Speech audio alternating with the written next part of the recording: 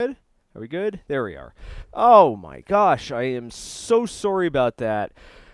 I forgot. Hello, everyone. Welcome to Void Star Lab. I, in my infinite wisdom, forgot that my USB hub had USB ports that don't send data, that just charge, and I had it plugged into that. Oh, I'm really sorry about that. Thanks to everyone who stuck around. Thanks a lot for your patience. Really appreciate it. Good morning, good afternoon, good evening, good night. I don't know if we live on a globe. I mean, if we live on a flat Earth, I don't know why the sun is in different places. It must be a spotlight. And who changes that spotlight? It's not me. I don't know who changes the sun. Checkmate, atheists. Welcome to Void Star Lab. Today we're going to be returning to the project we were working on last time, which is the keyboard Cyberdeck. So our objective here is to make a mechanical keyboard that is going to become the keyboard portion of an upcoming Cyberdeck project. And I just realized that my voice is actually a little high. Oh, there we go. Oh, that's all right. Excellent. Okay, Brooke's coming in behind. I'm hearing some sounds. Oh, must be the dog. Yeah. Must be Peter the Pupper. Anyways, welcome to Void Star Lab. Our objective today is to pick up where we left off last time and make a little circuit board action. We're gonna do a little circuit, little board. Yeah. Yes. Last time we had a bunch of problems, but I realized that, like, last time we had a bunch of problems, but we're not going to we don't have to worry about that this time, because none of the none of those problems can possibly happen again. One of the problems was we tried to use KiCad, and it turns out that I'm not supernaturally capable of being proficient with a brand new piece of software with literally zero preparation. The second is that we messed around with a script, and we ended up just doing it manually. So neither of those things apply anymore. Today's task, here's what we're going to do. The first thing is we wired up the key switches before, like we netted them out. But I'm not so confident in how we did it, so I think we'll probably rip them back up. I think we'll probably rip them back up and start over. And we'll do them in a bit smarter of a way. The second is that we're actually going to try to route them out. We're going to try to at least get We're going to try to at least get part of the the right half done, because that one's going to be the more interesting side. There's no chance we're going to by the way, if you're staying for the story, this is not a narrative. There is no end point here. This will not finish today. It can't happen. We just didn't get enough done yesterday. So if you're sticking around waiting to see the end, I have many more high quality videos on my channel. Speaking of, new video is going to drop tomorrow. It's going to drop tomorrow morning. Just got approved. I have to make a few more changes, re-render, re-upload. It got flagged for no ads for some reason, even though it's about 3D printers. And I think it's because I said the word bitch in it. I think it's because I said bitch. I can't figure it any other way. Or it might be that, or I was talking about Brooke and I kissing. So I think it might have actually been flagged for no ads because I talked about kissing, which is a little weird. I didn't know that wasn't allowed. That's the only thing I can think of. The second thing is I am third thing. I'm extremely hungry. I have been futzing around with this thing since I woke up, and I haven't eaten a single calorie. So at some point during the stream, I'm gonna have to ingest some fuel because I can't make it for the next I can't make it for 5 straight hours without without some food. Anyways, enough messing around. The Chromance is still down. So So if you remember last time, I burned out the whatchamacallits. Burned out the ESP32. Ordered some new ones. The new ones are different form factor. I didn't count. I wasn't careful enough when I bought them. I bought the wrong one. So the new ones haven't shown up yet, so I tore it down. That's the last client project, by the way. Remember from that one? Remember we're doing the last client project? So that's what we were doing. That is the last client project. So today's episode is sponsored by Next PCB. They're going to be manufacturing these PCBs when we're finished. And yeah, they're running a really generous sale right now, like really generous. Use a link in the description. Use a link in the description to order your circuit boards for your next project. You'll get 20% to 30% off, and that's pretty substantial. I mean, the prices are already pretty good, and that effectively means that not only are you not paying shipping, but you're also getting a bit of a rebate, or not a rebate, you're getting a bit of a discount. So yeah, whatever project you got going on, use whatever project you got going on if you need boards for it, or if you just, I don't know, if you want to make your own mechanical keyboard, there are plenty of circuit board designs online. Just grab one and send it on to Next PCB. Use the links in the description for some spiffy discounts. Speaking of spiffy, while I have this window open, let's where's my Discord here? Oh hey, there we go. Calling all stream stands. Let's publish that. Oh yeah, here we go. Yeah, the merch store is up. I finally pulled my head out of my behind, and now we have some super spiffy Voidstar merchandise. We have tasteless t-shirts with giant logos. We have tasteful t-shirts and hoodies with small logos. We have stickers. You can now stick a Jink sticker on anything you want. These stickers, by the way, these are bigger than they look. I don't know why it shows them the picture is so small, but they're 2 inches long. They're quite like they're pretty big. They're about the size of a little smaller than a business card. We have magic mugs. The mugs are not themselves magic; they just have magic on them in spiffy text. Yeah, it's got the Voidstar logo on the side. You can actually get this in other things. You can get a pint glass. You can get wasted with the Voidstar logo on it. It's great. I don't endorse drinking or any sort of other thing that could possibly impact my ability to make money. Oh yeah, we have the most terrifying fanny pack of all time. This thing is horrifying. I put the background from the channel page on this thing, and the way it got split between the front panel and the flap meant that the eyes staring at the circuit boards are on top of the fanny packs. So every time you look down, my eyes will be staring you dead in the face. It's horrifying. It's horrifying. Anyways, buy all this crap. I feel like we're missing something. I feel like oh right, we have the giant we have the big logo that fills the entire shirt, and we have the small one. These are all available in different colors and stuff.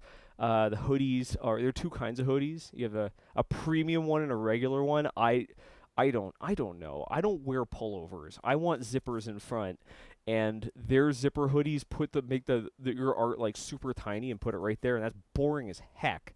So anyways, yeah, if you want that link, just type !merch, and the bot will hook you up. I just created this stuff like a day ago, so I haven't had a chance to get any of them for myself, but this is Teespring. Like I'm pretty sure this t-shirt that I'm wearing right now is from Teespring. They're pretty high. They're pretty high quality. Yeah, and if you see anything else on the site that you'd love to see a Voidstar logo on, I haven't had the time to make original art yet, but don't worry. I will have original designs made, and that's going to happen eventually. Anyways, enough messing around. Let's build some circuit boards. So let's take a look at what we made last time. Cyberdeck. I'm deciding today I'm going to leave the resolution at 100%. Instead of last time we dropped the resolution and tried to make it easier to see what's on screen, and it made the What's going on here? Yes, I'd like to load the schematic. Yeah, anyways, it was making it really hard for me to do anything, I should say. Yeah, so we've got all the project info and stuff. I would really like to do a little messing around. I'd hope to mess around with the loop deck a little. The loop brother. So that I could hide both of these things. Let me see real quick if anything funny, anything's going on here. I got a loop deck. I convinced Micro Center to get me a loop deck. That's what you see right here. It's sort of like it's like a stream deck. It's like a mullet, right? It's like a stream deck in the front, and it's like a Premiere control surface in the back. It's made it super easy. I'll tell you this. It's made it mildly easier to build the video, but holy crap, is this thing useful for holy crap, is this thing ever useful for color grading? Before, I would do like just basic color grading, right? Like apply the lookup table, mess around with the color temperature, you know, maybe for scenes that were particularly blown out or under, mess around with it. But with this, I could like shoot through the entire 20-minute video, tuning everything in like 2 hours. So this is definitely the best looking video we've ever done on the channel. This is 100% the best looking, oh, here we go. Excellent. This is the best looking video on the channel by a mile. Yeah, it's a good one. All right. There we go. There we go. Clean up HUD. So here we are. So the reason why I'm doing this here is because I realized that before the text, right, the ask the bot, the project checklist, all that stuff, it's covering up the screen. It's covering up too much. So I'm going to throw this here so that, there we go. Haha, I should have put an animation on the bot part. Oh no, I'm inconsistent. Oh no. And let's clean this up by hiding this too. Look at that, I got a little, everything's all nicely animated now. It's almost like this is a professional stream made by someone who actually cares about the quality of his work. Let's get into this. We have some super chats to acknowledge first. We have some spiffy viewers who I feel like I should acknowledge their spiffy contribution. Let's see. Who do we have here? I split the chat off now. I can't find it. All right. Let's see. Oh, Acalia, thank you so much for kicking us off with a very, very generous super chat. I really appreciate it. Stream hype! Also, hello Edmund, Peter, hello Brooke, hi Zack, and hello Stream. Well, hello back to you, Acalia. Thank you so much for your very, very gracious support of the channel. Edmund is no longer in this household. Edmund got adopted the other day. That's right. Edmund got, somebody saw this pupper at a, somebody saw this pupper at an adoption event, and he just fell in love. And now Edmund has a new home, and his name is now Dexter. He's now Dexter the dog, which I think is a better name for him than Edmund. Edmund's a classy name, but this was a real neurotic mess of a dog. So I think Dexter is the way to go. But yeah, Peter seems to be taking it extremely well. I think having his brother around is stressing him out. Peter's gone from being like a high-strung bully to like the chillest dog.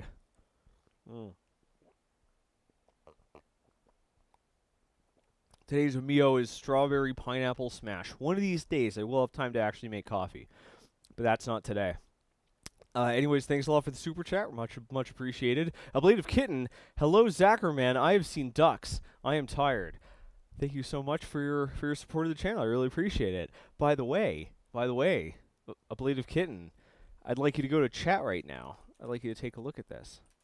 There you go. Take a look at that. Wait, why didn't it work? Why didn't it work? I spent all night setting that. I didn't spend all night setting that up. What happened? Where are the ducks? Oh, there we go. Excellent. There you go. You wanted ducks, you get ducks. I think I put the ducks on a cooldown. I put the ducks on a 5-minute cooldown because I don't want our chat. I don't want like actual discourse being drowned out by quacky boys. Anyways, let's run a circuit board. So here's what I'm thinking. So before we wrote all these by hand and we tried to kind of guess where everything would end up, and that's stupid as heck. I don't know why you people let me get away with that. You people, this is all your fault. This is all your fault. I just want you to know that. So what I'm thinking is we will open up the manual and see if we can connect. So the yellow lines here are called air wires. They're nets, basically like um, they're conceptual connections between. They're like sort of like they're connection. The yellow wires are connections on a circuit board or connections on the schematic that haven't yet been laid out in the circuit board. I'm wondering, can we connect these using the command line on the board editor? So let's find out. Let's type help net. By the way, please let me know if things being so small is making it hard for you to see what's going on, because I am running it at this. I'm running it at this higher resolution for my sake, to make it easier for me to click on things. Last time I was having way too much trouble clicking on things because it's ambiguous where the mouse is. But if you're having trouble seeing anything and it's ruining your enjoyment of the stream, then please let me know, and I will change the resolution. So yeah, let's take a look at the net documentation. So let's see. Net name curve radius. It's used to draw individual connections. All right, let's take a look. Blasto Supreme, thanks a lot for the super chat. Quagsiren ahead, please. Quagsiren is not within arm's reach, but if he ever is, he's going to be perched on my head. Oh, let's see. Looks like I turned my sound down a little too far. Aha, there we go. Yep, still working on getting the, there we are. So yeah, still working on getting the audio levels right. So thank you very much for C34A for pointing out the fact the stream is a little on the quiet side. Still working on getting the volume level right. It's hard because I don't have a good way of listening to the stream except for recordings, so you know. Oh.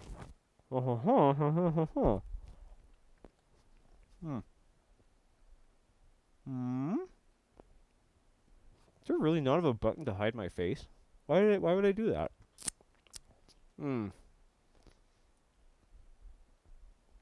seeing anything here. Let's check the Almighty Oracle. Oh hey, it's the merch store. Let's see. Make net from Eagle board editor.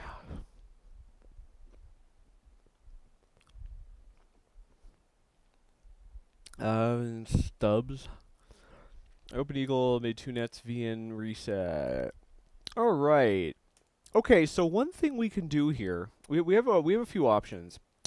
One thing that we can do is we can go into our schematic editor, and we can just make a short little trace. Basically make like short little traces and just name them, and then we can rename those, I guess. Like, but that requires us to name it twice, and without the ability to write scripts, it's gonna be that's gonna be hard. I'm just thinking. Just give me a sec here. You know what? Like, I keep like my heart rate goes ballistic every time I have to stop. Every time the momentum slows down, I have to think about it, because the effect it has on the performance of the stream is to some extent catastrophic. But I think to preserve my sanity, I think we're just gonna let it all hang out. We're gonna be stopping and thinking things through. We're going to be thinking things through. We're going to be imagining stuff. We're gonna be doing a little experiments. We're gonna be trying stuff. So yeah, if you're having if that bothers you, again, we got plenty more videos. Just head to just click my name right there under the video, and you'll have plenty more well-produced, tightly scripted, ruthlessly edited pieces of content. But for now, we're just gonna let it all hang out. We're gonna design a circuit board, and it's not gonna follow a narrative arc, and it's going to have awkward pauses, and It's going to have stutter stop momentum because that's how building stuff works. I wish that making things was like a montage of Tony Stark like messing around in augmented reality, but it's not. So yeah, there you go. Everyone's spamming ducks. The duck command is on a 5-minute lockout because otherwise it would take over the chat. Keep that in mind. The ducks are for consider them like the salt in the food. You have to sprinkle a little bit of ducks on top. You can't make a meal composed entirely of ducks. Every Chinese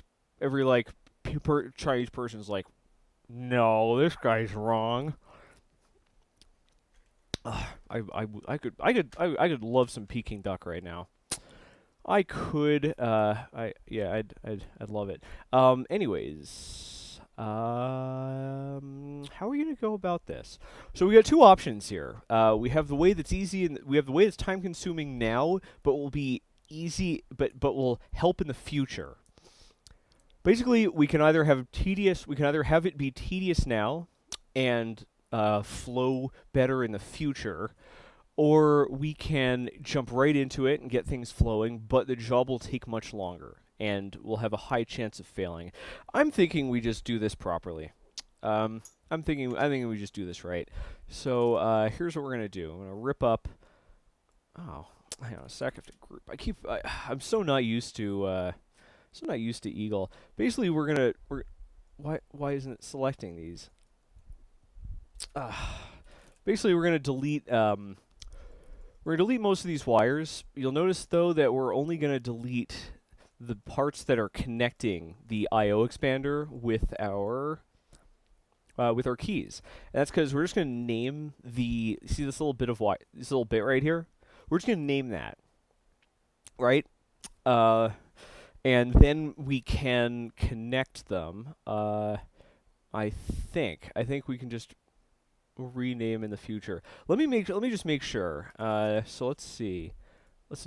We're just gonna test here. We're just gonna name this thing foo. We're gonna name this one. Oh, we're gonna name this one bar. We'll flip over and let's see. Name foo bar. Huh? Well, first, let's get our grid back to using millimeters. Rounding errors. Why does this use floating point math? GWR Films, thanks a lot for the super chat. Hi Zach, are you able to show us how to code I2C OLED for shapes, etc.? I noticed you have them on this design. Pardon, cheers, love the streams. Oh, you're talking about the I use here, let me, depending on what I am doing with the the OLEDs, I am using either Adafruit Graphics or I think it's called Mono LCD. Let me, I already have Arduino open because I was working on the last client project. Oh, by the way, this is the Voidstar logo that appears on the t-shirts. I didn't just take the logos I already had and upload them because that would look like crap. I went and I traced them and I cleaned it up by hand and I vectorized them to give them the ultimate high resolution experience. Let me pull this up real quick. Libraries. Where's our libraries? Oh, let's go to the examples. What was it called? Mono LED or something? I have so many libraries. I have like 300 libraries. Depending on which board we have selected. I've got something like 200 or 300 libraries. Yeah, some of these are for things that some of these are for things that have certainly not been on the market for years, like decade even. What do we got? I completely forgot the name of this thing. It's got a terrible name. By the way, please, if you are making stuff like Arduino libraries, please make your name memorable. Don't make it something boring. Give it a name that's both descriptive and memorable. And if you can't think that up, you're not done with the project. There's no point making something if no one else can use it. I'm so angry right now. 1-bit display. That's what it's called. It's called the 1-bit display. How awful of a name is that? Because it's not even true. It's not even true. Some of these OLEDs have have 4 shades. Anyways, it's called 1-bit display. The graphics, it has a graphics library, but I find it a pain in the butt. Generally, though, I don't draw shapes and stuff. I don't draw shapes. Like drawing lines and shapes and stuff. First off, it requires you to do math, which I don't like doing. You know that. Second is that these screens don't update. The difference between loading a bitmap and displaying it on the screen and drawing a line with math on the screen, it's you don't tell the difference. It's gonna flicker anyways because the amount of time it takes to load and render the bitmap is nothing compared to the amount of time it takes to update the display. So it's not, just do it in a bitmap. Like, make a GIF, split the GIF part in individual images, and throw them up there. And if your board can't store all those images, then use a different board. Yeah, like a Teensy you can store bazillions of images on a Teensy. Anyways, Adam Bryant says FUBAR is actually an acronym for effed up beyond all recognition. I know I'm supposed to go yes and, but that's incorrect. What you're thinking of is FUBAR. FOOBAR is a polysyntactic variable that has, as far as I can tell, no relation to the military phrase. I think it was originally part of a much longer sequence. It's sort of like lorem ipsum. Yeah, it's not FUBAR. I also don't usually use it. I usually use bat and man because I think that's funny. Because then you get bat and man, and then if I'm like working on string comprehensions, I can concatenate Joker or I can concatenate Robin, so it's Batman and Robin. That just makes me happy. Is everyone trying like random objects? Everyone trying like everyone's trying random commands to see what other emotes you'll spam. There aren't any others. It's just ducks. It's only ducks. That's it. That's it. I put this one in. I put this one in just as a joke for a single viewer. Because I'm cool like that. So let me think. All right. Let's go. Let's pull up another help page, and we're gonna do name. We're gonna see if we can name stuff from the command line. How do we do it? Name, old name, new name. But how? Parts, elements, pads, SMDs, pins, and gates cannot be selected by name. So that doesn't help us. Other object types, nets, bus signals have to be clicked first. So this won't help us. We can't. So there's no possible way that. All right. So never mind. There is no possible way to edit the to pick names from the there's no way to wire this up from the board editor. We have to do this in the schematic editor. So this is also why I wanted to keep things full resolution, because if I had this at the resolution before, this window would be like 400 pixels wide. Yeah. So let's see. Let's see how we're going to do this. I'm going to... First, let's move this into position. How do we want to do this? I think we probably want this thing to sit... Do we want it in the middle? I don't think we want it in the middle. I think we want to leave as much contiguous area as possible. Like right here, we want to leave as much contiguous area as possible so that we can implement a microcontroller. Because, although maybe... I'm thinking about this here. Maybe it makes more sense to put the microcontroller on the other side. No, that would leave a margin. No, the microcontroller's got to go here. So, with a super chat. Akelia, thank you so much for the very generous super chat. Metasyntactic variables, foobar, baz, coos. Oh, yep, there it is. There's the whole thing. Yeah, I don't know where they came from, but as far as I know, it has nothing to do with the military. Yeah, I'm not even. I think it might even predate. I might even predate it, because I think the foobar acronym is from the 80s, but the foobar, the variable, I think is from the 70s. Yeah, let me think. Ken Gaming says, Zach, do you have any starter projects that you think could help a new person in the area of electronics? Yeah, oh yeah, absolutely. The thing that you want to make. don't worry about how complex it is. Electronics, no matter how you try to get into it, right? No matter whether you're trying to learn it systematically or you're just diving in and basically it's hell. It's absolute hell. You're talking hundreds, possibly thousands of hours before you're even close to proficient in it. Like, just to put your chips on the board, it's going to take a few hundred hours. So you are going to need a project that drives you forward. You're going to want something that you are going to not just lose sleep over, right? Not just like ignore your friends over. You're going to be losing sleep, ignoring your friends for possibly years. So pick something that's gonna fire you up and drive you forward through that. For me, it was a Nerf ammo counter followed by a heads-up display. I just could never learn it until I came up with those two projects in succession, and I spent months trying to build them, probably over a year total between the two of them, and that's what got me into electronics enough that I could kind of bootstrap the rest of the way. So whatever project is going to keep you obsessed, and I don't mean like interested, I mean consumed. I mean you'll skip meals for it. I mean like you'll say, I haven't been in the company of my preferred person in 6 months. Well, maybe I'll go out after I finish this part. Like that. Figure out what that is and do that project. Yeah. Pick something that you're going to stay obsessed with. It's not just enough to be interested. You have to be consumed by it. Aaron Bryant says something with a 555 timer.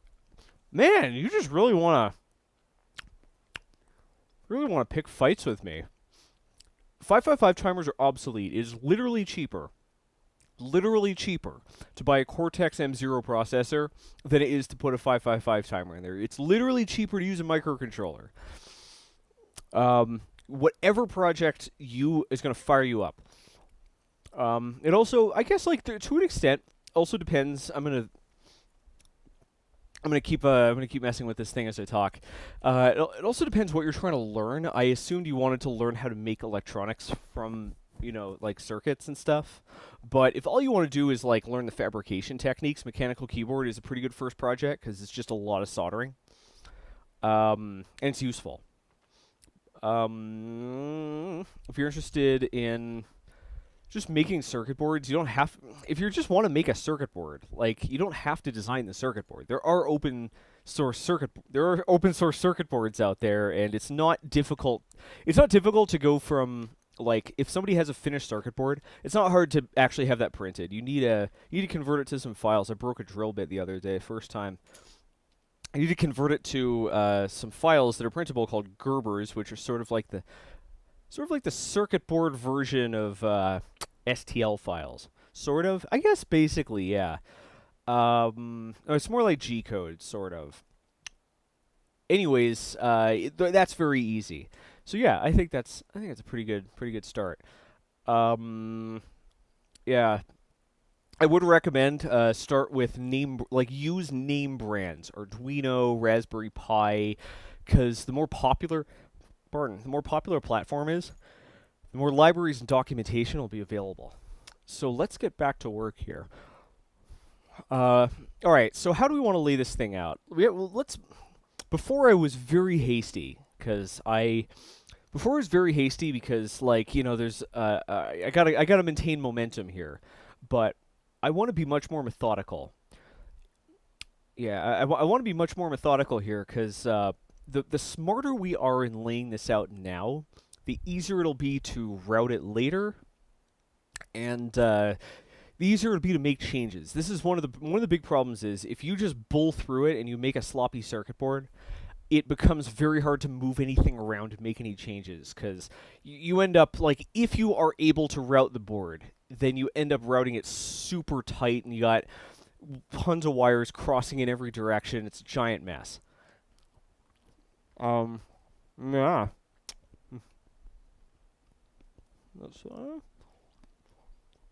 Gregory Sakharov says, Zach, what's a program to start designing boards? I'm using... pardon me talking with my mouth full. I have to continue talking, but I also have to eat. I'm gonna pass out. Um, let's see. At one point, it would have been like I'm using Eagle. At one point, it would have been a super easy Eagle recommendation. But as of now, the only thing I can recommend is KiCad.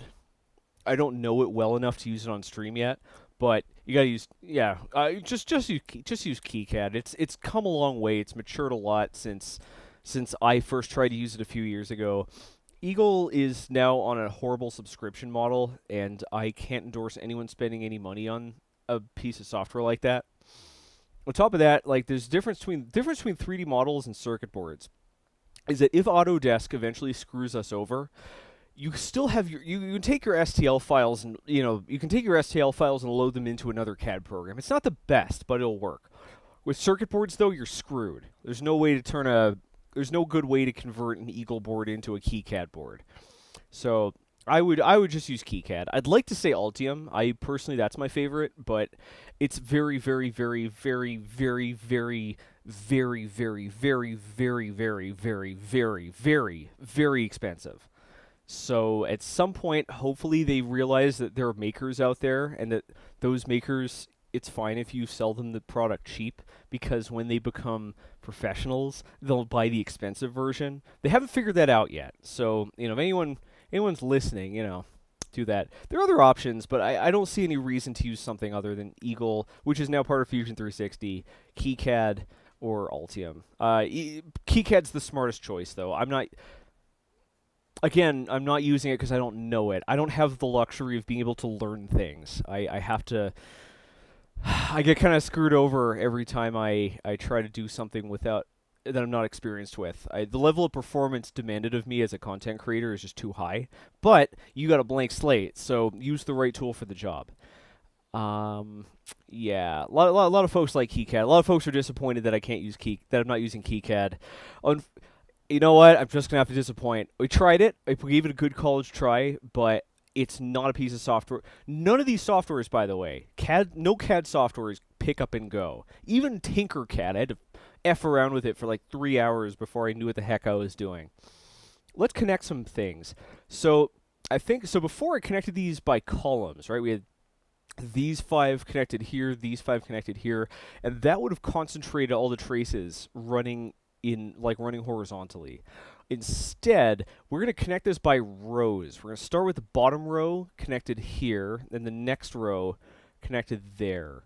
So, yeah. Luckily, I have these numbered in a sensible way. All right, and luckily when I made this is something, by the way, that I see in so few mechanical keyboard schematics, and that is lay out your schematic the same way you're laying out your board. No, schematics are not engineering documents that are printed on sheets of paper and tacked onto the wall anymore. You don't have to split this thing into sheets and cluster everything by functional groups. This document can be as big as we want. It doesn't have to have a frame around it. So make them it's so much easier if the schematic representation is the same as the board. Damn, this pisses me off. So yeah, let's wire this thing up. So we're gonna go with these 3, and we're gonna start at the bottom here. One thing before we get too deep into this, one thing that's been eating at me is that this is a fairly fine part. It's got fairly small pins. It's possible to solder this thing with a soldering iron, right? Like, if you have flux, it's going to be a little awkward, but it's not hard. It is harder than just doing like surface mount soldering and just basically, what do you folks think? Is this going to be too difficult to solder? This, if you're watching on an iPhone, this is going to be about the actual size, give or take. So this is going to be, I think these are 0.4 millimeter pitch, I want to say. Yeah.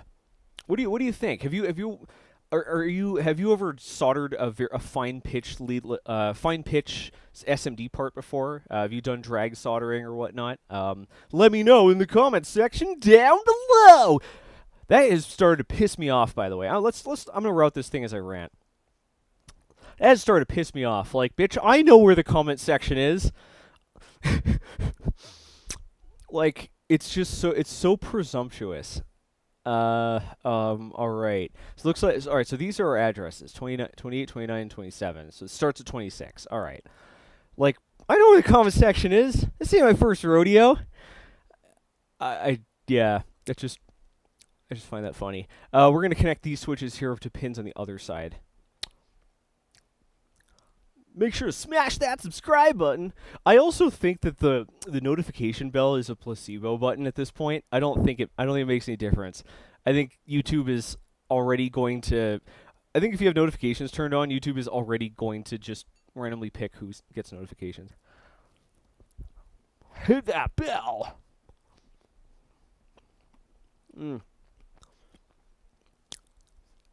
Colin Ames says, Zach's a bit fired up today, huh? Yeah, now that that dog is out of the picture, I can actually get a full night's sleep. Peter's quiet as heck. He's a quiet pup. Not like that barking bitch, Edmund. Oh, crap. I said bitch. Oh, crap. I said crap. All right, so let's start with this guy here. All right, so this dude, we're gonna bring this up over here, and we're gonna connect this to pin. Here we are, pin 26. This is gonna make the schematic look a little weird, but that's fine. By the way, this is a very random question to ask everyone, and thanks to everyone who's telling me how hard it is or easy it is for you to solder small surface mount components. This really makes a big difference. If it's too hard to solder this part, I'll replace it with a leadless version and just sell the boards with the surface mount soldering done already, because there's no good through-hole version. Yeah. So let's see. This guy's gonna go 25. We have to be careful not to actually click on the board editor, or let's see. Sorry about all the zooming, by the way. I tried to get the Space Mouse working with Eagle, but it didn't work very well. So sorry about all of the weird scrolling and whatnot. It's kind of the only way to navigate the software. Again, if it's if it's making you nauseous, then let me know and we'll do it anyways. Doesn't matter what's. I prefer to make life easier for myself, but at the end of the day, you folks are the only priority. Hey, so yeah, so this goes to 25. All right, so then these are gonna go. Let's see. All right, excellent. So this is gonna go to pin. Wait, where's where's 23? Oh, it's the voltage pin. All right, so this is gonna go to 22. Very nice. Oh, you know what else? You know what else is new for my next video? Fresh music. I was using the same tracks over and over again, and it's I like keeping it fresh for my peeps, but more than that, I can't use the same track too many times, or it makes me overexposed to getting my channel destroyed by copyright strikes. So I added some fresh music, and yeah, this episode's good. This one is good. It is. Talk is cheap, but I really like the way this episode came out. This is a fun one. Oh, I'm so excited. I wish I could have put it up earlier. What's going on here? With these, how many 1, 2, 3, 4, 5, 6, 7. So this is the split. This is where we decided we do the split between the two, because this thing is about as long as 3, was it? About as long as 2. So we're gonna do. So only 5 rows should be connected, right? Have I messed this up already? Yeah, I messed this up already. Huh. Excellent. Excellent. Wonderful.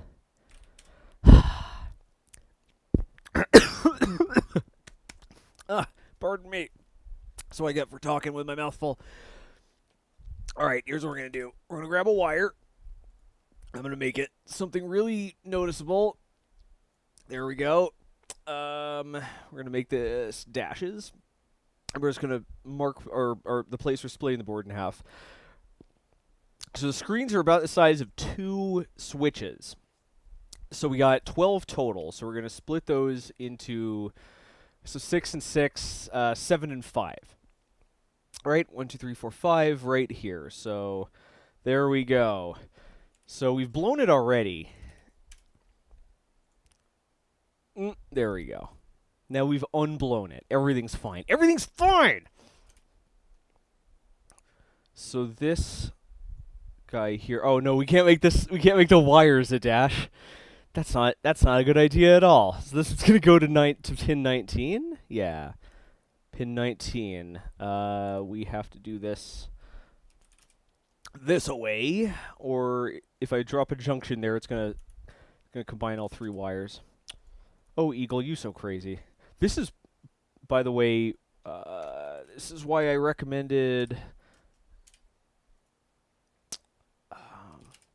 This is why I recommended KiCad instead of EAGLE, because EAGLE is just so idiosyncratic. Not that it's a bad thing, right? Like you.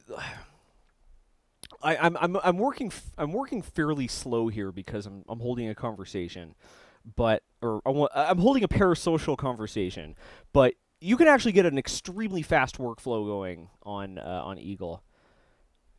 It doesn't make sense to put. Like, I'm just thinking, like, it doesn't make sense.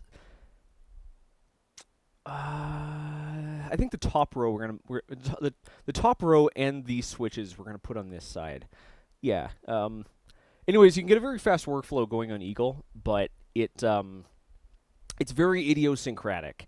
You need to use it for a long time before you get enough of an intuitive handle on its quirks and weirdness that that you're actually fast. Yeah. So, yeah. Remember, no matter why you're building stuff, no matter what you're in it for, time is always your scarce resource. If it's a hobby, remember, like, I mean, maybe you don't live in America, fine. But I'm, from speaking as an American, the world does not want you to have the culture you live in does not want you to have hobbies. Everything will try to pull you away from it. So get your projects done as quickly as possible. What's that sound? I hear something shifting around. The hell is that? Oh, it must be windy outside, and there's the trees scraping against the wall. Oy, Gewalt! So folks are asking, why is the chip diagonal? Because we are going to have a lot of traces fanning out in a lot of different directions. And I'm sorry for not crediting your name. I'll be with you in a sec. We're going to have a lot of signals fanning out in a lot of different directions, and it makes it easier to route. Yeah. Yeah, that's it. There's no stylistic reason or anything. It just makes it easier to fan out a ton of signals if the part's tilted. If you ever notice, like the Mega chip on an Arduino is, yeah, it's because I'm tilted. That's oh, everyone's a comedian. Pardon me. If you notice that the Mega chip on an Arduino is tilted, the let's see, processor on old computers is tilted. You see this often when there are a lot of signals being fanned out from a chip that has the pins on the edge of the chip. If it's a ball grid area or something, it doesn't matter what orientation it is, because you're going to be fanning the signals out vertically into the board instead of sideways across the board. So, yeah. We've got a few people talking about reflow. Yeah, reflowing a board is super easy. You can do it with some really cheap and delightfully hacky equipment, but for the purpose of selling a kit, or at least putting the instructions up online, I can't assume that anyone can do that. We have to assume that all people have is 45-watt fire starter from Home Depot. or not from Home Depot, from Radio Shack. And yes, I know Radio Shack's been out of business forever. It's a really old soldering iron, and the tip is about 1/4 inch wide.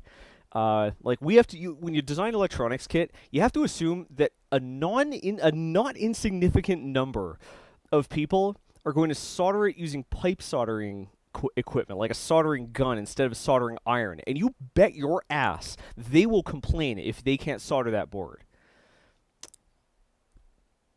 Yeah. Check the acid resistance of your components if you're making a kit. Plumbing flux is acidic. And this isn't a problem with most parts anymore. Most components actually resist acid pretty well now. I don't know how that became a standard feature, but it did. But every once in a while, you know. Let's see. Yeah, this is going much easier. So by routing them this way, we should be able to. Where are we here? Did we already route 10? Yeah, we already routed 10. Yeah. So this should make it pretty easy to route the rows together. This'll. Yeah, the priority here is to try to make sure the traces are predominantly moving, or predominantly like traveling like vertical or horizontal. When you're laying out a board, you want to avoid, to the best of your ability, making wires have to go vertical and horizontal, because either your board has a ton of vias. Basically, you want all your wires to go horizontal on the top and vertical on the bottom, or vice versa, because that minimizes the risk that you're going to have 2 wires parallel to each other on top of the board, which makes it impossible for you to route a wire in the opposite direction. Kuburama Uchiha, I slaughtered that. Looks like we have a Naruto fan, though. Asks, will this be a cut video on YouTube? Unfortunately, we don't have the resources right now to cut streams. It's something that I'd really love to do, but between Brooke and I, the two of us just don't have the time to do it. Cutting a stream is far harder than it sounds. Like, you'd think that it's just like, oh, just take what you already did and put it on a stream. But no, you have to take what's fundamentally, like, a stream is an unstructured activity, right? Like, let's not kid ourselves here. Like, I'm talking to you while I build a project. Like, this is a fundamentally unstructured activity. But a video needs to have a narrative. So it's not just about finding the best parts and pulling them out. It's about constructing this into a story that follows a narrative arc, and that is brutal. It's so hard. I think that's actually a pretty good challenge for filmmakers. If you're interested in, like, you know, working on your filmmaking ability, trying to cut a stream down is a great challenge. There we go. Yeah, let's merge that crap in there.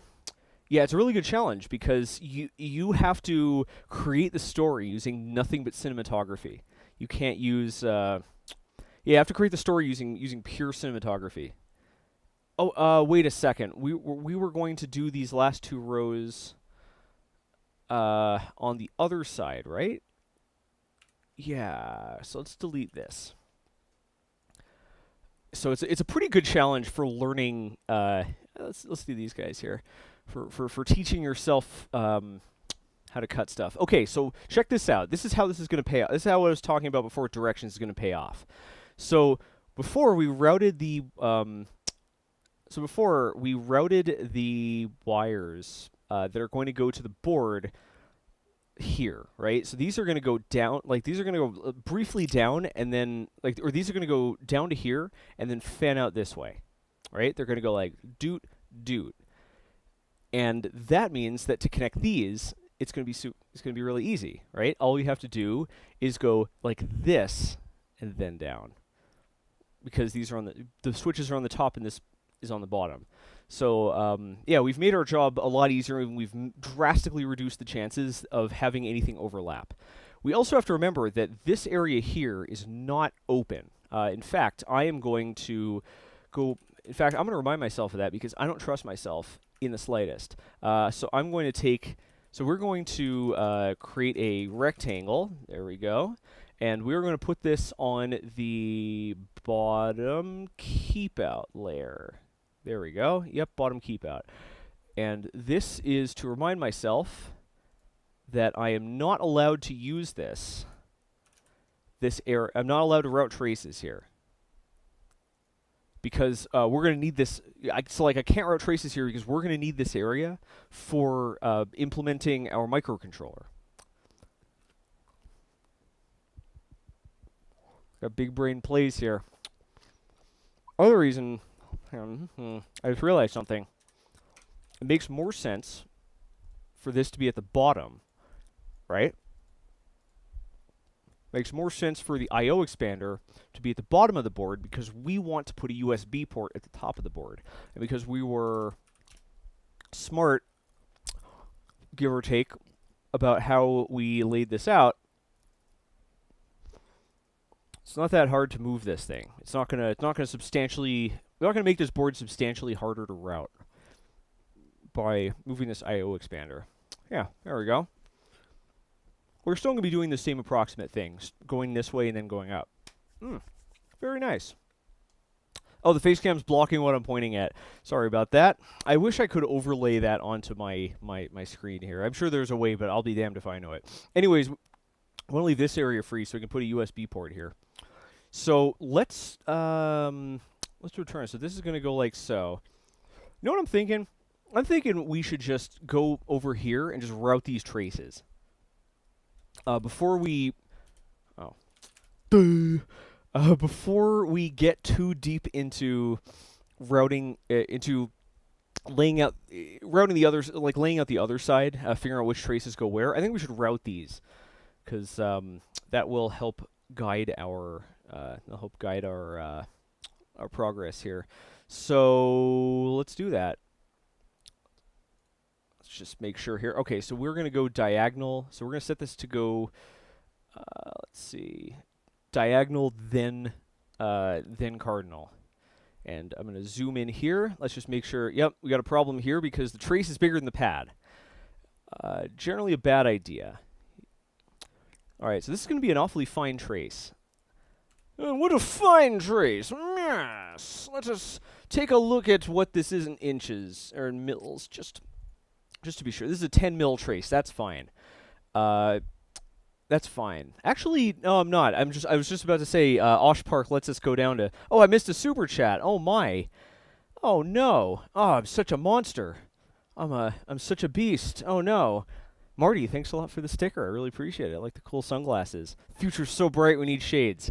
So, yeah, I was about to say, Osh Park lets us go down to 6 mils, but we're not using Osh Park. We're using today's sponsor, nextpcb.com. Use the link in the description to get 30% off your order. It's not an exclusive offer for me. They're running a sale right now. Only $0 for 1 to 4 layer PCBs. Yeah, they have a bunch of discounts going. They're trying to drum up sales and presumably kick JLC PCB's ass. So yeah, use NextPCB. The boards are high quality. They have a little trial going, but yeah, they have a little trial going. The boards are pretty high quality.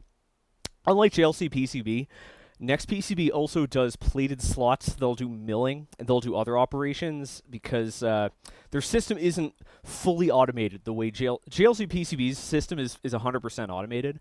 So they will they can't do slots and stuff because those have to be manually entered by a technician.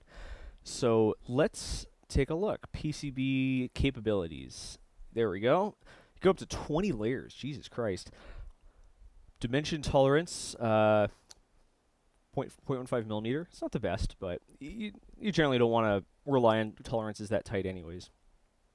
Oh man, they got options for copper. I didn't even realize this. Go up to 6 ounce copper. That is thick. That's like that's like half a millimeter of copper. A millimeter? It's like half a millimeter of copper.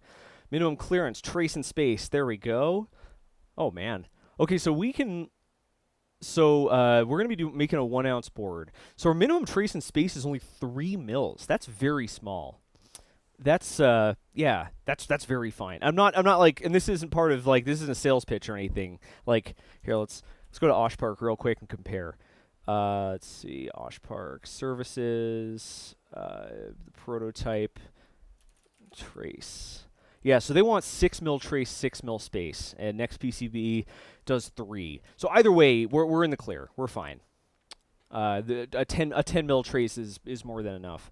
But let's switch our grid back on and bring that back to inches. No, we weren't in inches. We were in millimeters. Why do we keep having rounding errors? So yeah, let's route this thing. This is my favorite part of the process, by the way. This is the part I looked forward to back when I was a full-time professional prototype developer, because it's just like solving a chill puzzle. You know, like put some music on. All right, let's move this up, make life a little easier for us. Yeah, you know, put some music on, maybe play a little YouTube video, you know. Yeah, let's put this guy here. Put on a little video. Chill out. Route some boards. You know how it do. So we're working on a millimeter grid, and I know that's not really conventional. Like it's most of the stuff is done on. There we go. Most of the stuff is done on an imperial grid, but I'm trying to switch everything I do over to metric. In part because 3D printing is almost always in metric, and I want to standardize that to make sure, so I don't have to, convert dimensions when I'm building one around the other. So let's put ourselves on a 0.5 millimeter grid, or is that going to be too fine? I think that's fine. What is that? 1 millimeter is 0.127 inches, so this is, yeah, it is a 0.6 millimeter inches.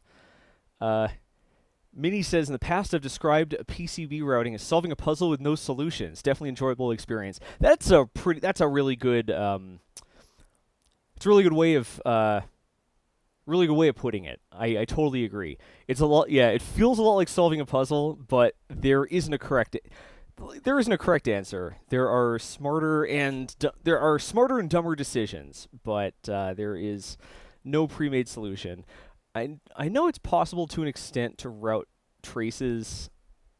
I know that to an extent it's possible to route traces like together. You can like grab a bunch of them, but I don't think they'll really help us because our traces are spread out across such a wide distance. It's more for connecting pins that are already parallel. All right. If you hear me if you hear like the click release, control right click toggles.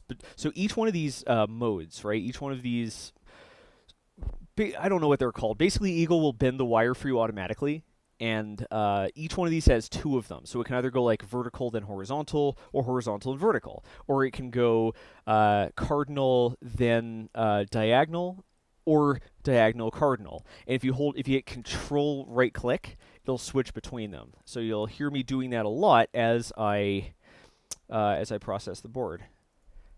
Yep. Let me just make sure that my PC's sound is off, because for some reason Eagle plays the Windows notification sound every 1, 2, 3, 4, 5. I guess did we decide against this guy here? Yeah, you know what? I'm going to take this guy. There. All right, I'm gonna take this key here, and we're gonna put it back in our grid here, because I forgot that this isn't lined up this way. It's in the middle. And we have more keys on the left side than the right side, so I want to take as many keys as I want to take as much as we can and connect it to this one. So let's go. So we're gonna be splitting the board here. Awkward. I think it's gonna be fine. It's gonna be fine. It's fine. Everything's fine. So let's take this. Come on. Come on. There we are. Hard to click this stuff. Right. This one's here. So I'm guessing this goes here. Yeah. Boop. There we go. Beautiful. So let's route that up. So why I like Altium, by the way, is that the workflow for routing traces on Altium is much faster. It'd be a little awkward for me to explain it without like showing it, but like suffice to say, routing traces in Altium is significantly faster than routing traces on Eagle. All right, so now so look at how little space this took up, by the way. Look how little room this is. I don't know how close, like, we also have to assume that we're going to have to move traces around a little bit because they might be spaced too close together. You know what? Let's do a DRC real quick. I'm going to load or use the OshPark DRC because it is. There we go. We're going to use the OshPark DRC because it's more conservative than the one we would need, and if we can make, there's no like, sure, they might let us go down to 3 mil trace in space, but there's no reason to push it that far if you don't have to. All you're doing is increasing the chances that something breaks or shorts in the manufacturing process in return for nothing. So let's see, what do we got? Nothing, no errors. Okay, good. So let's save. All right, so we got no errors. That's fine. That's great. That means we have plenty of room between these. So here's a question: we got 5 of these. Can we route them all down here, or do we want to go upwards? I think we should stay down here if we can get away with it. Wait, did we mess this up? Oh, I connected 2 to this. Oh, yep, I messed it up. I connected 2 to the same net. I blew it. Do we have any here? Do we have any signals here that aren't that we're not using? I don't think so. I think we did all of them. We'll deal with that key last. Or yeah, we'll deal with that one last. I guess we could also wire it up to pin 5. Let's just do that. Let's just do that. Oh, what's going on here? Come on. Why did because I still have the delete tool selected. All right, where's pin 5? And we're not using this one, right? It looks like we are, but we're not. See right here? It looks like these wires are connected, but notice that there's no junction. Like wires that don't have a junction. Oh, come on. Wires that don't have a junction are not connected. They're overlapping. Cool, cool, cool. So let's just route that one real quick. All right, this isn't the tidiest layout, but we can remember we can always change it. If we're designing our board in a sensible way, then we have a lot of latitude to change things. Here's a question: do we want to leave clearance for LEDs? Do we think there's a chance that we're going to want to add? So I'm not planning on adding LEDs right now, but the question is, are we going to add LEDs in the future? Maybe we should also line up the. We could line up these OLEDs with the buttons, but they're not the same size, so we've got a bit of a problem here. So, but I'm still going to move them around to be on about the same grid. So the question is, do we want to leave enough space to route or to add LEDs later? I'm thinking no. I shouldn't solve problems until they exist.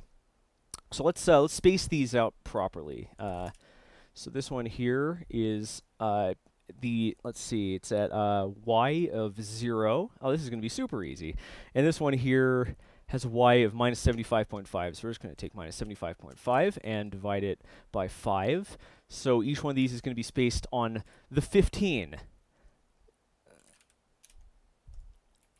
Minus 15.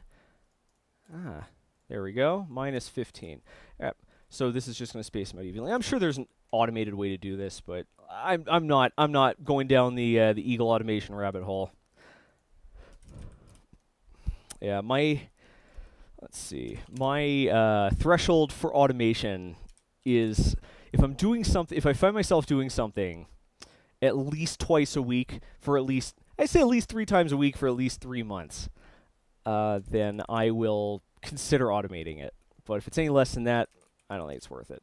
There we go. Now they're spaced nicely. Very wonderful. Wonderful. How do we want to do this? Let's rip this guy up and let's route from here. There we go. All right, we're just gonna. So the only things like, let's see, we've got the address pins here, right? We've got address pins. We've got VDD and VCC. So all you have to do is leave enough room for vias, and we're fine. Another thing we can consider is if we're gonna make this. Well, actually, I think I underestimated how important this is. If we're going to make this a multi-layer board, basically if we're going to make this a 2-layer board, or if we're going to go all the way up to 4. And why this is important to figure out now is because we're going to have so we're relying on the, yeah, it's coming a little too close. I don't like that. We are relying on our ground plane to connect one side of all these switches, but we're going to have a grid of wires splitting up the ground plane. So we're going to have to add a whole bunch of, we're going to have to be very careful to make sure that there's always a signal. All right, this isn't a decision to make now. We're going to route the thing up, and if it's turning out to be too much trouble, let's see. Yeah, we're going to route it all now. If it's turning out to be too much trouble to get the ground going correctly, then let's see.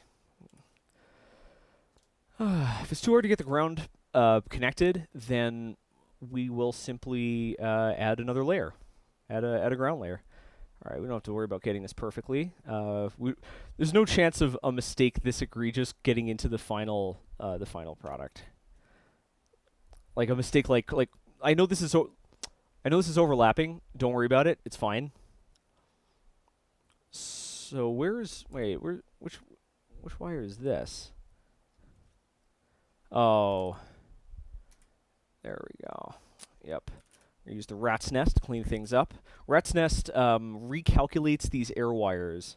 It does a bunch of things, but the one we care about is it recalculates these yellow air wires to give them the shortest possible distance. So there's no so like right here, I routed it such that the trace is overlapping a pad. Don't worry about it. Like there's no chance that we're going to forget about that because the DRC the automated check that we run will detect overlaps. It's actually a little too zealous about detecting overlaps. Yeah. Divine Fools Club says, dumb question, why not just auto route? Auto routed traces are never as high quality as hand placed traces. They're never going to be as good. Let's see. I've realized we've made a we've made a mistake here. Now that we've moved this down, the wire, yeah, these are going to have to cross each other. We don't want any overlap. I'm just thinking, is that necessarily the case? Yes. All right. So we want to reverse these. Is that the case for all of them? Seems to be. Would it be easier to just turn this 180 degrees? No, we're gonna have to edit them. Cyberdeck Cafe says mechanical keyboard is the biggest time sink when building a deck. It's totally true, and that's the reason why I'm streaming this part. In total for this board, I believe off the top of my head, my estimate is I'm gonna have to route. This thing is technically 2 boards, so I'm gonna count them as such. Depending on whether I implement the power management myself or if we use an off-the-shelf board, we're probably gonna have to route somewhere between 6 and 10 boards. But the other ones are gonna be they're gonna be trivial. Like we're gonna have one that's just a Raspberry Pi and a HDMI connector, more or less. So let's switch back to our. First, let's save before we mess something up. Let's switch back here. So we got our first row, and that goes from here to here. So yeah, so there's no good way to do this automatically. We're gonna want to switch these. Let me think. Gareth Smith says, why not start with auto route and drag around the stuff you care about? Well, the problem with like Eagle's auto routing isn't interactive. Like you have to recalculate it, and it just gets awkward because it just gets really awkward. it's also very hard to verify an auto-routed board, and the problems it causes, like, it works. Don't get me wrong here, they work. The problems they cause, though, are that they make the board harder to maintain down the line, and it's very easy to auto-route your way into a situation you can't route your way out of. The other thing the auto-router won't do, and this is why I'm going back and forth so much. It looks like it must seem like I'm making a lot of mistakes. But it's not the case. The auto-router will only route the traces and will only route the nets that you place between the parts that you place. It'll never say, hey, you know, this works, but if you were to move this part over here, or if you were to, you know, swap the pins for these two buttons, this thing would route a lot cleaner. It won't do any of that.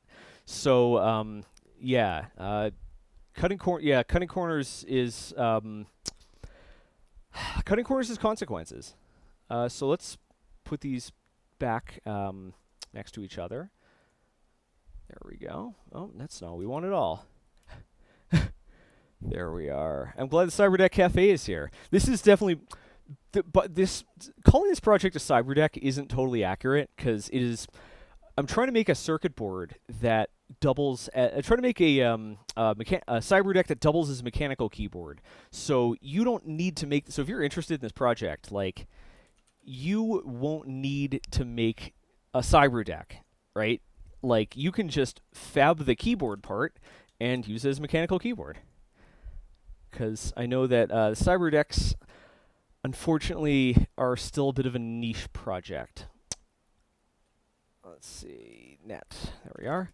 Yeah, unfortunately, Cyberdecks are still a bit of a niche project, but mechanical keyboards aren't. I guess they're still niche, but they're bigger niche. All right, so we want this to go to pin 21. So yeah, if you're interested in making a mechanical keyboard, this is going to be a cool one. So I think this project is actually going to serve triple duty the way I'm designing it. So this is going to be sort of like you can make the Cyberdeck, or you can make, so this is going to be a split keyboard. You can make both halves of the split keyboard and have yourself a spiffy split keyboard, or this thing is going to have a bunch of buttons with displays on it. I'm trying to get both the pin number and the thing I'm routing in view. Oh, this one's the one in the middle, so it's going to end up in the same place, right? Let's see, 2120. Yep, there we go. Yeah, so this is going to have buttons with monitors inside them. Am I wiring up the wrong? I'm wiring up the wrong buttons. I'm so dumb. Aren't I? Yeah. Oh, no, I'm doing the right to left. Man. Routing circuit boards is tricky. So this is going to pin 19. All right. Anyways, we'll be able to make just the right half and use it as a macro pad. Uses a macro pad with image buttons on it. It's not going to be as useful out of the box as a full-on Stream Deck, because I haven't wrote I won't be able to write the software for it. But I still think it's going to be pretty neat. Why do we have this connected to pin 7? What did I mess up here? What did I mess up? What did I mess up? Pin 22. Oh yeah. All right. I messed it up already. All right. There we go. Yeah, man. Routing circuit board, CAD in general, these CAD programs demand your complete attention. All right, so we want the furthest switch to go to pin 22. So let's see, pin 22. There we go.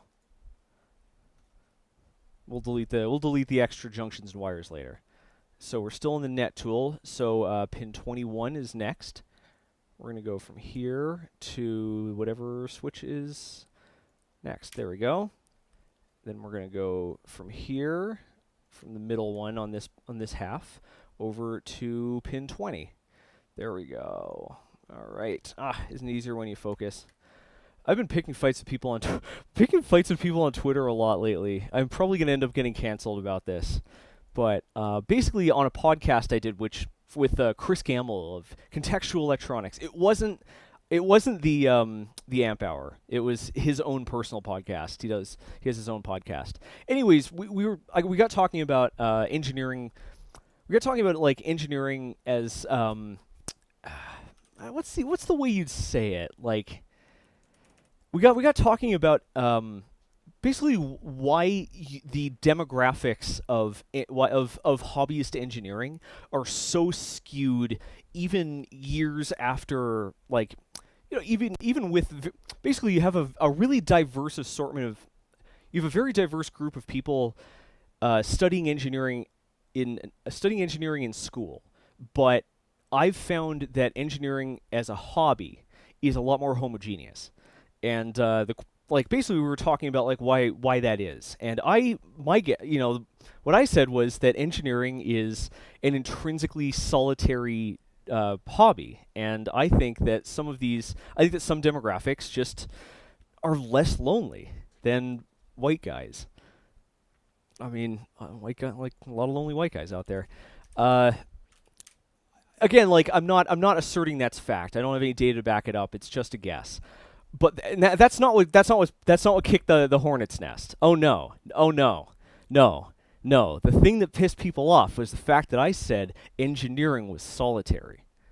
That is why I'm going to get canceled, because people really do not like this idea that stuff is better off made on that. Like people really want to think that engineering is collaborative. What happened? Wait, what's going on? Oh, you have air wires. All right. Yeah, I think there's this narrative. I don't know the exact.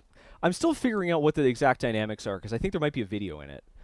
But basically, people are burning my people were like burning my Twitter down about like, no, engineering's like a team activity. Like, it's all about collaboration. You're never going to make good work if you're alone in your room. And I'm like, I never said it's not collaborative. Like you have to have multiple people on a project just to get enough person hours in there to to build the thing, right? Like you want a lot of viewpoints. Let's see. You want a lot of viewpoints. You want a lot of perspectives. Like, I'm not arguing that. I'm saying what I said was that engineering is a solitary hobby, or solitary in general. And all right, granted, there's there's some loaded semantics there, right? People correctly ask me to nail down my definition of engineering, and that's fair. That's fair. I think the semantics of something like this are very important. And I had to carefully think through the nature of the issue. But but I'm standing by it. I think the actual work is solitary. You don't get, like, I'm routing a circuit board right now, right? This wouldn't be helped by someone else in the same room as me. Like, engineering is not a two idiots, one keyboard situation. You don't have two people modeling the same. Maybe you do have two people modeling the same model in like a fancy pants industrial context. But you don't have two people typing the same code. Pair programming exists, but it's for you don't. As far as I know, you don't do pair programming for the bulk of the project. You do it for specific elements. And you do it at specific points. Basically, like, you write most of the code first, and then you review it and edit it collaboratively. But, like, no, you meet up, you figure out what you're going to build, you figure out how the parts are going to interact, right? Your APIs, your interfaces, the size of the board, your bill of materials cost, all that stuff. You figure out the customer requirements, or you get an idea of it, or you figure out what you don't know and you want to test. Basically, you come together, you make plans, and then you break, and you do your engineering in your own office. Hopefully you have an office, because I can't imagine doing engineering in a cubicle. And the way this, so like I think engineering is inherently solitary. And Garrett Smith says, how do you build $1 billion project without an F load of people? Again, not saying you can't have multiple people on the same project, right? Like, you need to spread the work around, but they don't work together. They don't do engineering together. And when I say engineering, I mean specifically programming, modeling, like, electric, like testing, laying out circuit boards, speccing out parts, that, designing molds, like the actual like the technical work. The technical work is solitary. The people work together, but they don't literally. They work together in the sense that they're all on the same project. They're not working together in the sense that they're pulling the same rope. And first off, I found there are actually organizations that do work that way, that do actually put two people at the same desk. And I don't know how. There's no way. I have a very hard time believing that most people can produce their best work when they have to split their attention between the task at hand and the social dynamics of having a coworker sitting next to them. But like they do exist. And of course, don't get me wrong.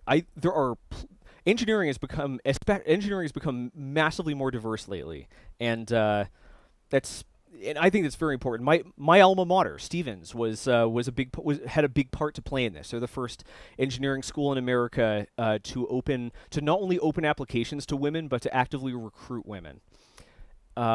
So I think the gap is closed substantially. Even when I was in school, like, I think my freshman class was, I want to say, 10-15% women, but when I graduated, the new freshman class was about 25 to 30% women.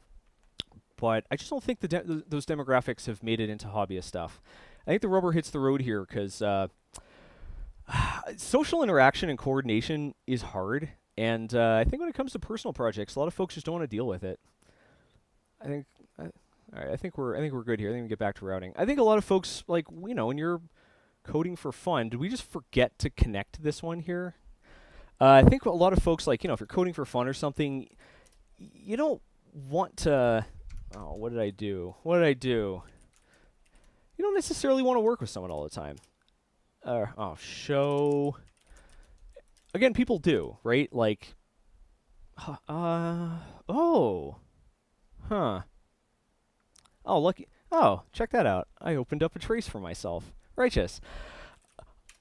No, again, like, there are plenty of people who work with, do open source projects and work on community projects, but there's no way that's the majority. No way.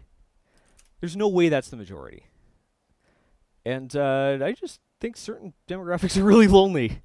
Did I route two of these in the same way? What's going on here? Did I route two of these going to the same place? Yeah, this schematic is getting confusing. This right here is why I feel qualified. This is why I talk about this in the first place, right? This right here. Because, like, I personally, like, I've done hundreds of projects. Hundreds.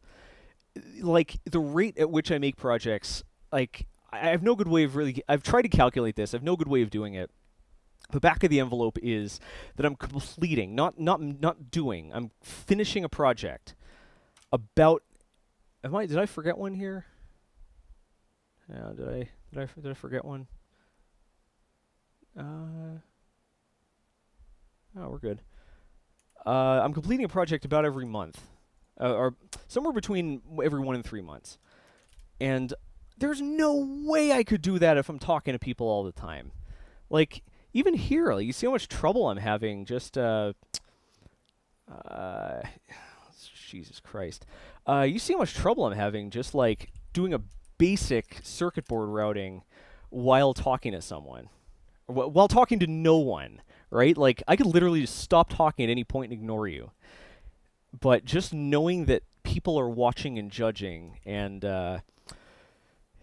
having to think of what to say next and constantly reevaluate my body language, how I'm thinking, what I'm saying, to make sure that I don't do something that'll punish me for the rest of my life is really hard. And I have a hard time believing that that is the ideal circumstances to get the best work out of a team of engineers.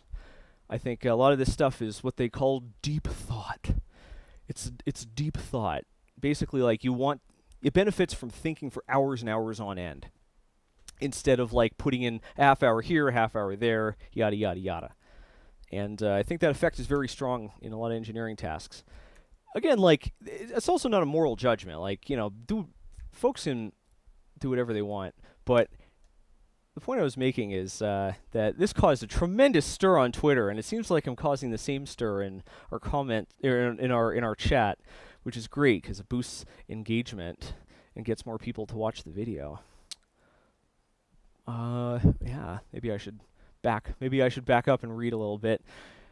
Faint Mistral says, if the worst thing you're getting called out on is engineering being a solitary endeavor, then racial angle, you're a lot of steps ahead of the game. I don't, at least here in the States, you can't argue that for whatever reason, the technical practices are strongly skewed in terms of demographics.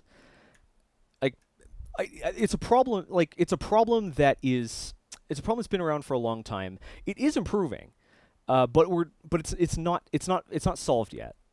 It's like more diverse people are getting into engineering. But it's by no means solved, and it's not really a hot take. But I think that the idea that engineering, I think the other part of that, I think it's to some extent it's ideologically loaded. I don't think it's something that whether it's true or not, I don't think people want to believe it's true. Like, whether I'm right or not, and I could totally be, a very high chance I'm wrong here. But I don't think people want it to be true. Okay, so we're running into a problem here. We've run out of room.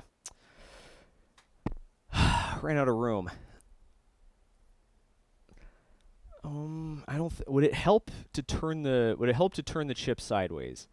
I think it'll help to turn the chip sideways.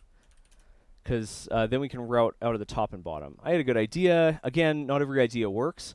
This also feeds back into why I think engineering personally, why the technical side should stay largely solitary, is because right now I have to backtrack and rework. I would fear for my, with good reason, if there were people watching right now, like, if there was somebody watching me right now who had the ability to, basically, if a coworker was watching me right now, this puts my job at risk. I'm showing that I'm not using company time efficiently because I'm backtracking. This allows someone to build a case against me that I'm a bad engineer. And well, I mean, am I a bad engineer? That's not important. The important part is that I'd be worried that I'm a bad engineer, but also that these aren't dice you want to roll with your ability to make money, right? Like you don't want to play, if you can avoid it, like, you don't want to play games like this with your livelihood. So we have to reverse these around again. I think I missed a few. Let me think here. So yeah, we'd have to reverse these again. So yeah, if someone was watching this whole time, like, or if a coworker was watching, people are watching, right? But you don't have any incentive to get me fired. You have an incentive. All right, you have an incentive to make. You have an incentive to now, like, for instance, go on Twitter, right, or something, and claim that like, oh, this Zack guy is a fraud. He can't even like route a basic board. Which, all right, fine, but they don't have a direct line to, like, you don't have a direct line to YouTube or anything. Like, worst thing you could do is put a comment on my Patreon or something that makes people, like, reconsider. So let's see. So how do we want to do this now? Well, we have trace names here, so let's just do it like that. Route N. I wish this didn't have dollar signs. I wish it was just called N53. Oh, it's not gonna work. Let's see. Net N. That's not gonna work either. Will it? No. N53. Yeah, it's just a level of stress that I don't think it's beneficial. I don't think it makes the company stronger. I don't think it makes the team stronger. Is this how we want to do this? Or do we want to, yeah, we're only going this far. Let me think here. Did we forget one? Yeah, we just didn't get to it. Ablative Kitten says, see, it's going well. Thanks a lot for the super chat. I really appreciate it. Yeah. Let's see, group. There we go. Yeah. And whether or not that's true, you know, whether or not it's true that, like, you know, it's actually putting anyone's job at risk is, it's not really relevant, right? Like, it's the perception that's making you do worse work. Oh, come on. Like, yeah, one of the hardest parts of doing YouTube videos and streams, for instance, is just reminding yourself that, like, you're never going to be good enough to, basically, like, you're never going to be good enough to, like, avoid avoid criticism. Like no one, yeah, I don't know. I'm kind of meandering in circles here. I never even got to the why I think this affects, and I only touched on why this affects hobbyists more than, or what the demographic angle of this is. But, yeah. Anyways, I'm surprised how controversial this was. I guess that's kind of what got me thinking about this. Because, to me, like, it doesn't, like, sure, it seems like it could be contentious. But, but, like, yeah. So the question is, I'm sorry I missed your chat, but, like, someone points out if someone was looking over my shoulder, like, if we were doing pair programming here, wouldn't someone have pointed that out? Yes, someone would have said, like, hey, I don't think you're gonna be able to fit all those traces. But they would have also pointed out a lot of other things that I had actually thought through, or that were irrelevant, or that were unrelated to the task at hand. Maybe they start talking about their kid, and I'm like, well, hey, buddy, like, I'm trying to focus on working here because I really want to get this thing done before the end of the session. But, like, I have to pretend to care about your kid because, you know, they're your kid.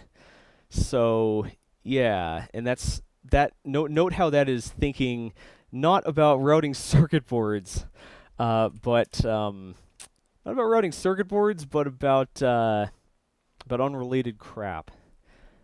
And okay, yeah, like, sure, we live in a society, but really, like, there's never a time, never, for people to just buckle down and get stuff done. Really, come on. All right, enough ranting about this. I think this could merit a video, though. I think it's an interesting enough topic, and I would really. Let's see. Is this what we want here? I think it would be interesting to explore this after after putting in a week of preparation. Yep, looks like that's our boy. After, like, you know, spending a week thinking about it and researching it and all that stuff, I think it would be an interesting topic to explore. Especially as it relates to DIY electronics, which, stay in your lane, Zack. Yeah, this is my lane. It's the same work whether you're doing it for money or not. All right, so let's get rid of these. Oh, not route, net. I've made this mistake tons of times. I think anyone who's watching me would be a little more like, oh my god, if this guy types net instead of route one more time, I am going to chew his head off with my teeth. So where's N46? Is that this one? Yep. But it's not even about the pair programming angle. Like I think the work just lends itself better to barricading yourself in a room for a couple. And I'm not saying, like, when I say it's solitary, I don't mean like go away for a month and come back with a finished project. I mean, like, you have your team meeting in the morning, you break, you work for 3 hours, you meet again and compare notes, you work for another 3 hours, you go home. Like I don't mean like you're working in complete solitude. Like, I don't mean like the whole project is made in complete solitude. I mean, like, you just leave each other alone for a few hours so you can focus on the technical intricacies, all that good stuff. I also have a very hard time believing, like, again, this is a pure factual, like, this is pure factual. Like, my opinion on this will change the millisecond I see some quality data. But I'm very skeptical that pair programming is more productive than having two people work on the project separately. I have a really hard time believing that it's a superior way to go about making a piece of software. But again, like, there are companies that do it. I'm just I'm skeptical. What can I say? I'm a skeptical dude. Oh, I made a curvy trace. I also think even if it works, right? Even if it does match the productivity of people working separately, I think isn't that going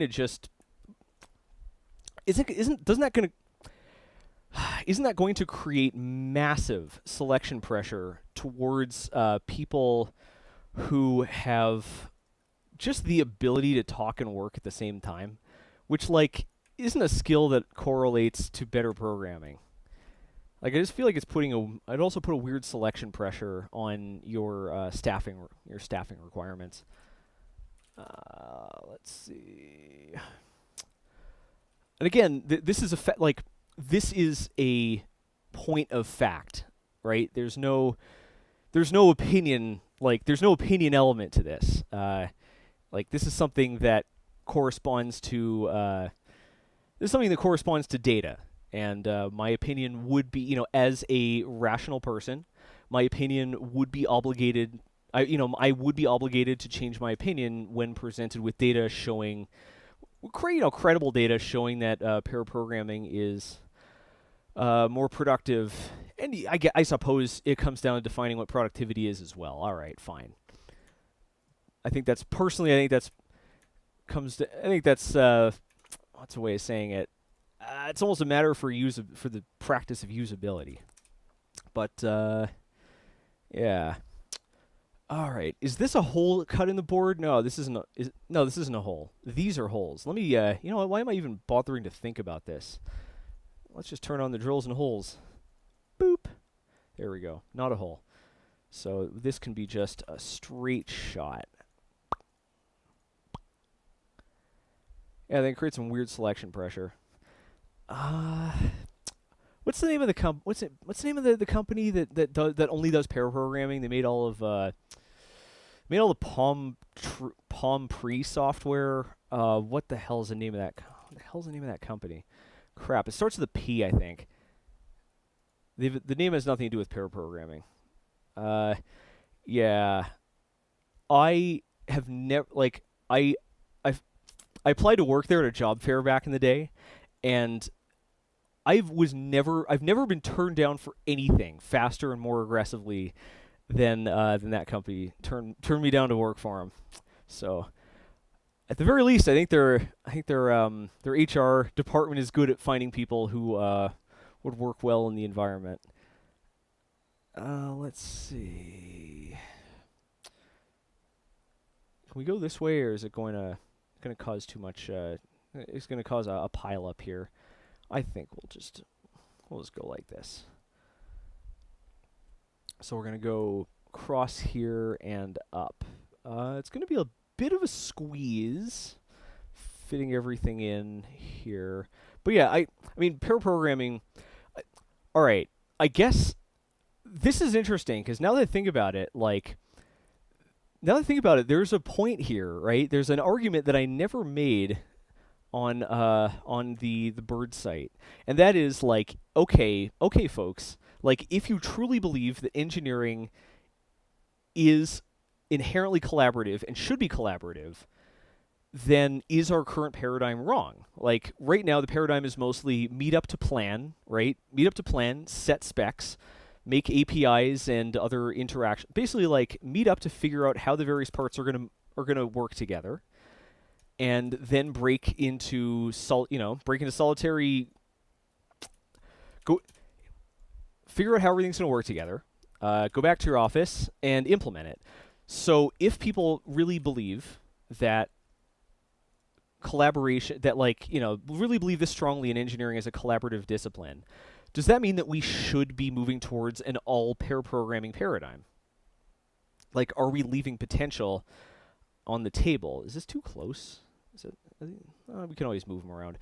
Like, I feel like if you truly believe that engineering is and should be collaborative, then you should also believe that all technical work should be effectively pair programming, right? Because if it's a better way to work, then, the rational decision is that's how you should work, right? I mean, the objective of pulling an engineering team together is, at the end of the day, to do engineering, right? Like, we're not pulling these groups together to hang out and play foosball at the company foosball table. Like, you're pulling these people together to build stuff. So if it produces a stronger product, then you must believe that we want more collaboration. And I think to an extent, I suppose this is something that people actually. Oh, that one's a little too close. I guess to an extent, this is something that people actually endorse, because the Open Plan Office took off for a while. But the Open Plan Office was definitively shown to drop productivity, not raise it. So So at least on that front, I remain unconvinced. I'm a little unconvinced. Let's take a look. Droshna Georay says the same work whether you're doing it for money or not. Sadly, doing it for the love of it probably leads to better results rather than good enough to save money, at least in the US. I know I'm supposed to yes and I don't think I agree. I don't think I agree. I think there are a number of ways this plays out, but pay has not. There's never been the correlation between pay and quality of work is it exists, but it's limited. It only holds under certain circumstances. Basically, people perform better as you pay them more. People perform better as you pay them more. Up to a point. It hits a point of rapidly diminishing returns after the person no longer needs to worry. After the person A no longer is worried about paying their bills, and B, if they think they're making the same or more as the people around them. Past that point, extra money is an incentive. The second is, do you get better work? So you have the concept of intrinsic versus extrinsic motivations, which has been, I think that's Sacha Baron Cohen's dad. I think he's like the behavioral psychologist who studied that. Anyways, you can motivate people with stuff like money, right? And you can also motivate people with just straight love of the game. Like, some people will program whether you pay them or not. Couple things. First off, it's a fallacy to assume that holds true for everyone, because it certainly does not. There are plenty of people who perform better with an extrinsic motivator like money. It doesn't have to be money. It can be fame. It can be recognition. All that good stuff. But there are definitely people who are not primarily motivated extrinsically, and as far as I know, the quality of the work isn't any better. The second thing is that just because someone is being extrinsically motivated doesn't mean they can't be intrinsically motivated as well. Somebody can be paid for programming and still like programming. I think this is something. Now, granted, a lot of people have a hard time with this. A lot of folks have a hard time. Like, I feel like once you get paid for something, you get this kind of mentality where you're like, oh, this is a little too far over. I'm gonna drop this here, and then 1 sec. I'm gonna group up the tactile switches and move them over, because let's just move this over. Let's see. Nothing stops you from having both. I think this is a skill that people will develop over time. It's something that's not very common now. Basically, the ability to be both, the ability to ignore the extrinsic motivations, right? Like, I think it's something that a lot of folks struggle with, because you know, if that's what's the way of saying it? Like, if you're Steve Wozniak, I think, is like one of the best. He's one of the best examples of this, of keeping this in mind. Like, he could have made he could have made a humongous amount of money and gained a tremendous amount of power by following Steve Jobs to the boardroom, but he didn't. He was willing to forgo that in order to stay in the workshop. Is it a smart decision? I mean, that's a. I think that goes on a person by person basis. Let's see. Do we have 0.5? Yes, we do. There we go. Let's push on. These getting too close together. I don't like the way this is going here. I'm gonna rip this up and reroute. I'm gonna rip this part up and reroute it. Yeah, deliberately for like knowing what level you want to be in. Here in the States, the way we pay people, the way companies pay their employees, does not work very well with this. We use what we try to call. Oh wait, now we just rip up the trailing bit. Jeez. We try to pay people based on what we think of as like the complexity of the job, right? With the difficulty of the job. In a place like Japan, Japan's the most. This is practiced very widely there. They have seniority-based pay. So regardless of what job you do, your pay depends strictly on the number of years you've worked at the company. And on paper, this sounds really dumb, right? Like on paper, this sounds like wait, you're just like you do literally nothing. Like you get more complacent over time and you get paid more. Well, all right. Well, table that for a second. Remember that it also means that if you really love your job, you don't have to get if you really love your job, you don't have to get promoted to keep paying your bills, right? Like you don't have a pressure to make more money every year, or rather, you still have the pressure to make more money every year because inflation and whatnot. But you don't have to move through the ranks to do that. Like you end up with employees working the roles they're best at, instead of climbing the ladder to a place where they're out of their depth. In order for their pay to keep pace with their rent, and I think that's really clever. I was initially not.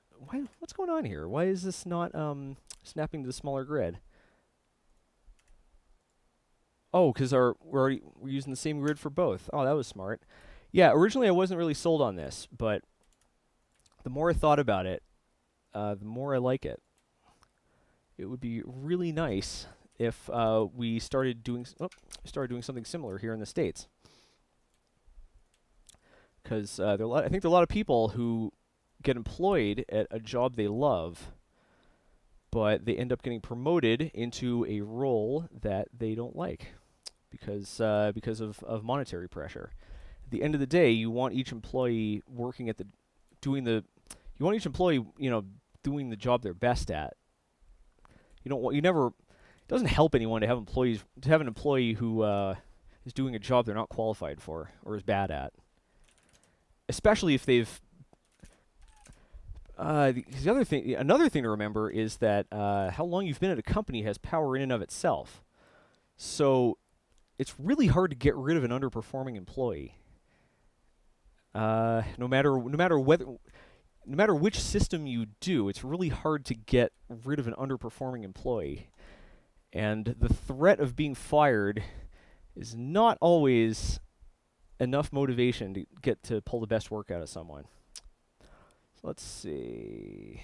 Yes, this has been Business School with Voidstar Lab. I actually did want to put more. My original idea was actually to have more videos about the business of making technology, because that's what I studied in school. But people want the projects. I think it's it's for the collaboration. Arrow Raider says, I see no issue in telling them you don't care about hearing about their kid. Have you actually tried that in a professional setting? Because that's a really good. It's a really good way to. It's a really good way to get a bad performance review written about you. There's certain topics that are sacred. You just have to go every time someone talks about them, whether you care or not. Dogs, pets to an extent. I think it's more acceptable to say you don't care about someone's cat than dog. Pets, kids. Cars. If you're a guy, you have to care about people's cars. It's a legal requirement. Whatever sports team is in the city you're in. For instance, here in Denver, you do not say anything negative, or you don't say anything neutral about the Broncos, unless you just don't. You just don't. I'm being more than a little facetious here. I just realized something. I don't need to route. Oh my god, I'm so stupid. I've been routing these traces around. I keep pointing at the screen. I've been routing traces around this switch, but that's not necessary because the switch is on the top side of the board and the wire's on the bottom.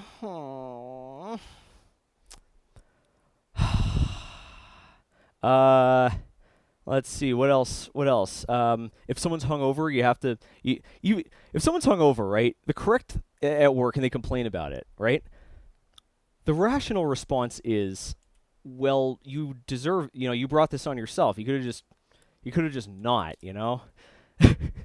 like you could just not drink enough to get a hangover. But you can't say that. You have to be sympathetic. It's the rules of the road. The weather, the weather has its own weather's its own reason though. You have to be okay with talking about the weather because it's the topic that people bring up when they don't have anything better to talk about. And yeah, it's a topic people bring up when they don't have anything better to talk about. So if you say, "Oh, buddy, I know it's supposed to rain later today. Shut the heck up, you dumb idiot." You're basically telling them like you are a bad small talker. And that's not nice because here in American business culture, it's positive vibes only, baby.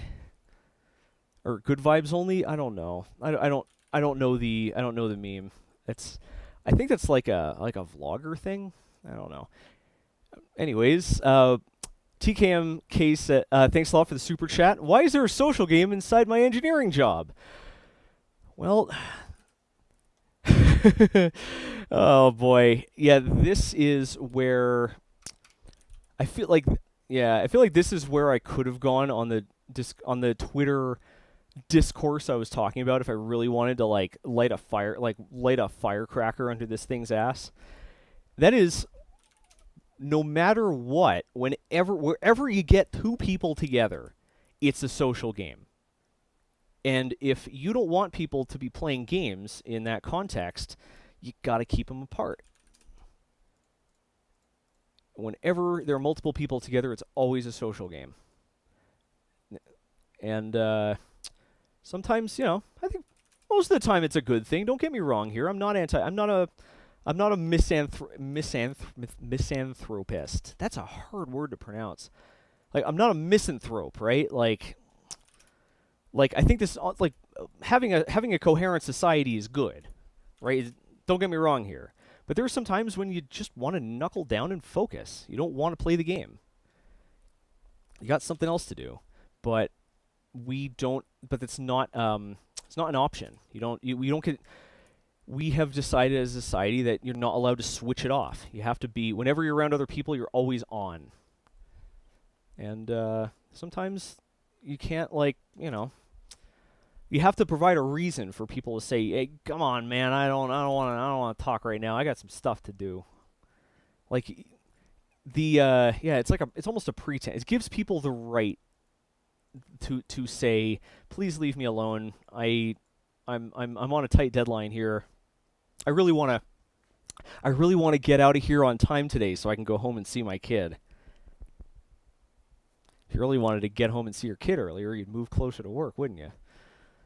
That was facetious. I am of course joking. I understand that there are a lot more dynamics that dictate where someone moves. Ah, oh man. Oh, Twitter. I don't know where else I would go to get smart, well thought through discourse from people who genuinely care about the issues. All right, so next up we've got these here. So I'm thinking we just route these guys, right? The next two rows, we route them on the top. We route them to pins on the top. That way we don't have any baloney. We don't have any crap. The question is, how are we going to insert them into? Sorry about that. Question is, how are we going to route them over? All right, here's what we're going to do. First thing, we're going to turn all these sideways.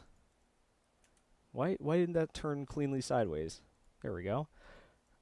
We're going to turn all the tactile switches sideways. And the reason we're doing this is because it will open up more room to route the traces on the... it'll open up more room to route traces on the top, because we're going to need all the space. Basically, like we might have to carry some of this over to the top. Pair toileting, Marty's right. That's it. Oh, man. Flamestroyer Shadowkill asks the important questions. When are you going to make a full moving armored core? I've wanted to make a mech.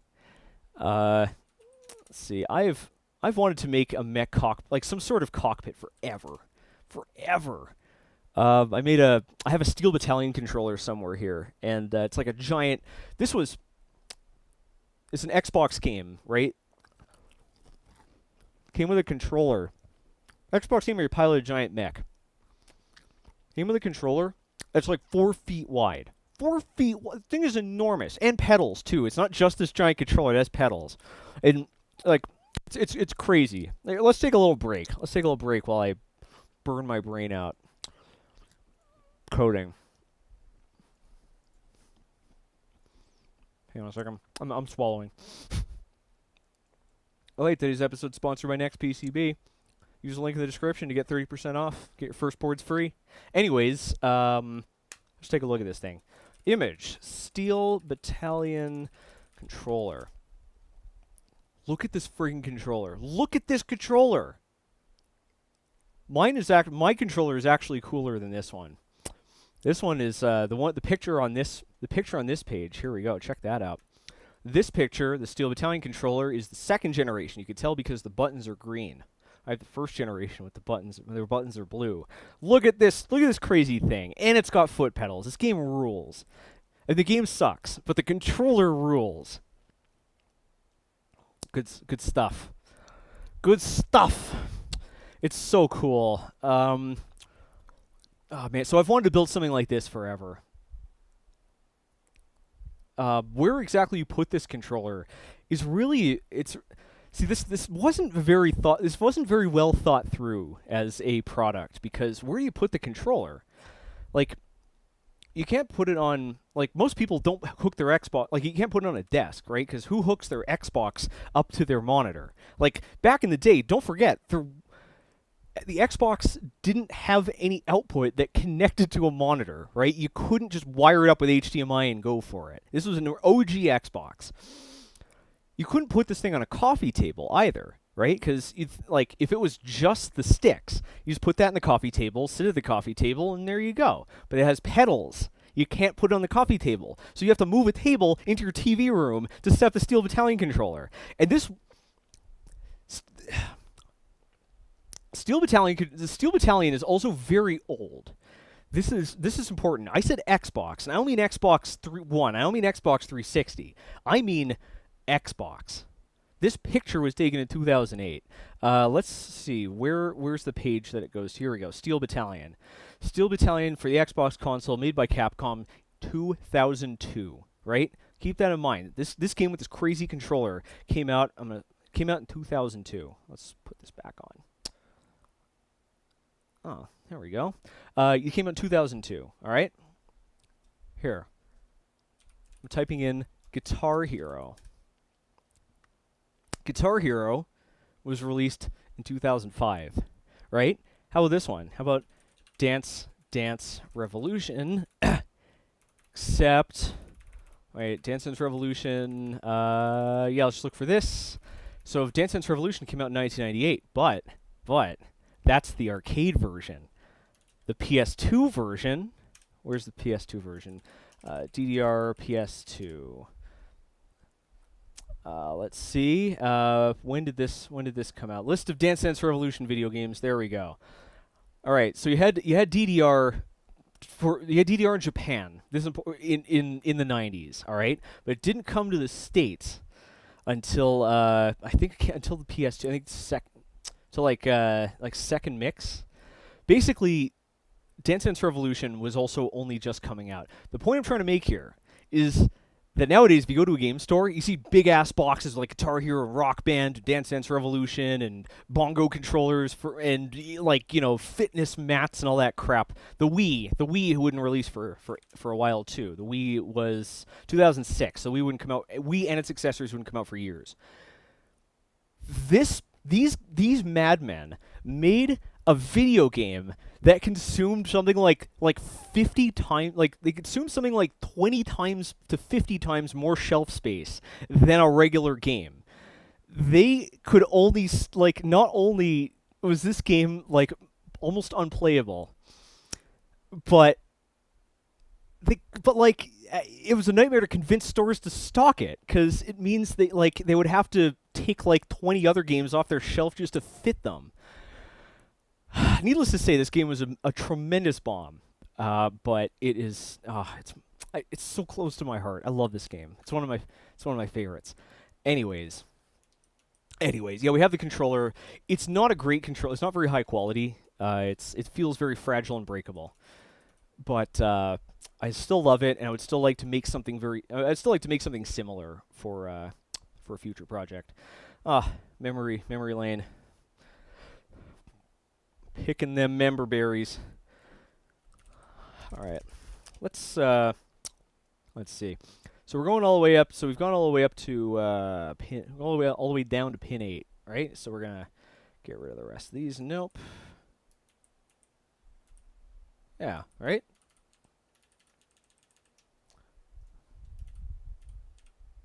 Yeah, we didn't rip anything up. We still have to route these two. Yeah, we still have to route these two. That's important. So throw into bar. Okay, there we go. Oh man, that would be. I keep mixing up route and net. I think they should have just overloaded the command so it does the same thing. We're sending this to pin 7. Pin 8 is accounted for. That's right. Pin 7. There we go. And finally, we're going to bring pin 5 over to our last button. Our last switch on the row. I keep calling them buttons because, let's be honest here, they're buttons. They're buttons. Let's clean up the HUD. And let's route this guy. This is what I was saying before. Like, this task is a little tedious, but it's still called bar. This task is tedious, but it's not. But like, we'll be able to make fairly quick progress at this point. All right, we're gonna have to move that one back into position in a few. I'll clean this. We'll clean this all up later. Alrighty. So yeah. Anyways, that's the Zack Freedman hot take. If you notice me like quitting making videos abruptly, or you know, if we start getting swatted a lot, now you know why. Because I said that. Because I went on a bird website and I said that some things are better off being done alone. Now that I think about it, maybe making a sizzling take like that, a social media website, especially one that tries to be largely progressive and saying that sometimes it's good if people don't spend time together. I can see how that would be punished. Alrighty. 80 air wires left, and we haven't even routed all of them. Welcome to circuit board. Welcome to circuit boards. Okay, so we're using up all the space. We're eating up all the space here, so that's fine. All these traces here. Let's embiggen this. Embiggen. All these traces here are going to make a turn. They're going to go, and and they're going to follow these up. So you can see how we're conserving space by being very judicious about our traces. Also note, we haven't wrote a single trace on the top of the board. We haven't had to. Yeah, we haven't wrote a single trace on the top of the board. We haven't needed to. We've just been careful about yeah. What's going on here? What do we not have the budget for? Adam says, Brooke, can you tell Zack to look at the Gundam Battle Pod, as it's a massive upgrade to the battalion controller? Oh no. Oh no. Oh no. Oh no. Oh no. I've played a similar. I haven't played this one in particular, but I have played a game that uses this. I think the same console. I think that uses the same cabinet, as it were. I haven't played this game, but I played a game that uses the same cabinet. It's pretty cool. It uses a projector. It doesn't have a monitor. It has a projector, and it projects onto this curved screen. This one, yes, this one, the Star Wars one. I've played this. I played it at Dave & Buster's a while ago.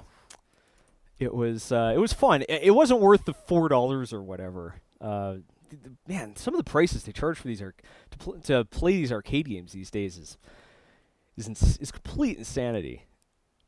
It's yeah. Back in my day, it was just a quarter. Back in my day, we used to have to walk to the arcade uphill both ways. Alright. There we go. Alright, so we're gonna start here. Oh, Jesus. Why is it... Should really overload that. Oh. I don't... There are many stupid things about Eagle. Many stupid things. If I went into talking about... If I went into talking about everything that's stupid about Eagle, I would have to stop routing this board, because it would consume all my working memory, just remembering all of them. Holy crap. There's some aspect... Jesus, some aspects of Eagle I just cannot comprehend how they came out being made that way. Reagan, thanks a lot for the super chat. Much appreciated. He, she, or they says, refund for Dave & Buster's. Oh my. I think that... A refund for Dave & Buster's. No, not route. It's net. Yeah, anyways. Oh, man. I miss going to arcades. I used to love arcades as a kid. I used to love going to the arcade. Oh, man. Let's see. I used to like playing pinball, of course. I mean, every kid loves playing pinball. I think my favorite was, what was it called? Deco Art. Thanks a lot for the super chat. Really appreciate it. Much obliged. My favorite was called Theater of Magic. And Theater of Magic, I remember that because it's actually a very well-known table. It's well-known as the table that has probably the easiest multi-balls and the easiest, like, hazards or whatever they're called to activate. And that's, I was a kid. I was bad at games. So of course I'm playing easy mode pinball. That was a cool table. I had a chance to play that. I had a chance to play that again at Modern Pinball in New York City. For a while, there was a pinball arcade. Did I rip up traces and just put them right back where they used to be? Or did I just... Wait a second. Did I rip up traces I had already routed? I totally did. Oh man, I'm really dumb. It's a good thing we have Control Z. Oh, you want to know how ahead of the game these folks are? Here, check this out. Boop, boop. I said boop. Where is it? Oh, how did it end up over there? The folks who made the loop deck put a dedicated undo button on it. That's how on the ball they are. Terry Rostos asks, "Have you tried Dip Trace?" I haven't. I know it's very popular in the industry though. I know it's a popular EDA suite. I don't know much about it though. Let's see. I don't know a tremendous amount about it. 30. So we're starting at 37. All right. Damn it. All right. Well, at least we're almost done with the switches. We're on the last row. What did we we're on the last row. Although I'm sure we'll discover something that we've done wrong. This is Void Star Lab. I'm sure one day we'll every once in a while something works. Like every once in a while I just finish something, I don't make any major mistakes, I don't have to undo anything, nothing explodes, and then I spend an hour debugging it anyways, because like I'm convinced I just haven't found the problem yet. It's part of the process. When you're building hardware, everything is the enemy. Everything is the enemy when you're building hardware. Everything from moisture in the atmosphere to like everything from moisture in the atmosphere to you routing two traces across crossing each other. Everything can screw you up. So yeah. So the way the joke goes is the user blames the software guy. The user blames the programmer. The programmer blames the hardware guy, and the hardware guy also blames the hardware guy. And as somebody who's built a lot of hardware, yeah, screw the hardware guy. That guy doesn't. How does he even get this job? That guy doesn't know what the hell he's doing. I haven't tried dip trace. I know it's fairly popular in industrial settings. It has a distinct what is it? It has a distinct way that It has a distinct way that it calls out people on Twitter. No, it has a distinct way it calls out like references, like things that are wired up, but like things that are connected but not wired together on the schematic. It has a very distinct way of signifying that. And once you recognize it, you'll see it everywhere. I mean, I looked into it when I realized that Eagle is kind of a pain in the ass, and I ended up settling on Altium, but I tested diptrace, OrCAD, and Altium, and I don't know, just didn't strike me as much more usable than Eagle. A lot of these enterprise EDA programs have features that I wouldn't use, like stuff to like enable boards to be synchronized, like to enable multiple people to work on different parts of the same project. And of course, I'm not going to use that. It was also a little calculated in that I think of all the industrial EDA programs, I think Altium has the highest chance of becoming maker friendly. They've toyed in the past with I think they made like a version for makers that's not like, it's not as full featured as it should be. I don't remember the downside. The downside is significant. They toyed with that, but I think one day they will get their heads out of their behinds and make a version that is hopefully free, but otherwise is affordable. Yeah. Pardon, Altium. We're currently using Eagle. One thing I didn't like about diptrace is that I found it very difficult to make components in it. Altium's workflow for making new components is great. It's excellent. You can make new components, including the 3D models, in like seconds. In Eagle, it's a giant pain in the ass. You basically have to make a new drawing. You have to make a drawing. You gotta make a drawing. You gotta model the thing by hand. In Eagle, there's no way to like quickly add in like a dip 14. You have to copy it from another part. You gotta link everything together. You gotta label it. You have to, if there's a 3D model attached to it, you have to model that in a different program and put it in. It's just a big thing. In Altium, it's super easy. It has like generators for all wizards and generators for all kinds of stuff, and you can like put down a tray. You can put down a pad and say like, I want 6 more of these, and I want them spaced a half millimeter apart. Let's see. Yeah, that's all these switches. Let's save before something else goes wrong. And am I missing any? No. Let's route the micro switches.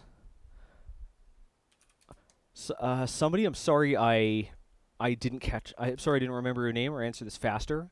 But someone asked, "What's up with the micro switches? Why not just use key switches?" These micro switches are. So we're gonna put these. We're gonna put these guys here. Let's boop. We're gonna put these 128 by 32 OLEDs. We're gonna put 6 of them on the side, and you see how they're only supported on one end? Well, we're gonna put the push button under the other end, turning these into buttons with screens on them. I did not invent this. I'm not that clever. I will look up who made it because they definitely deserve credit for having such a large brain. I didn't come up with this. I'm not that smart, but it's cool as heck. KiCad does do 3D. Alexi is correct. KiCad does 3D. It's now a first-class feature, which is nice. Being able to get 3D models of your boards saves a bunch of time. Although, I mean, that's like let's not poop ourselves here. It's not that time consuming to just export a screenshot of your board into Fusion, right, and just add in boxes for the tallest components. You're generally not fitting a circuit board into an enclosure that tightly that you need to model every component. It's just the important ones. But yeah, all right. So let's route the bottom one here. Geez, I keep mixing up route and net, and this. It's not because I'm flustered. I've literally been mixing up the route command and the net command for my entire career. More or less, the entire thing. Man, I just want them to get rid of the I just wish like they didn't make the module command, because then I can't type M in the command line to invoke the move. Because then it sorts them by alphabetical order and module is ahead of it. So now I have to type MOV, and damn it, damn it, Eagle guy, I want those microseconds of my life back. There we go, everything's hooked up. Woo, ayo. Very nice. All right. So we got 6 of these bastards. Here's the question. Oh my god, I'm so dumb. I was gonna say, here's the question: what processor are we gonna use? Because we're really racking our brains on this. I just realized there's one microcontroller out there that has the advantages of having a ton of I2C buses. 2, apparently I've been told I missed the top left. What did I miss? Hang on a second. Top left.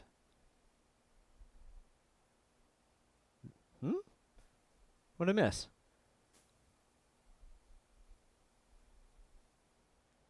Let me see. Let's show this. The top left button's right here. Yeah, I didn't miss anything. This is 2 boards, remember. We're not connecting every single button to this. Yeah, we're not connecting every single button. We're just connecting many of them. Let's see. Oh, right. Yeah, there's one board that has a whole bunch of I2C buses, and it's cheap, and it's got name recognition. Yeah, it's PiPico. This is a perfect opportunity to use a PiPico. No, unfortunately, yeah, Reagan says, please God, not TNC.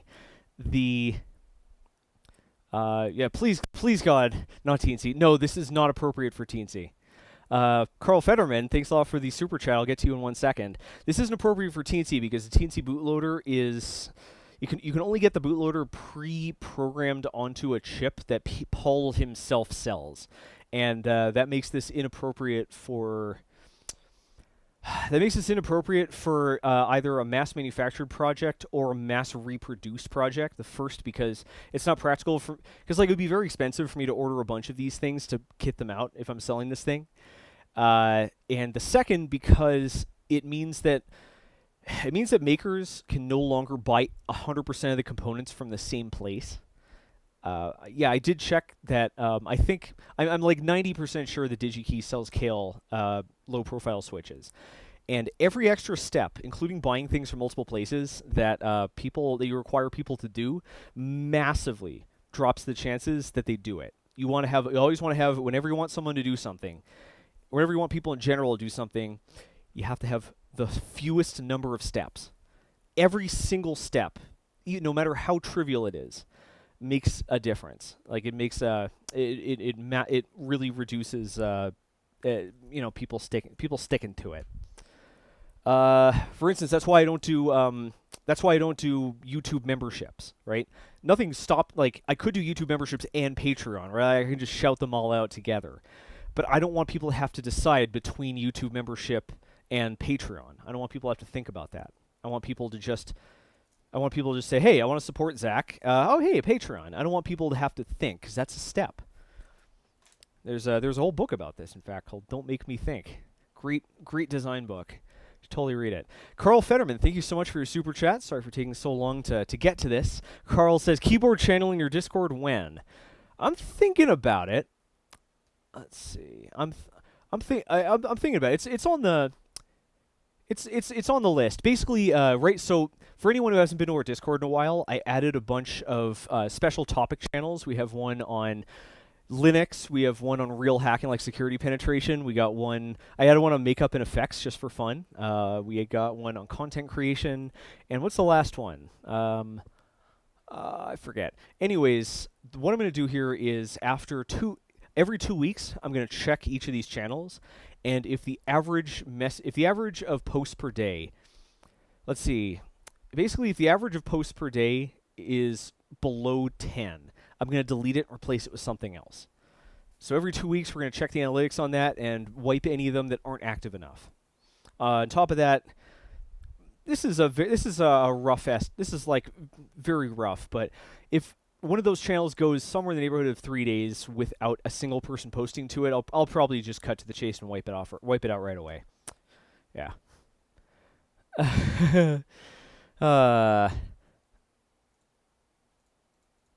Yeah. Sorry for taking so long to get to your super chat, Carl.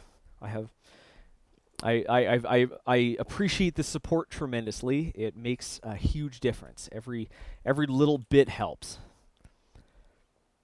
All right, so let's route. Alrighty, so because Eagle is so intuitive and so well designed, we're gonna route traces from the top to bottom, but we don't want to run the route command yet. We want to start with the via command because look how disgusting this friggin' via is. Look how friggin' gross this thing is. Look at that.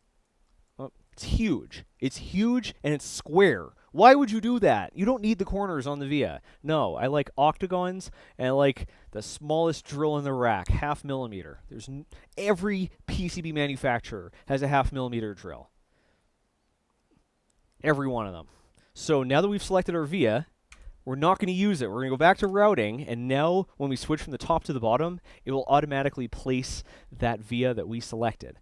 What is a via, you may ask? A via is a via is like a wire that connects the top half of the board to the bottom. Or the top side of the board to the bottom. Note how I am routing this. I am not just jumping to the top layer and making a beeline to the switch, because it's very important that we stay methodical here. I want everything on the bottom layer, only with certain exceptions, like these diagonals here. Everything on the bottom layer goes left to right, right to left. Everything on the top layer goes top to bottom, bottom to top.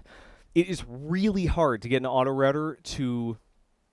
It's really hard to get an auto router to do that properly. I hit middle click to automatically via to the top. You'll notice the via gets placed when I connect this. Check this out. Boop. There we go. This sharp turn here. You're not supposed to put sharp turns from the top of the board to the bottom. If the signal, if the trace is carrying a high frequency signal on it, because it'll act like an antenna. For a button, it doesn't matter. Make it curve as aggressively as you want. Nothing bad will happen. I don't know why it's called a via. I don't know why they're called vias. Paul McDonald guesses that it's a viaduct, perhaps. Also, whether it's pronounced via or via is surprisingly controversial, and that amuses me greatly because that's a perfect thing for nerds to argue about. All right, so here's what I'm gonna do. I'm gonna rip this up because this is no, not all the way. This isn't the cleanest way to go about this. Here we're gonna rip this up too. We're gonna move this guy up here. This is why I like, this is why I like the octagon, right? Because if this thing was a square, change shape, square, boop. Look how close that is. That means there's no reason to use square vias. Why use octagons instead of round vias, you may ask? I don't know. I just like octagons. Because I route at 45-degree angles, there's no difference between an octagonal via and a circular via. How do we want to do this? So let's see, that's going to go here, and this is going to go around the outside, around the outside, around the outside. Will that work? No, we're going to go like, if we route this to here, then we're going to have to route this to here. I guess we could drop the via there. It's not as clean as it could be. All right, whatever. It's really easy to get caught up trying to make a really nice looking board, but it doesn't matter how it looks, it matters how it works. That's not true. You know what? That's not true. This is a mechanical keyboard. I've been floating the idea of selling this thing, and if you want to sell a mechanical keyboard, every aspect of it, down to the circuit board, has got to look mwah, chef's kiss. Mwah, mwah, mwah. Yes. Into the Christopher says, "Oh yeah, brother, into the octagon." Yep. They're like little tiny squared circles, like little tiny wrestling rings where electrons can duke it out. 2 electrons enter, 1 electron leaves. That was an XKCD. That was a rather amusing XKCD. One of the pipe dream projects that I would love to make, but forget do I have time to do it. I don't even know if it's physically possible. Is the I don't even know if the thing is friggin' possible. It's the keyboard from XKCD. Look up XKCD keyboard. That's a great one. That's a great XKCD. All right, I'm going to. All right, we got a problem with this model. All right, so it's telling me to route this to this particular pad, and I'll tell you why that is. We're going to open the device, not the package, and that's because whoever designed this, Adafruit, tisk, they didn't internally connect the pads. Here, check. Not sure if you can read this, but it says this one goes to A, this one goes to A prime, this one goes to B, this one goes to B prime. This is not an accurate way of representing this part.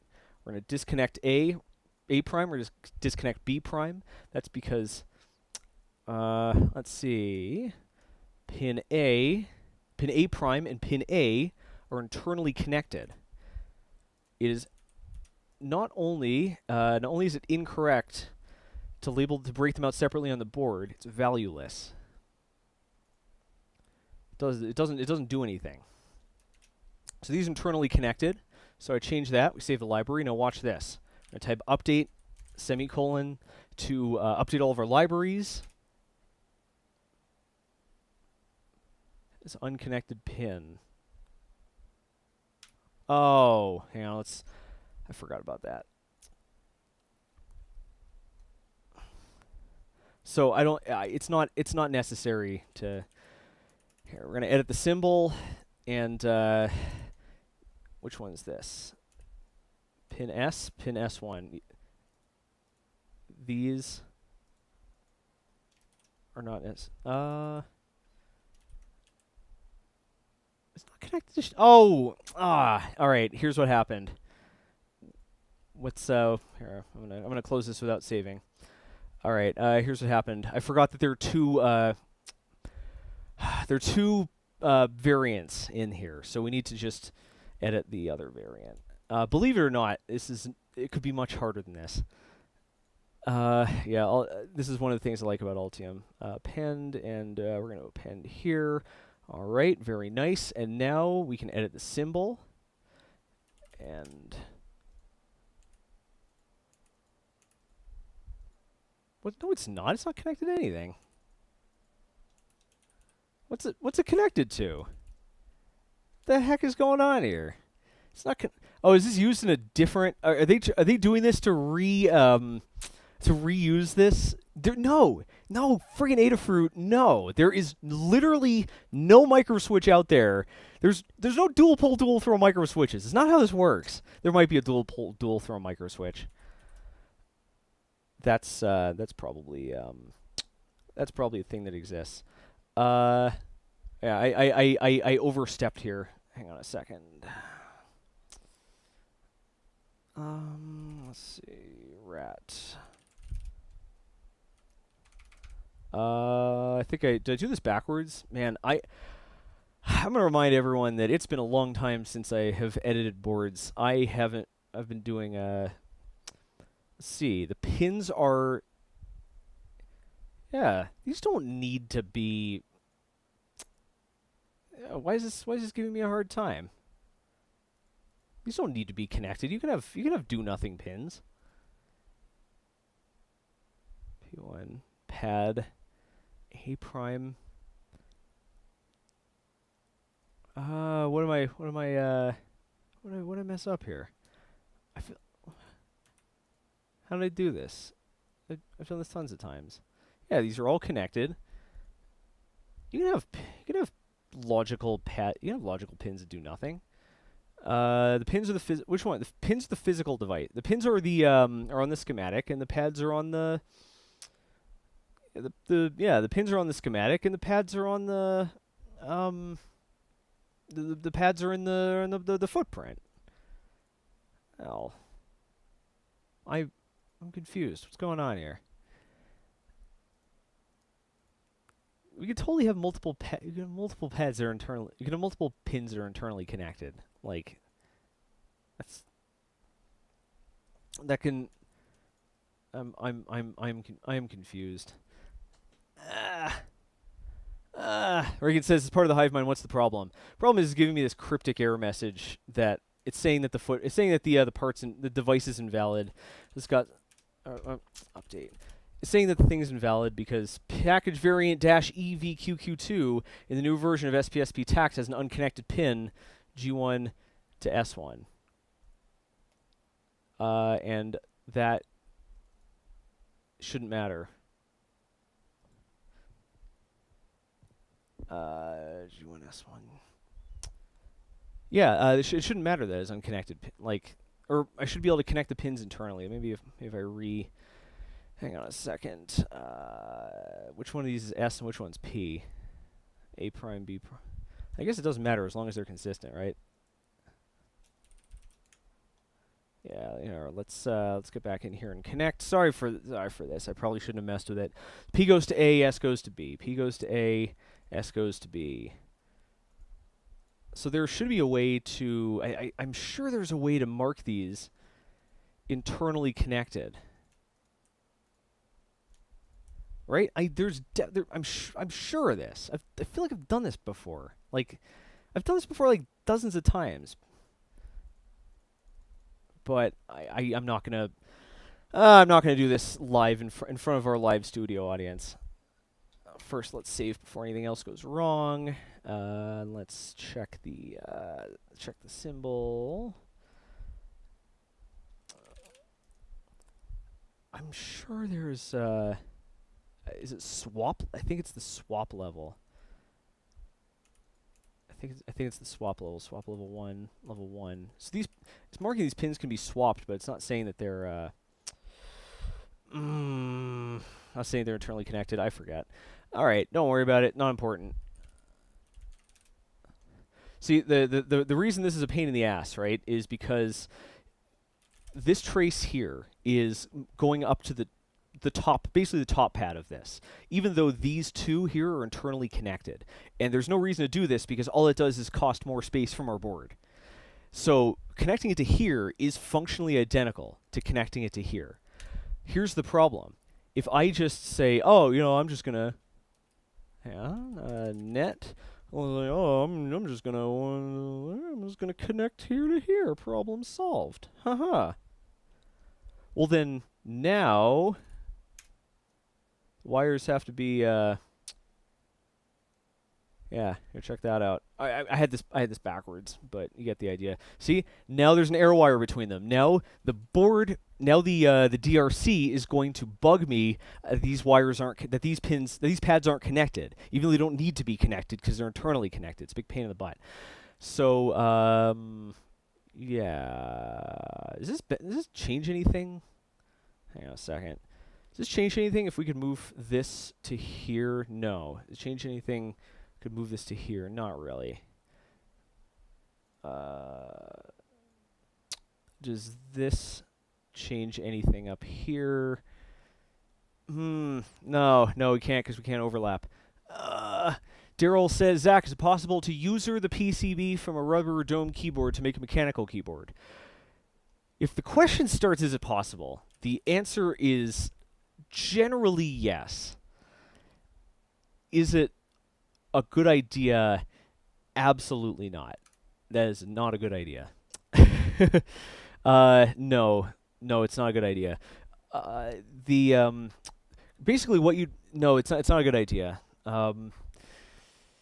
Basically the way the two keyboards work is hang on a second. Let me just get myself teed up to start looking at this. Very nice. All right, so here we're going to delete this. So the reason why is because rubber dome keyboards, there we go. Yep, rubber dome keyboards. If you look at them, there's like these. If you look at the board, there are these two interlocking. They look like this pretty much, but they're very close, but they're not touching, and they're black. They're not metal. That's because those are carbon covered. So what happens is when the key has a little pellet of conductive graphite, a little pad of rubber impregnated with conductive graphite, and when the key goes down, it bridges those. Carbon is very conductive and doesn't tarnish or anything. So first challenge is. Wait, I'm confused. What did I mess up here? Why isn't this connected?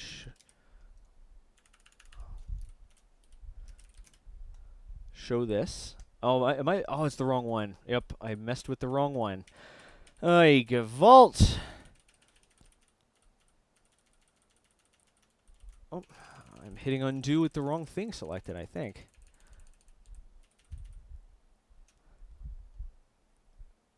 Oh, Jesus. All right. I routed the wrong thing. Oh my gosh. Okay, so this is going to go to so this trace we want to wait. Which one's this? Show. The show command. Oh, why is I changed the sensitivity of my mouse and the little pop-up is covering the entire screen. Huh. Awesome. Great software you got there. So the show command shows it on both. This is switch 3. Yeah, so I turned this thing around, and we want to connect it, or wasn't necessary. No, I had this in the right place the first time. All right, oh, geez Louise. I am all kinds of kerfuffled. Okay, so you'd have to scrape all the carbon off, and then solder that to some sort of keypad breakout board. And, yeah, on top of that, the way they work is often different. Oftentimes, rubber dome keyboards are capacitive. They aren't, yeah, so when the dome presses against those contacts, it doesn't create a dead short. Instead, it just decreases the capacitance. And those might misbehave when they're connected to a key switch. Yeah, so it's not worth it. The circuit board and the components that go on the circuit board are such a small... They're such a small proportion of the total cost of the project. I don't think it's... Unless your time is literally worthless, I don't think it's worth it. On top of that, remember, you're still going to have to solder the keys to something, right? Like, I guess... All right, fine. I guess you could just, like, scrape the... I mean, well, hang on a second. I was going to say, I guess you could just scrape you could scrape the mask off the board and just wire it directly into the matrix. But I don't know if rubber dome keys are matrixed the same way as mechanical keys. Because, again, a lot of them are capacitive. So, personally, I would say just spend the 20... Just spend the... Use our sponsor, use the link in the description to go to Next PCB, and spend $5 or whatever to get the circuit boards made. Put the components on, you know, those will cost... Pardon, if it's got diodes, it'll cost you $30. If it doesn't have diodes, it'll cost you $25. And, yeah...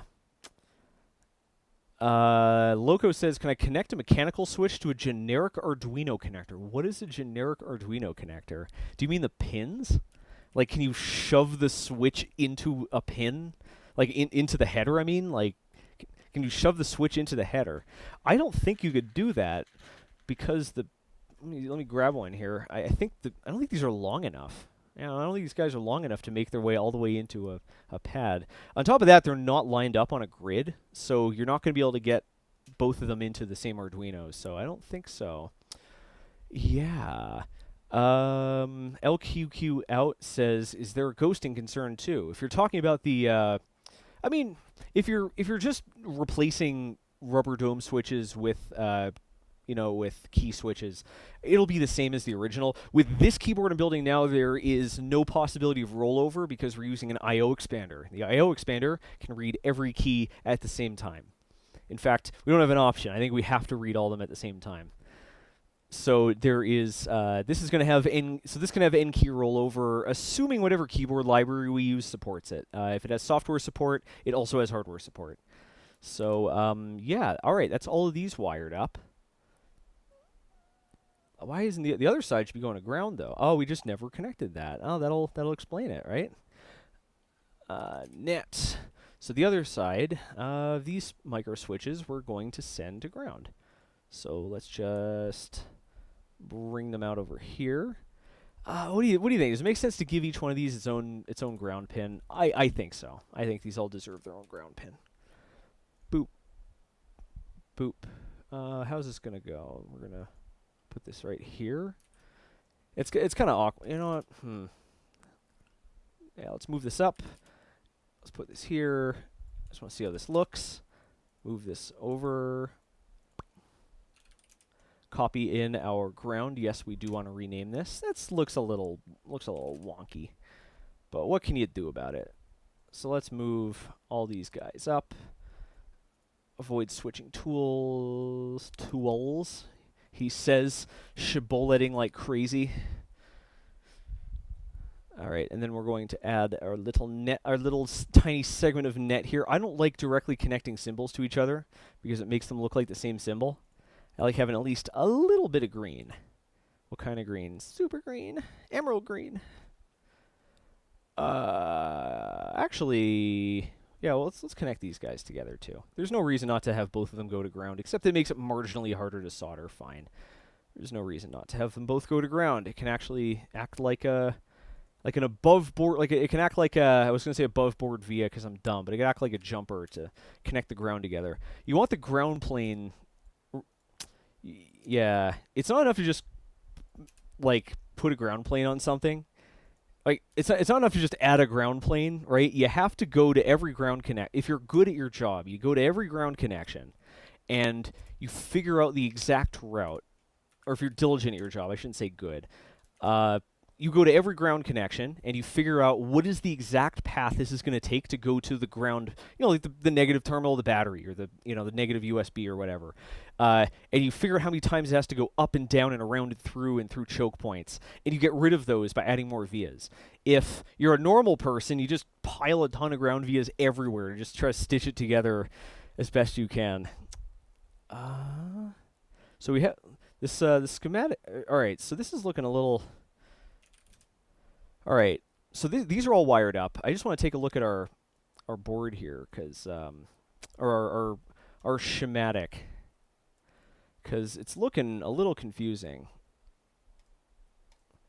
So basically, what I'm going to do here is I'm gonna just delete redundant. I'm gonna just delete redundant wires. Let's see. We don't want that one. Yeah, I'm just going to delete redundant wires because it's very or redundant nets, because this is confusing as heck.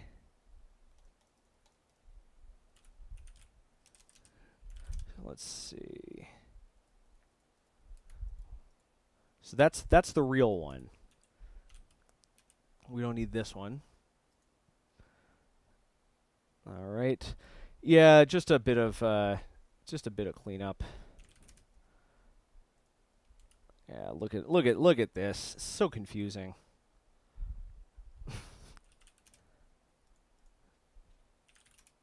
Yeah, so I'm just running the show command to let's see. Yeah, I'm just running the show command to highlight the entire trace. Actually, this isn't showing up very well in the stream. So I'm just not gonna do this. We're gonna reserve this schematic. Some people don't call them schematics. Bye, Akalia. Some people don't call them schematics. They call them schemes. I don't know why. It seems to be like a lot of I don't know. It seems like almost to be a geographic thing. They call them schemes, not schematics. M. Pickles. Never mind. He's not talking. He, she, or they is not talking to me, or are not talking to me. I don't know if you self-identify as a collective. Who am I to assume how many people you are? Okay, so we're talking about the RP2040. The RP2040 is a natural choice for this project. But the question is, can we get it in a form that people can actually solder? RP2040. So this is a leadless part. I think this might be a non-starter. Unfortunately, I think this could be a non-starter.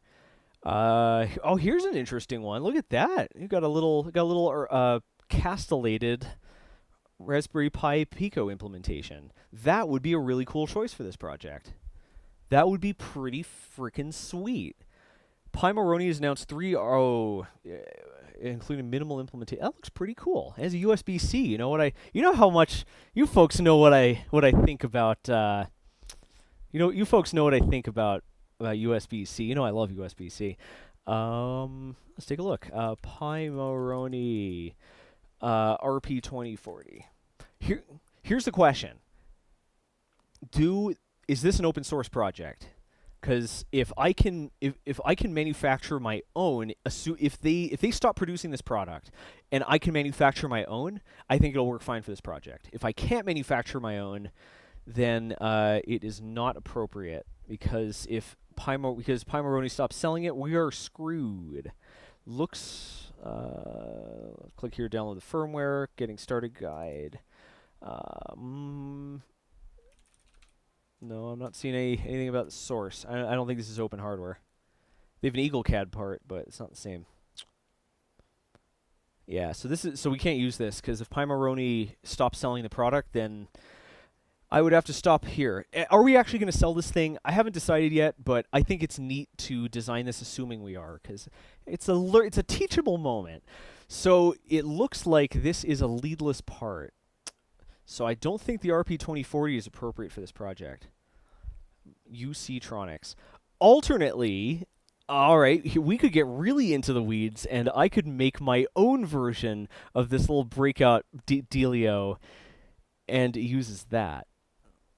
This is a bit tempting, but that just means more products to design.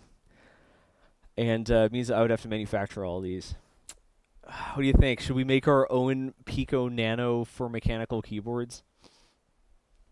I could make the biggest brain play and make it the same form factor as a Raspberry Pi Nano or Micro? Or no, an Arduino Micro, so it could be a drop-in replacement for other people's keyboards. We could really embiggen our brain. So this right here, what I'm talking. By the way, the castellations. I think they're pronounced castellations. It might be castellations. The official Pico has these as well. I don't want to use a Pico itself for a number of reasons. In part because the Pi Foundation could stop selling it at any time. But it's not wholly inappropriate for the project, because you see these little bites taken out of the side here. Those are called castellations, and the purpose of those is that this enables this entire board to be surface mounted. So all you do is you put big oval-shaped traces under each of these. You lay this board on top, and you can get a soldering iron in here into this bit that's plated and solder the board directly onto another board without having to put a header or something to make it taller. You just one right onto the other. Yeah. So that's what those are. They're called castellations. I suppose another question is, can we actually buy Pi Picos? Let's check that first. I checked this a while ago, and it was in stock on DigiKey.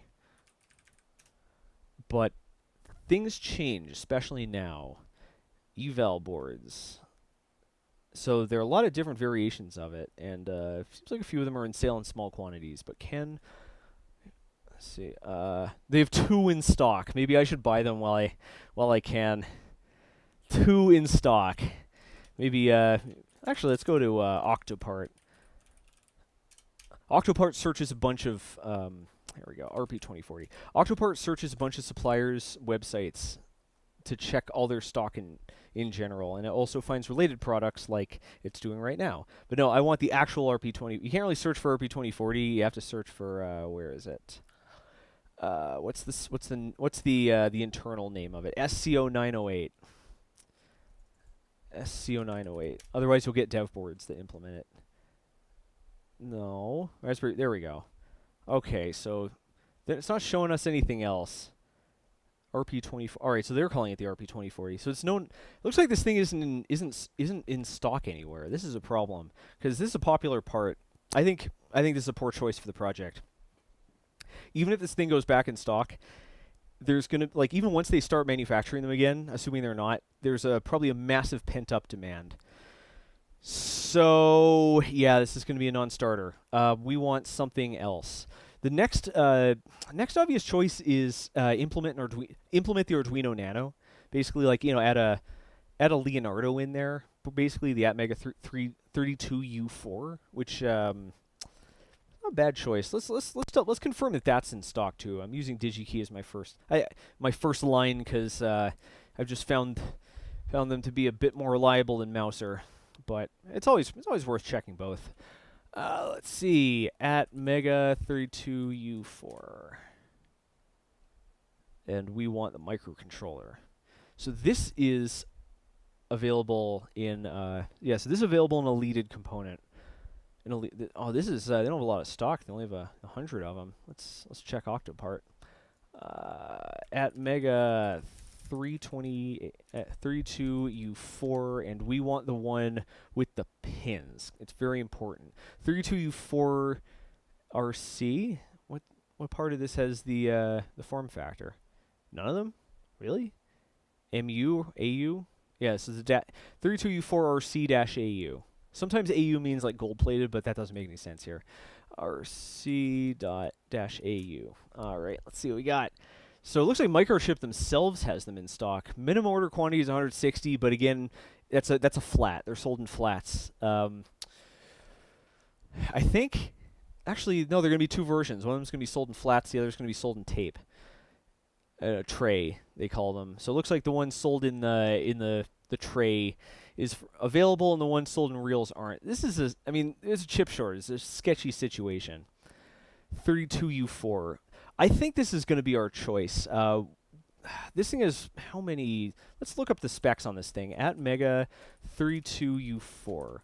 Actually, before we get too deep into this, let's see. Jared F says, "Hey Zach, we have the same last name. I want to know if we're cousins. What's your great grandfather's name?" Oh my God, I don't remember. I hope my parents aren't watching this stream. I don't remember. Yeah, I don't remember. Genealogy's never really been one of my interests. Let's see what periffs. See what our periffs are. Periffs. I squared. We have one I squared C bus. Let's see. Do we want to try something else? Do we want to try something else? What's? Let me look. So I'm hopefully gonna use QMK. We're gonna take QMK and we're gonna fork QMK, and we're going to create our own matrix driver. Basically, like we'll just write the low-level driver that reads the key matrix and reports which keys are pressed down, and then we'll rely on QMK for the rest of it. I looked into this; it doesn't seem particularly hard. I'm not gonna. Hopefully, I don't have to do it on stream though, because I know how much the world loves watching programming. So QMK supported chips. I know you can technically put it on anything, but I'd rather not write my own friggin' make files if I can avoid it. If I'll use Lufa, I'd rather use native USB. 32A, 328P. Oh wait, yeah, Lufa is the built-in one. 32U4. I've never heard of these ones. What's the AT90 USB 64? What's that? High performance, low power. I do like both of those things.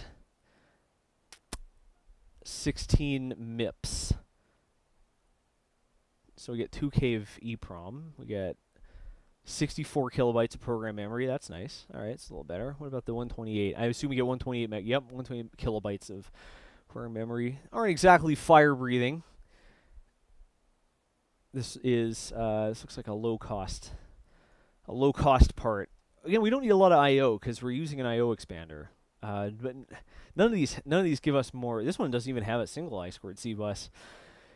Oh my. So yeah, none of these are any better. We can also use any ARM chip with USB that Chibi OS supports. HG Williams says, "Hey, sorry to be so off topic, but what's your recommendation for beginner oscilloscope? I can't find the video where you mention it. Cheers, bud. I never mentioned it. I don't believe there's a bit. I don't know. I don't know, man. I don't know. I don't think there is a beginner's oscilloscope. I don't think you need an oscilloscope until you start getting into some pretty advanced circuits. I think you just need a really nice. You really need a really nice multimeter. Just get a really high quality meter that'll tell you when things are off, when they're on, when they're changing. You might want to consider a logic analyzer like the Sealy Logic if you find yourself debugging like communication with chips often.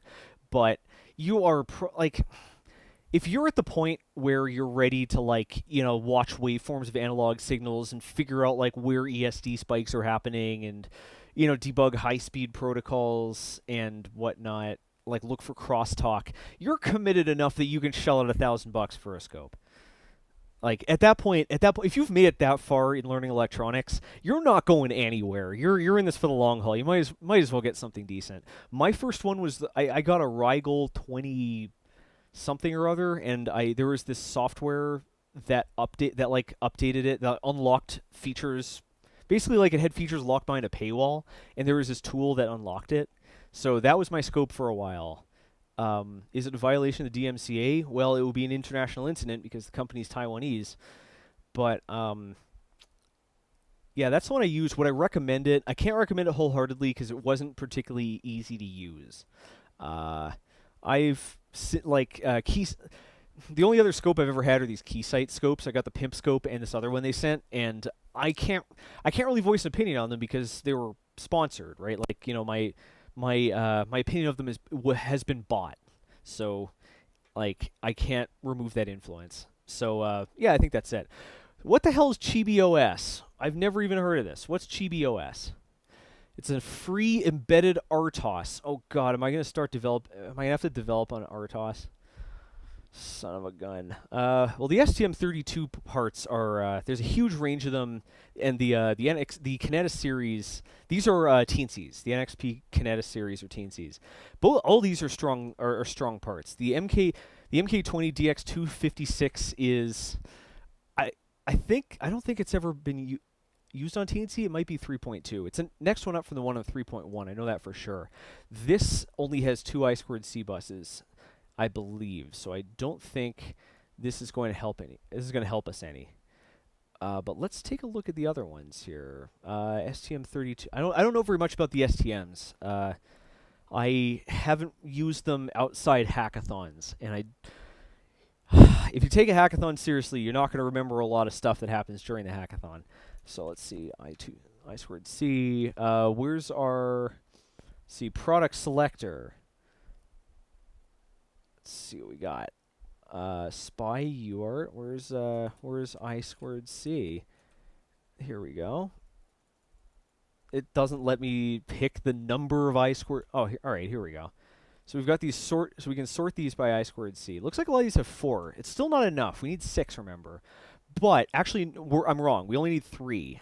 These OLEDs, the SSD1306s, have 2 addresses that you can pick between. So each bus can easily have 2 of them. I already checked none of the addresses don't collide with. I'm sorry, it doesn't matter. The I/O expander has 8 possible addresses. So there's no way we have to worry about about collisions.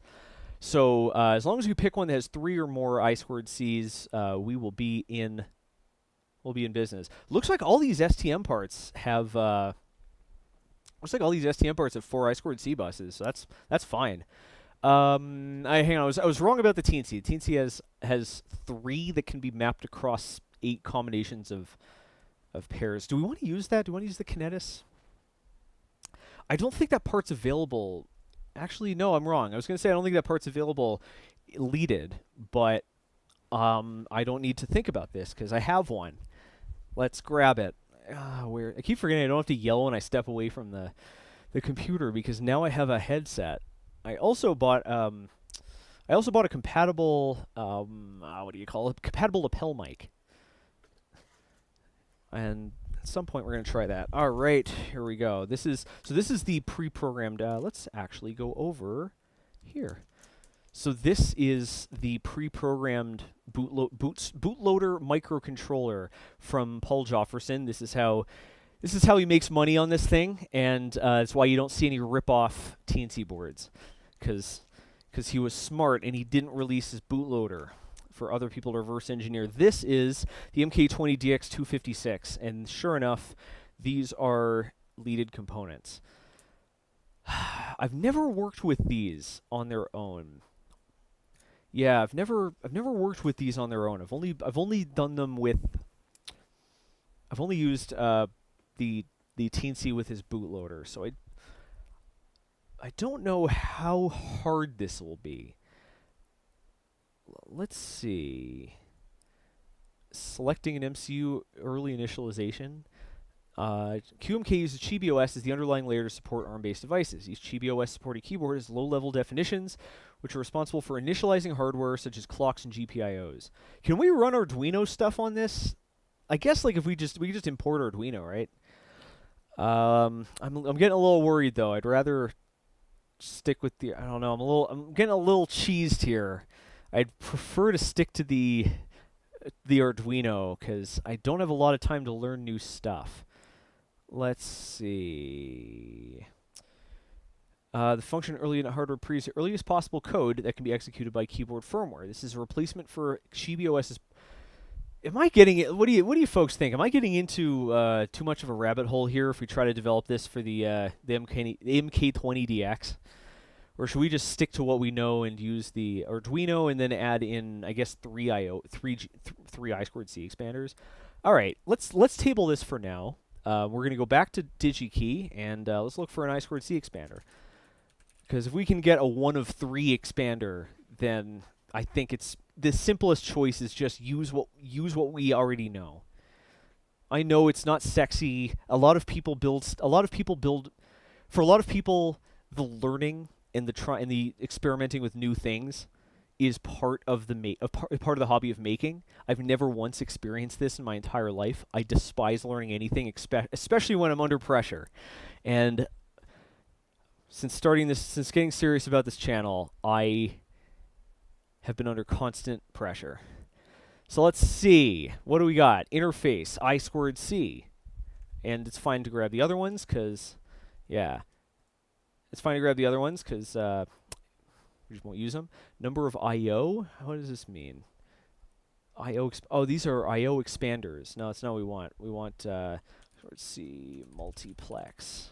A multiplexer. There we go. Current. So folks are asking what the day's Mio is. Reagan says Zack is powered by Mio Energy Black Cherry. No, today is Strawberry Pineapple Smash. I forgot to switch back to here. Today is Strawberry Pineapple Smash, given to me by Trucku, and he sent over some of this super fancy Stratasys brand support filament that I still haven't had a chance to use yet. Ideal Sound and Performance says, why use an I2C expander? I've run 5 I2C devices in the same bus with 0 issues.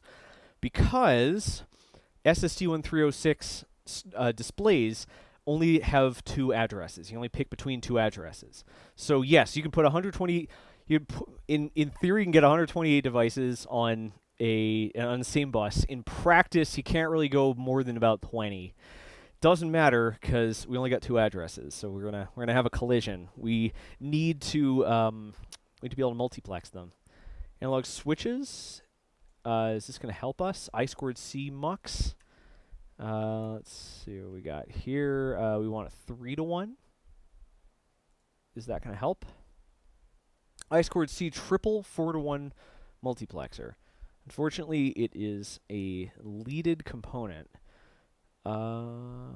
Is this even what we're looking for? Because I don't like the word analog. That's creeping me out. Is this what we're looking for? I2C compatible wide bandwidth triple 3-to-1 multiplexer. So it gives us 3 lines. Monolithic CMOS devices comprising 3 3-to-1 multiplex demultiplexers controllable via standard I2C serial. The CMOS process, blah, blah, blah, blah. They conduct equally well. 2 general-purpose logic pins controllable through I2C, which can be used to control other devices, blah, blah, blah. So can this be used to switch I2C? I2C is different. The reason why this matters, like... So you might be. So the question is. So another question you could ask if you're really on the ball is, why not just bit bang the displays with the multiplex? Why not just bit bang the displays? And I'm a little worried. About. I don't know. Hang on a second. Now that I'm thinking about this, maybe it does make sense to just bit bang the displays. We're gonna have lots of free GPIOs. Maybe we. Yeah, I think we just use the Atmega 328U and just bit bang the living crap out of these things. Bit banging means, like, instead of using a dedicated I2C interface, we just switch GPIO pins high and low as if it were an I2C interface. It's not as high performance, but then again, we're not playing animations on this thing. Like, all we're doing is displaying little icons so that we know what each button does. Yeah, let's just bit bang it. Screw all of this. Let's just use the Atmega 328U and bit bang the living crap out of it. No reason to make this harder than it needs to be. Yeah, no reason to make this harder. Remember, never do yourself what someone else has already done. Never use someone else's solution if no solution will work. A problem avoided is better than solved. Yes.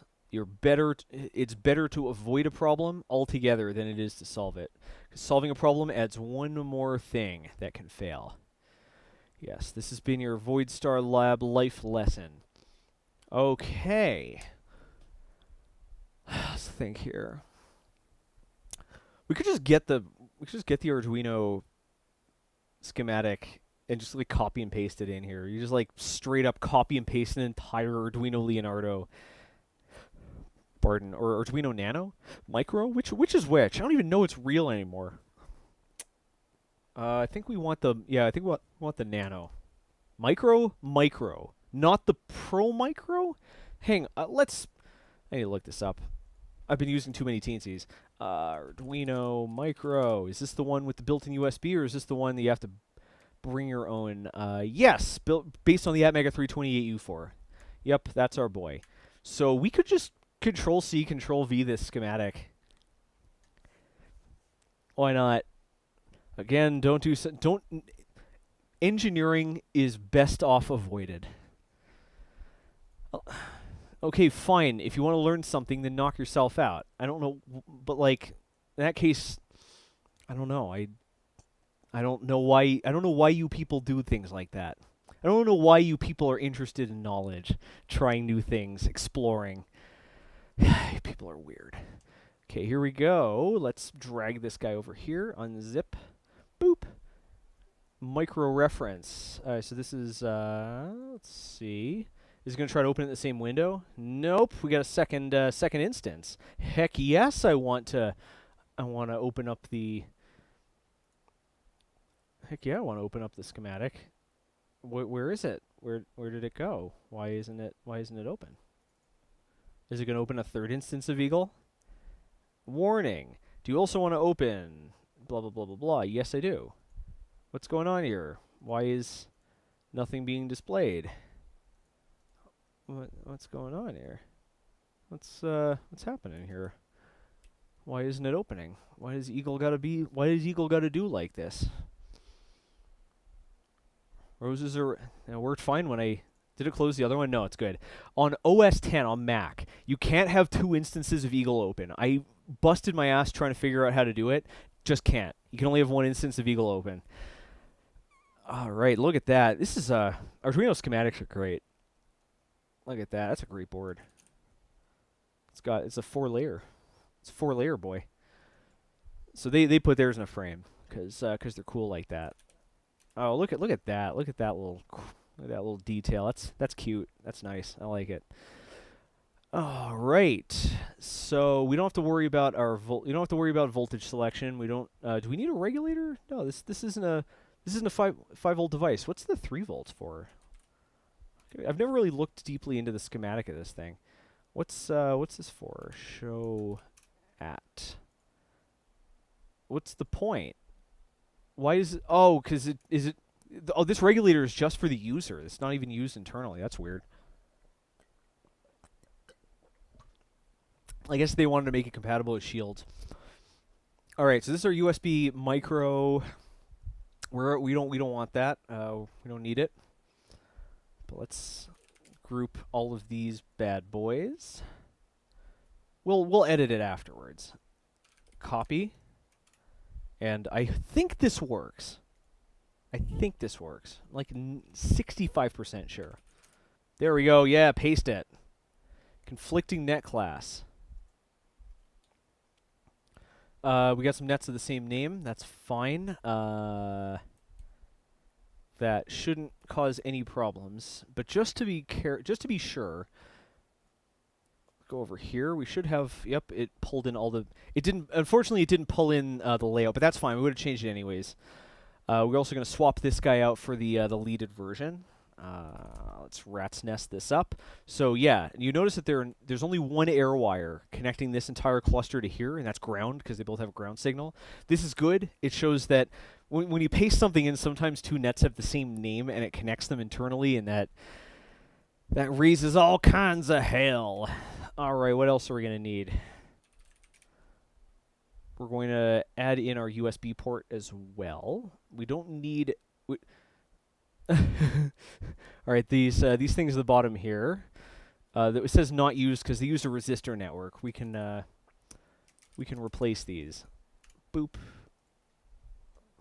We can replace those with 0603s or something else. Pasty paste. No, we can't paste them in there. We have to paste them in the board in the schematic editor. Boop. Conflicting net class 0. Buffer. Blah blah blah. Overwrite net class, drawing net class from buffer. No. I never used that feature. Let's see. Do we need to cargo cult in anything else? We don't need the footprint. The ICSP header. Ooh, that's a good one. I wouldn't have thought of that. ICSP header. Yeah, we're gonna need it because otherwise we'd have to pre-program the microcontrollers. We have to pre-program the micros with the bootloader, which I don't have the equipment to do. So, yeah. Now we've sprayed components all over the place. Very nice. Oh, very cool. I have covered chat, so I've missed anything that happened within the last few seconds.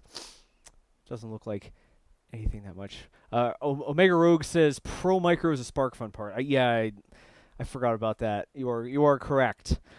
Maxime Santerre says, what's the best way to learn about passive component use in circuits? I'll give you the same answer I give for every time I get asked to learn anything. I mean, the best thing to do is to take a class, but if you find that mind-numbingly boring like I do, just dive into a project, and when you need to learn it, look it up.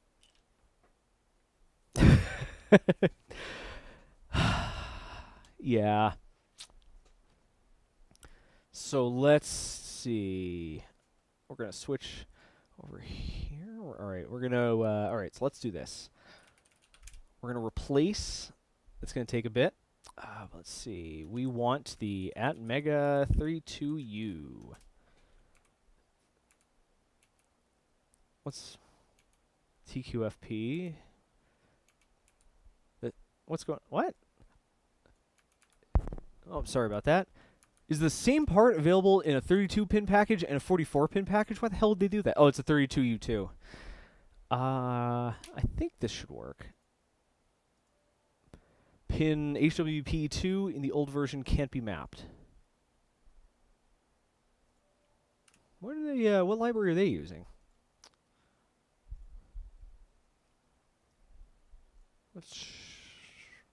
Library Gen Comp. Is this one of their? Is this like an? Did they design this part specifically for this? Yeah. All right. Well, hang on a sec. Let's just add the part. I want to see how these compare. They might be similar. These look pretty darn similar. PE6. These look pretty darn similar. I guess we could add it, right? Like we could open up the package and are we creating too much work for ourselves though? Is this worth it? Just the library path or export the libraries? Yeah, we could export libraries. Let's think here. Is this worth it? Right? Is it worth exporting the libraries? And I think so. The first thing I just want to check first. I want to look at the data sheet and confirm that the two parts have the same pinout. That like they're literally the same part. They're just in different packages. So let's look into that. Alexander Kraus asks, what web browser are you using? It looks clean. I'm using Edge because I trust Microsoft more than I trust Google. Right, so we want to do the @Mega32U4 data sheet. Do I even have it? @Mega32 PDF. Nope. 32U4. There we go. Here we go.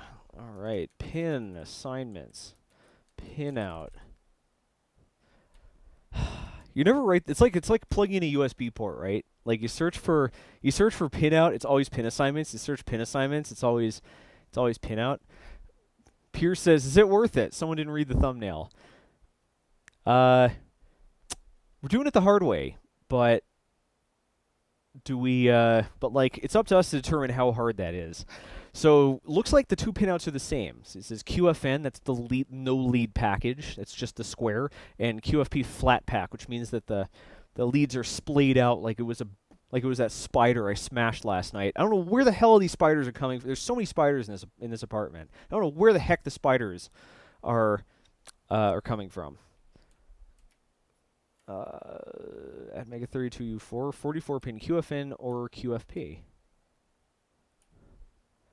Ideal Sound and Performance says, I'm sure a library with 32U4 wouldn't be hard to find, and yes, I think 32U4 has multiple pinouts. Well, what I'm looking for here, so the plan here is not to use the library because I don't want to have to reconnect all those traces by hand. Instead, we're going to dig into a library and find a footprint, find a QFP44 footprint. And we're then going to export the libraries from the Arduino version, right? Edit that device and just add in a new version. It's super easy. Ideal Sound and Performance says Edge is written by Google. I mean, Chromium is written by Google. Edge implements Chromium, but it doesn't have Google's analytics in it. Brian W. says, bruh, spiders kill mosquitoes and beetles. That's right, but all the spiders here in Colorado are poisonous, and we have a dog. So I want to protect the dog. Unfortunately, the spider bros have to go. The pinouts look the same though, so we're in biz nasty. So let's get in here, and how do you export the libraries? There's like a button for it or something. I think it's really easy. Where is it? File, export. Yeah, there we go. Export libraries. So export original libraries or merge into one library. Original library prefixes as unchanged symbol. Do we want to merge this into one library or not? Yeah, let's merge this into one library, and we're just going to throw this library in our libraries folder. Library, Eagle, external libraries, and there we go. I like how like half the functions in Eagle are just running a script. It completely disregarded where I wanted to save the library, and it stored it in that folder anyways. Great. That's just the Eagleist. Let's see. Dropbox. Library. Eagle. Let's see what ended up there. External libraries.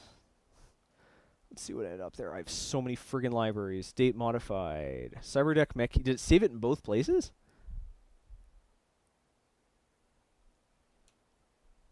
I'm confused.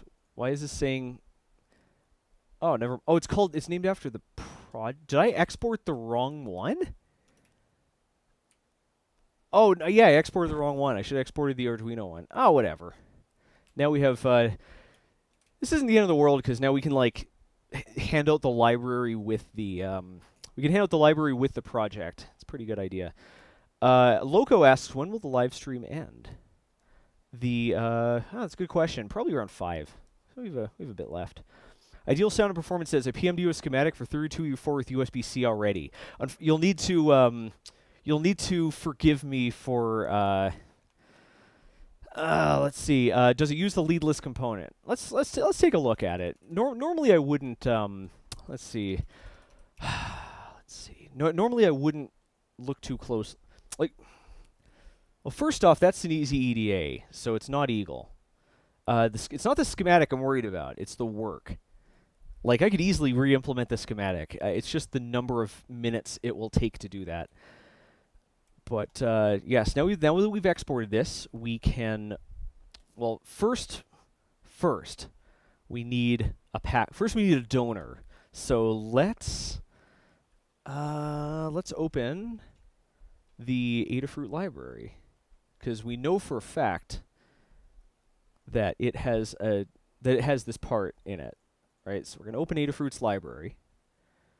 We're going to find the package. It's going to be called TQFP44, hopefully.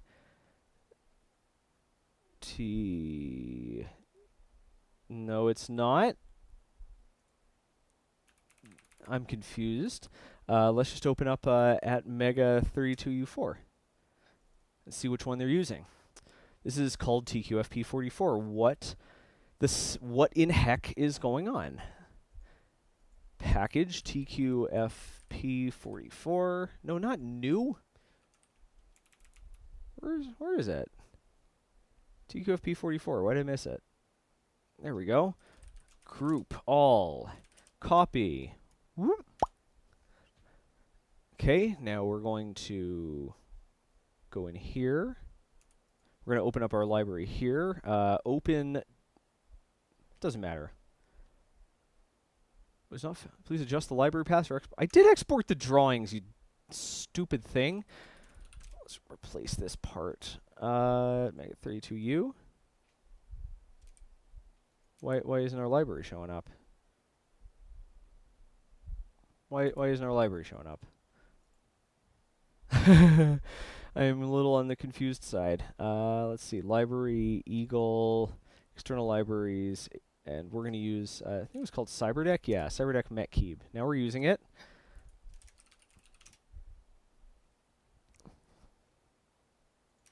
And we should have our version, and we don't. Where is it?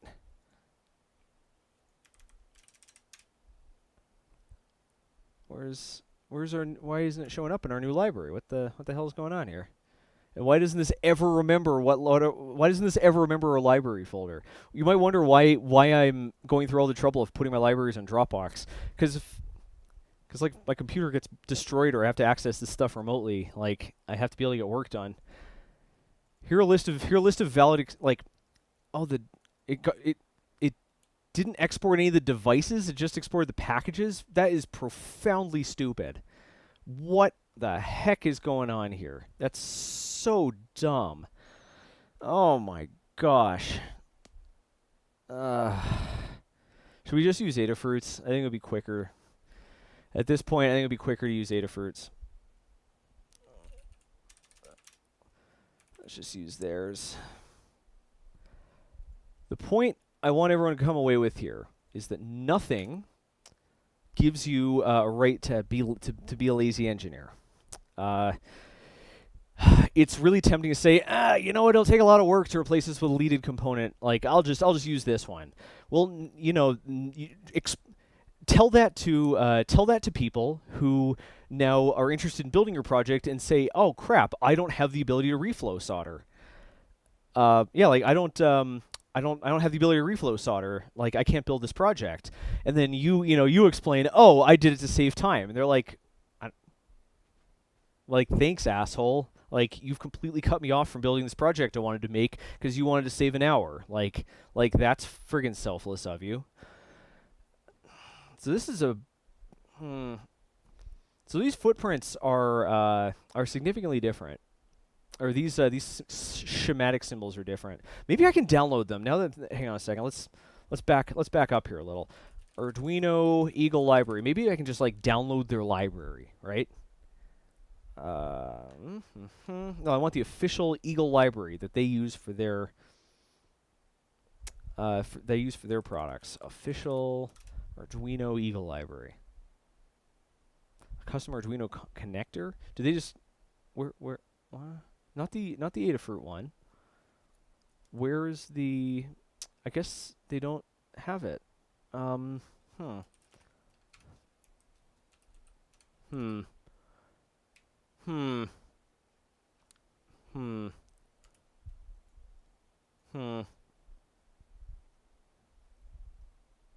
anything change if I run it from here?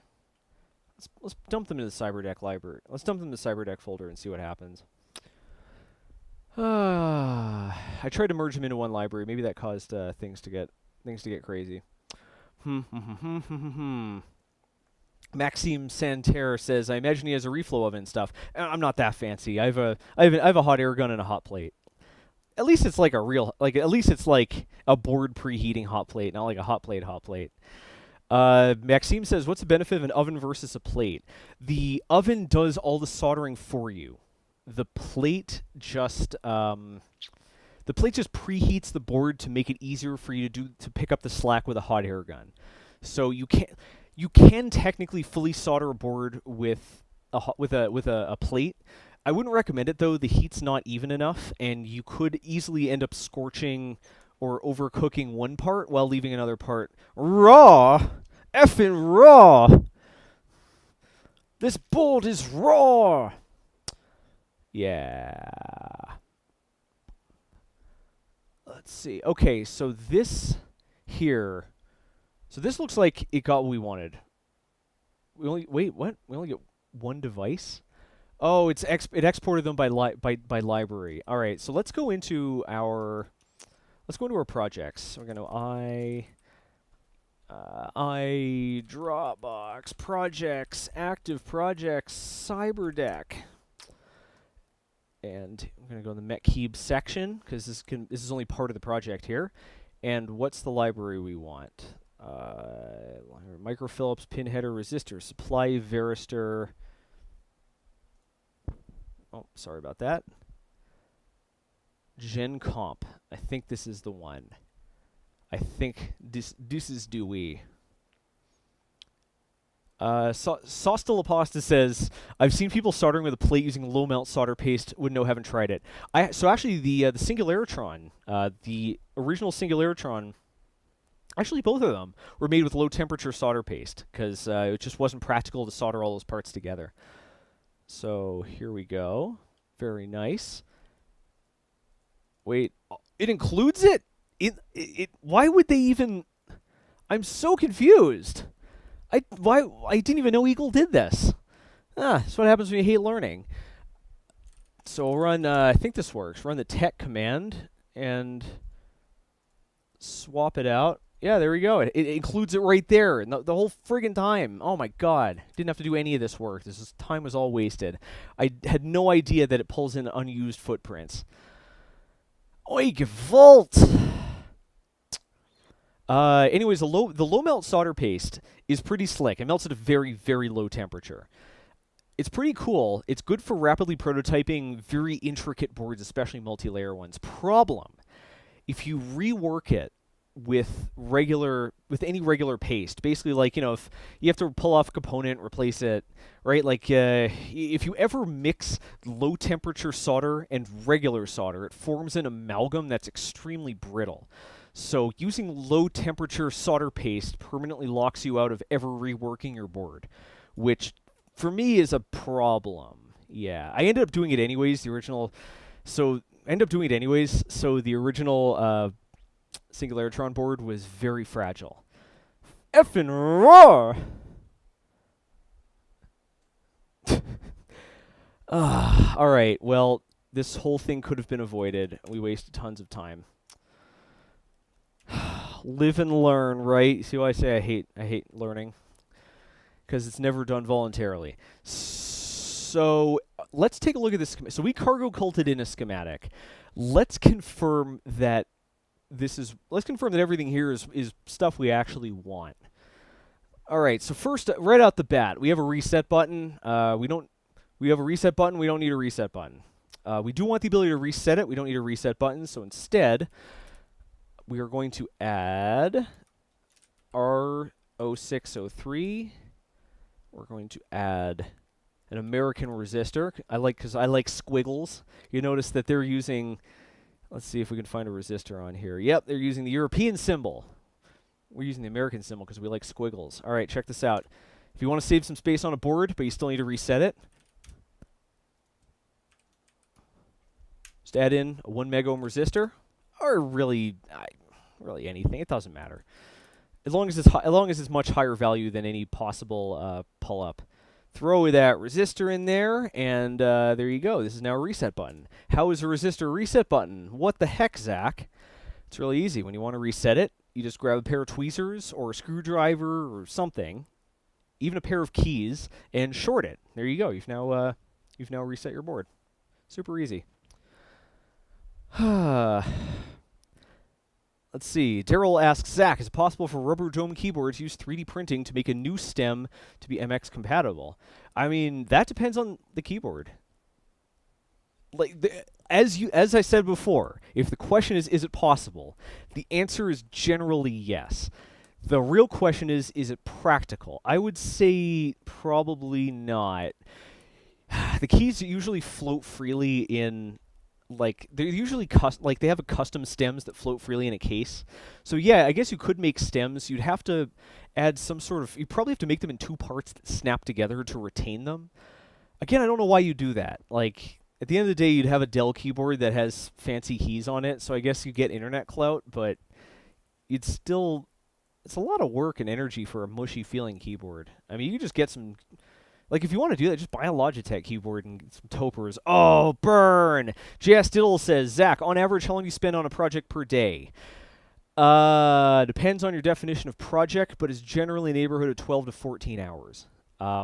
If you count videos as projects, if you count content production as projects, then I'm spending 12 to 14 hours, give or take, per day. Otherwise, it's either 12 to 14 hours or it's nothing, because I'm working on videos. Yeah, the amount of work it takes to run a YouTube channel, the amount of work it takes to run a YouTube channel with videos that require me to do stuff other than look at a camera and talk is unbelievably high. There's a reason why I'm doing these streams, and that is because it's just not practical to make enough things for you folks to see. Yeah. No, it's just not possible to make enough for you folks to see. Like, there's just not enough hours for me to make videos about everything I want to make. We got stuff like laying out boards, resin printing, 3D printing stuff that it's not, if I put them in an episode, it would be like 5 seconds. And this is the opportunity to go deeper into them. I have to be very selective because I can release so few episodes. I have to make sure everyone is a banger. It's part of why I gotta chill the heck out when it comes to this channel, or when it comes to the streams. Because, I mean, this is supposed to be like a time for me to unwind too. By the way, we're in the process, we're in the process of migrating this to Twitch. Eventually live streams will all go to Twitch. And when I say eventually, probably within 6 weeks or so, maybe a bit more. We're going to move them over to Twitch because the demands that the YouTube streaming audience have just make streaming so hard. Like, people expect streams on YouTube to be the same quality as videos on YouTube, which is ludicrous. It's not possible, at least for me. Yeah, we'll end up putting this on Twitch. Twitch also gives us a bunch of, on top of this, Twitch's API effing rules. Twitch low-key has one of the best APIs I've ever seen. This is well known. We can within a few hours, we can like tie the Chromance, the shelves, all the stuff into Twitch. It's super easy to make bots that communicate with stuff. It's great. Brody Young says, anyone tried micro soldering? I had a repair that needed it. I couldn't do it. I do. Carl Fetterman says, can you not do both YouTube and Twitch? It's kind of the worst of both worlds. YouTube audiences just, for the most, of course, you folks are the exception. I'm going to keep designing here. We don't need this inductor. We're not using any analog inputs. We don't need a steady analog ground. Or we don't need a steady analog VCC. So we can replace that with a dead short. Yeah, you folks are the exceptions, but for the most part, YouTube audiences just aren't so jazzed about the streams. Whenever I announce anything stream related, the response is generally meh. And whenever I post, yeah, I can't do stream tomorrow, the answer is usually, I didn't like streams anyways. I actually lose subscribers on stream days. On a normal day, depending on how well the recent videos have been doing, I get between 100 and 300 subscribers. But on days when I host a stream, I actually lose about 10. So, yeah. Arrow Raider says, the world would be better if Twitch never existed. It's a scourge on humanity. I disagree. I think you could argue the world would be better if booby streamers didn't exist. I think the world might be better if toxic trolling streamers don't exist. But as a whole, absolutely not. It's a marvel of human ingenuity, and it's a great way to get people involved in the process of things. Instead, videos give people a heavily processed, sanitized, narrativized version of how things happen. And Twitch and other live streaming platforms give people a look into how things actually are done. And they also are better for allowing relationships to form. It's hard to form relationships with a character, right? To some extent, I'm playing a character when I am, when I'm in my episodes. And it's different, it's not, it's different when you can have a conversation. Yeah. Okay, what else we got here? We've got some LEDs. What's this? Is this just like a built-in LED? What's this guy? What's PC7? What's this? What does a green LED on an Arduino Nano do? I have no freaking clue. Let me grab one. I think I have an Arduino. I think I have or is it a micro or a nano? What do we end up picking here? I forget. What are we even doing with our lives? Let's see. We got nano BLE. We've got a lot of micros. I bought a few too many of them. We got pro micros. Not the real deal. I don't actually have an official Arduino Nano. I only have Arduino Pro Nanos or Pro Micros. Nano BLE. Yeah, I don't even have one to look at. I don't even remember what project to put it in. Yeah. Arrow Raider says, who are these people who think YouTube streams have to be the same as videos?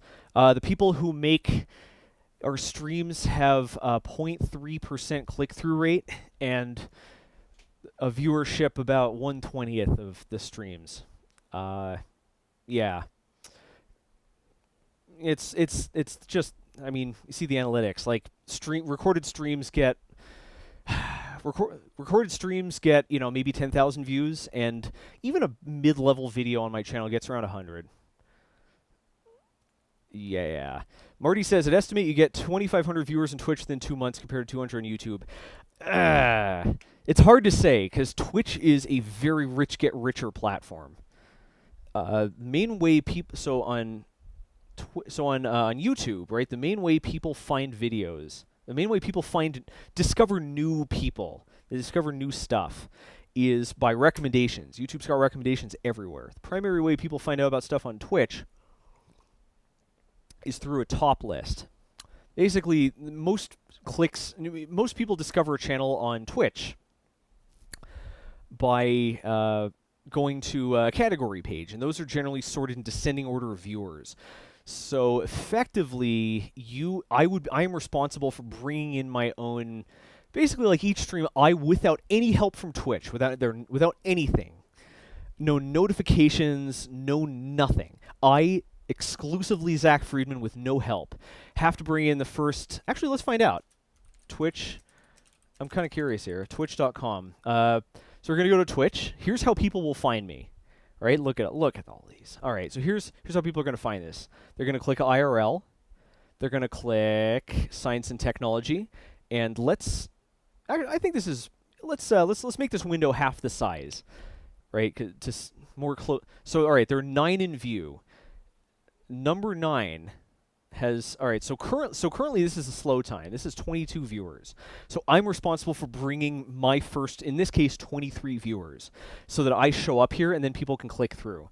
So yeah.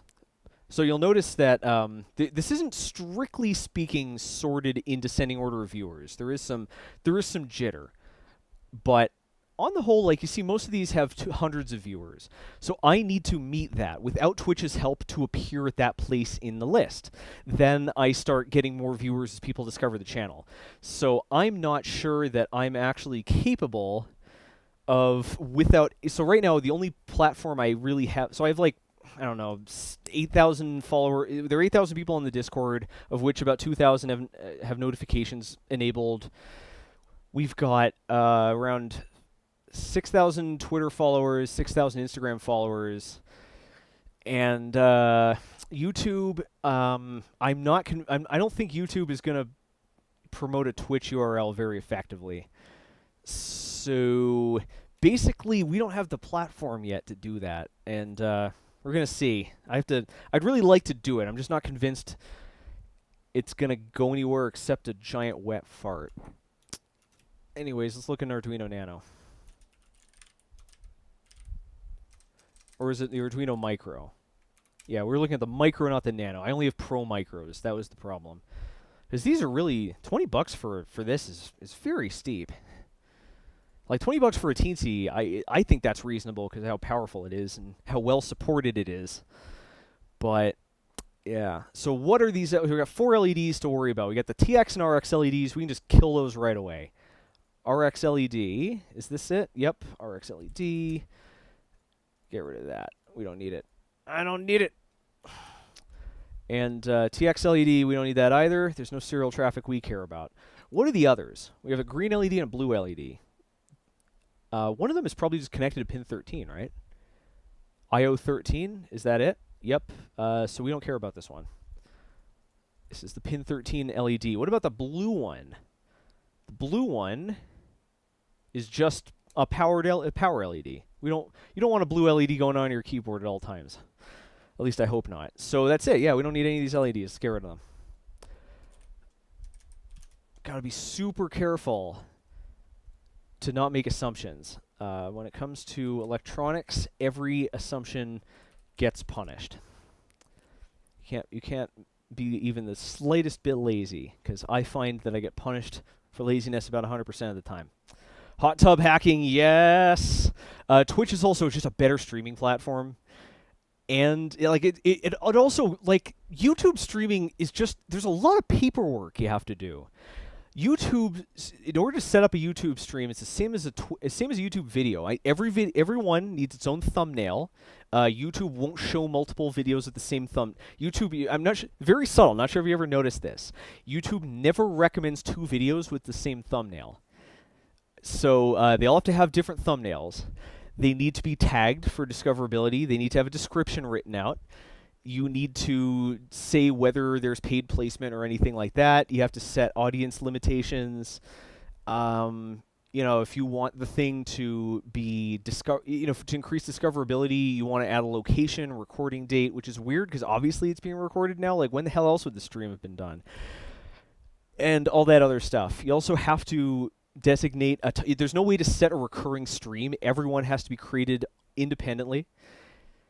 It's a giant pain in the butt.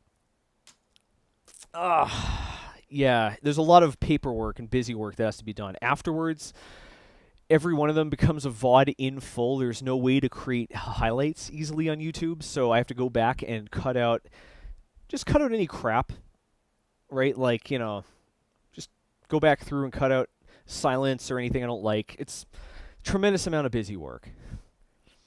Yeah, so it'll be nice to get that time back. It's also very hard to run the streams themselves. Mods don't have the same privileges here than they do on Twitter, than they do on Twitch. Man, I'm never gonna get properly caught up on my sleep, will I? So what do we got here? We've got our USB. We got some Zener diode. Oh, this is all right. So let's go back here. Let's check out the other side. So what else do we have here? Our reset line. We have a diode, probably because we have a reset pin, right? Let's. What's up with the diode? What is this? Mini Melf. What the heck is this? Is this a Shocky diode? Like, why is there a diode on the reset line? What's the point of this thing? I don't want to just delete it because I know that'll be a problem. But what's the point?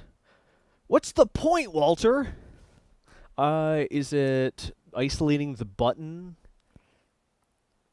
No, it's going to 5 volts. What the heck?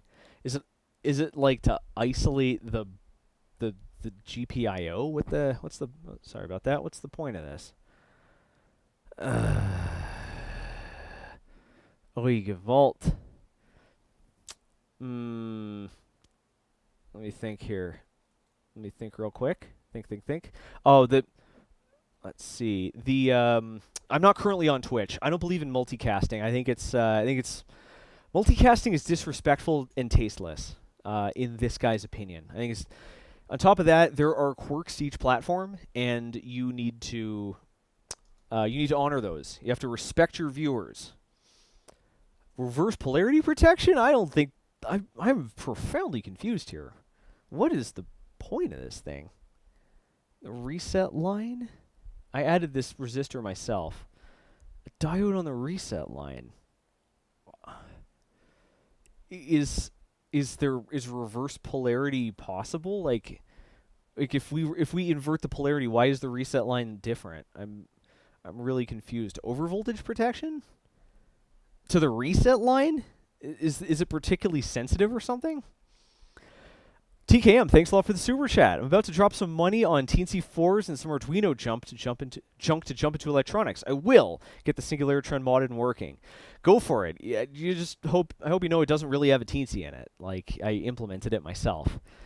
Voltage protection? I'm really confused. Chat gets fragmented. That's a part of it. It requires people to make a decision about which platform they go on. Again, we don't want people to make decisions. I'm going to kill this diode. I've never put this into my own Arduinos. That diode's dead to me. Oop. Let's move this a little closer. On top of that, there are different things like super chats on. You got super chats on YouTube. You've got subscriptions. Subscriptions are different. That confuses the hell out of people. Like if you say, "Hey, thanks a lot to X for subscribing," then people on YouTube are gonna be like, "What the heck? I just subscribed. He's not saying crap. This guy sucks." When in reality, like they don't know that on Twitch, subscribing is a super. It's like a donation. It's almost sort of like a super chat. It's like a YouTube membership. What else do we got here? What have we cargo culted in? What's VCAP? What the heck is this? What's VCAP? What does this do? Or is it UCAP? What is the point of this? What's the U for? Oh, is this USB? Alright, so this must be part of the USB. Alright, the analog reference is getting decoupled to ground. We are not using the analog pins, so we don't need that. We could also, we could leave the footprint and just not populate it, but I don't think that's necessary. So we got our analog reference. We don't care about this. Get that crap out of here. Yes. Maxime, thank you so much for the very generous super chat. I totally appreciate it. Thanks for answering all my cues. Looking forward to hot tub streams on Twitch. Oh my. You're going to see a lot of them. I mean, Twitch is about to get, like, OnlyFans just got kind of shut down, right? Like, the part that people used OnlyFans for kind of got kicked in the teeth. So I think you're going to see a lot of simp baiting. So get ready for that. It's going to be fun times. Yes, hot tub streams. Sebastian asks, wouldn't it be a Zener to provide voltage regulation? I suspected that, but it wasn't the symbol for a Zener. It was a symbol for a regular diode. The Zener has the little on it. It's pretty cool. Yeah. Yeah, I don't think it's necessary. I was thinking of doing OnlyFans, but now the joke's not going to work anymore. I don't think it's going to be as funny. OnlyFans is going to go the way of Tumblr. Calling it here. Calling it here. They tumbled themselves. Congratulations. You tumbled yourself. Let's move this in. Yeah. They have somehow kidded themselves into thinking that people went there for a reason other than juicy prawns in cocktail sauce. All right. Let's add our resistors again. Let's do a boop boop. Let's get our value of 22. One thing I don't like about Windows, see, I'm not a total fanboy. One thing I don't like about Windows is that it's a lot harder than Mac to type symbols. So before I could actually like type, type ohm, but now I can't. Maxime, thanks a lot for the super chat. It's very generous. I totally appreciate it. You're a legend, I say. How did we end up off grid? How did we end up with all this stuff off? How did we end up misaligned with the grid here? Oh, that OnlyFans.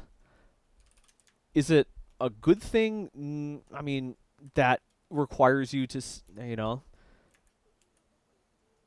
Oh, let's see. How do we get this to snap to the grid? That requires you to consider. Requires you to consider that type of stuff morally wrong, and I don't. What the heck is going on here? Why is this? How'd this end up off grid? I didn't do that. 0.1, 0.05. Yes, it is strongly recommended to use the default spacing in schematics. I completely agree. Let's see. Yeah, it requires you to think that stuff's morally wrong. I don't. is it kind of trashy? I guess it's kind of trashy. But you know, you want you want to make simp bucks. You know, make your paper. Caveat emptor. So let's see what we got here. We got the VUSB. Do we want to keep this? Do we want, or that's interesting. So how does this go? What's going on here? We got the VUSB. Is this going to where's VUSB become VCC? Let's go back to the schematic and take a look at it, because we probably want those protection components too. Where's VUSB? Show VUSB. That kind of rhymes, sort of. So VUSB is going into a MOSFET, so that automatically selects between 5 volts in and VUSB. We don't need that, so we can just replace VUSB with VCC, or in this case, 5V5. Well, we have a 3-volt line. We're gonna need a regulator of some kind. Do we want to use their regulator? Well, let's not get too sidetracked. One thing at a time here. So let's get rid of this VUSB. Show VUSB. Right, we have a little bit of fuse action here. Do we want a fuse? I don't think the fuse is necessary. The fuse is important. I'm a little skeptical. So these are both connected to VUSB? What the heck? Why didn't they just connect? I'm really confused here. This is a very strange schematic. Why is this pulled down to ground? Why is there a burden resistor here? I'm very confused. This is a lot of odd details in this schematic. I mean, not odd in the sense of like the people at Arduino are smarter than I am. So I'm gonna give them benefit of the doubt here. Yeah,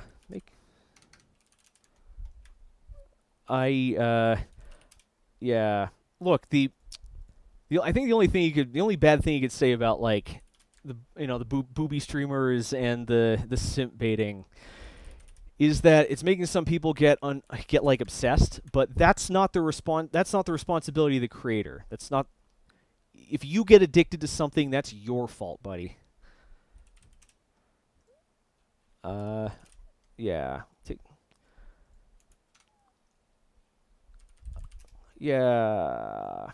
I think that's good.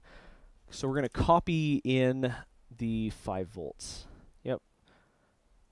I'm just so used to calling 5 volts VCC. I don't like this here. I don't like this ground going over the top. That is confusing as heck. I don't like that. Ground is supposed to be on the bottom. So let's get this. Let's get this guy here. Let's put this here. Boop. Oh no, come on. There we go. Move this around, add a net. Marty, thanks a lot for the super chat. Marty says, thanks for the secret aardvark hot sauce recommendation. Wife and I love it. Secret aardvark is so friggin' good. That hot sauce is delicious. If you've never had secret aardvark, get it. It's the best hot sauce in the world according to an app on hot sauces, which I downloaded because I'm a friggin' nerd. And it's delicious. If you like Bloody Marys, definitely get it. Don't just get it. Get it like immediately. Because it makes the most delicious Bloody Marys and micheladas of all time. So what do we got here? We got Zener diodes on the data lines. Zeners. No, that's not the symbol for a Zener. That's a symbol for a varistor. So you got varistors to ground. Is that really a thing to worry about? Are you really worried about overvoltage events on the data lines? Are we? Let's that's really weird. What's the point of that? I think what's the point of these things? I'm going to keep them. The reason why is because I envision this thing to be like hot plugged a lot, because it's going to be the split keyboard is going to be collapsible, and that can send voltage spikes through. And the data, like the differential data lines on USB are only like 1 volt, so they are actually very fragile. So I think for safety's sake, we'll keep that. Let's move this down a little bit. Boop, boop, boop. What was I saying before? Oh, right. I think this is something that Naomi Wu, sexy cyborg, gets drawn into every once in a while, and I don't think that's fair. I think her the stuff she makes and the way she does it, and the reasons she does it are different.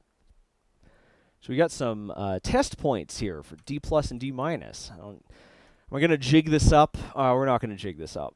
I'd like make it. That would be kind of cool though. It would be neat to make a test jig one day. I don't know what the context would be for that. So we got a USB micro here. We got a USB micro here. Don't worry. We're gonna do something about that. ICSP, we got nothing to worry about here. We're going to need a voltage regulator. So we're gonna need we want 3 volts for the multiplexer, or the I/O expander. Can the I/O expander? Let's look up the data sheet for this bad boy. I saved it so we don't have to find it again. PCA 9505, because we're also going to be using PDF. I friggin' saved this thing.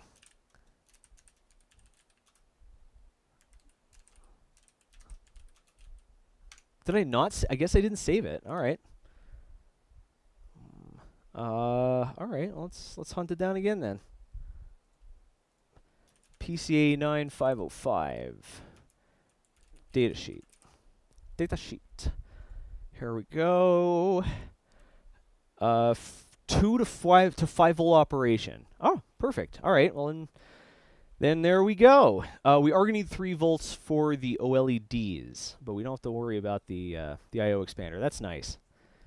That's good. So for these guys, let's just simple linear regulator. Let's see what Arduino used. Arduino.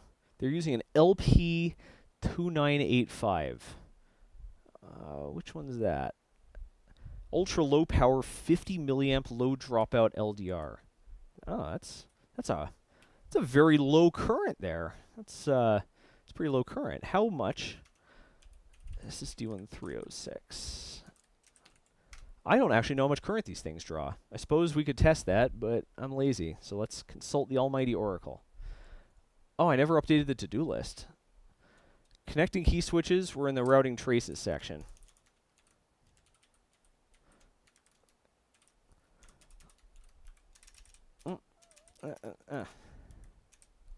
There we go. And if all things go according to plan, then we'll snuggle some puppies. We could do some prints here. Now I'm thinking about it. How do I bring up a Sauce Stella Pasta says, how do I bring up a search like this? That is Power Toys. It's free and it's actually written by Microsoft. So just head over and just search up Power Toys, and there you go. It's also where this window manager comes from, the one that makes everything snap. So what was I doing? SSD 1306, 128 by 32 module. Let's just find the first one and see if anyone says anything about current. MA. Current. How much current? Dear, it's about 10 milliamps. They called this.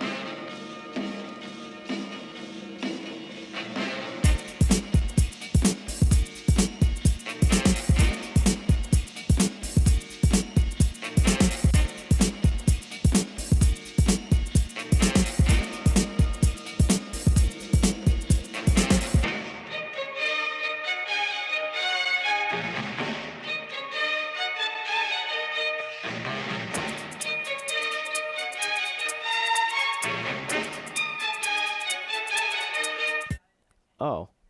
Hi. Are we better? Are we better? Are we good? Are we in business? Sorry, the battery ran out. Oi, Gavolt. It's not playing the opening screen. I'm seeing my face right there. It takes a second for the stream to catch up. Are we back? Yep, now you're back. You're freaking me out, lady.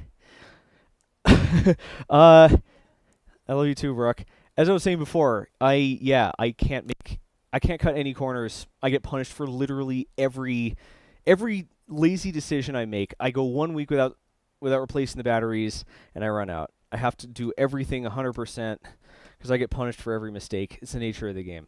Okay, so these take 10 milliamps. We can't use that one, so I think we'll just, I'll just add in the LD 1117. Blech. Yeah. Add in our LD 117, just your standard LDO. Is this available in any smaller packages? Let's see what I got. I'm sure I've used smaller ones before.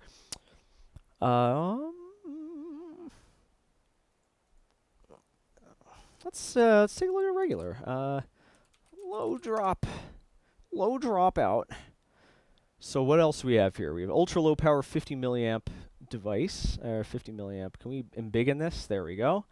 500 milliamp. What do we got here? We got the LD1. All right, so that's a big hoss. We don't care about that. Linear devices. LP2950 available. Nope. This is better. This is going to be a bit smaller. Adjustable output LDO. We could use this. It's available. No, we don't want that one. Micro 8 or SO8.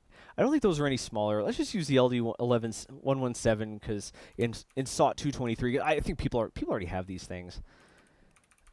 3.3. There we go. All right. We don't have a power area yet, so let's put this here. I've used these so many times.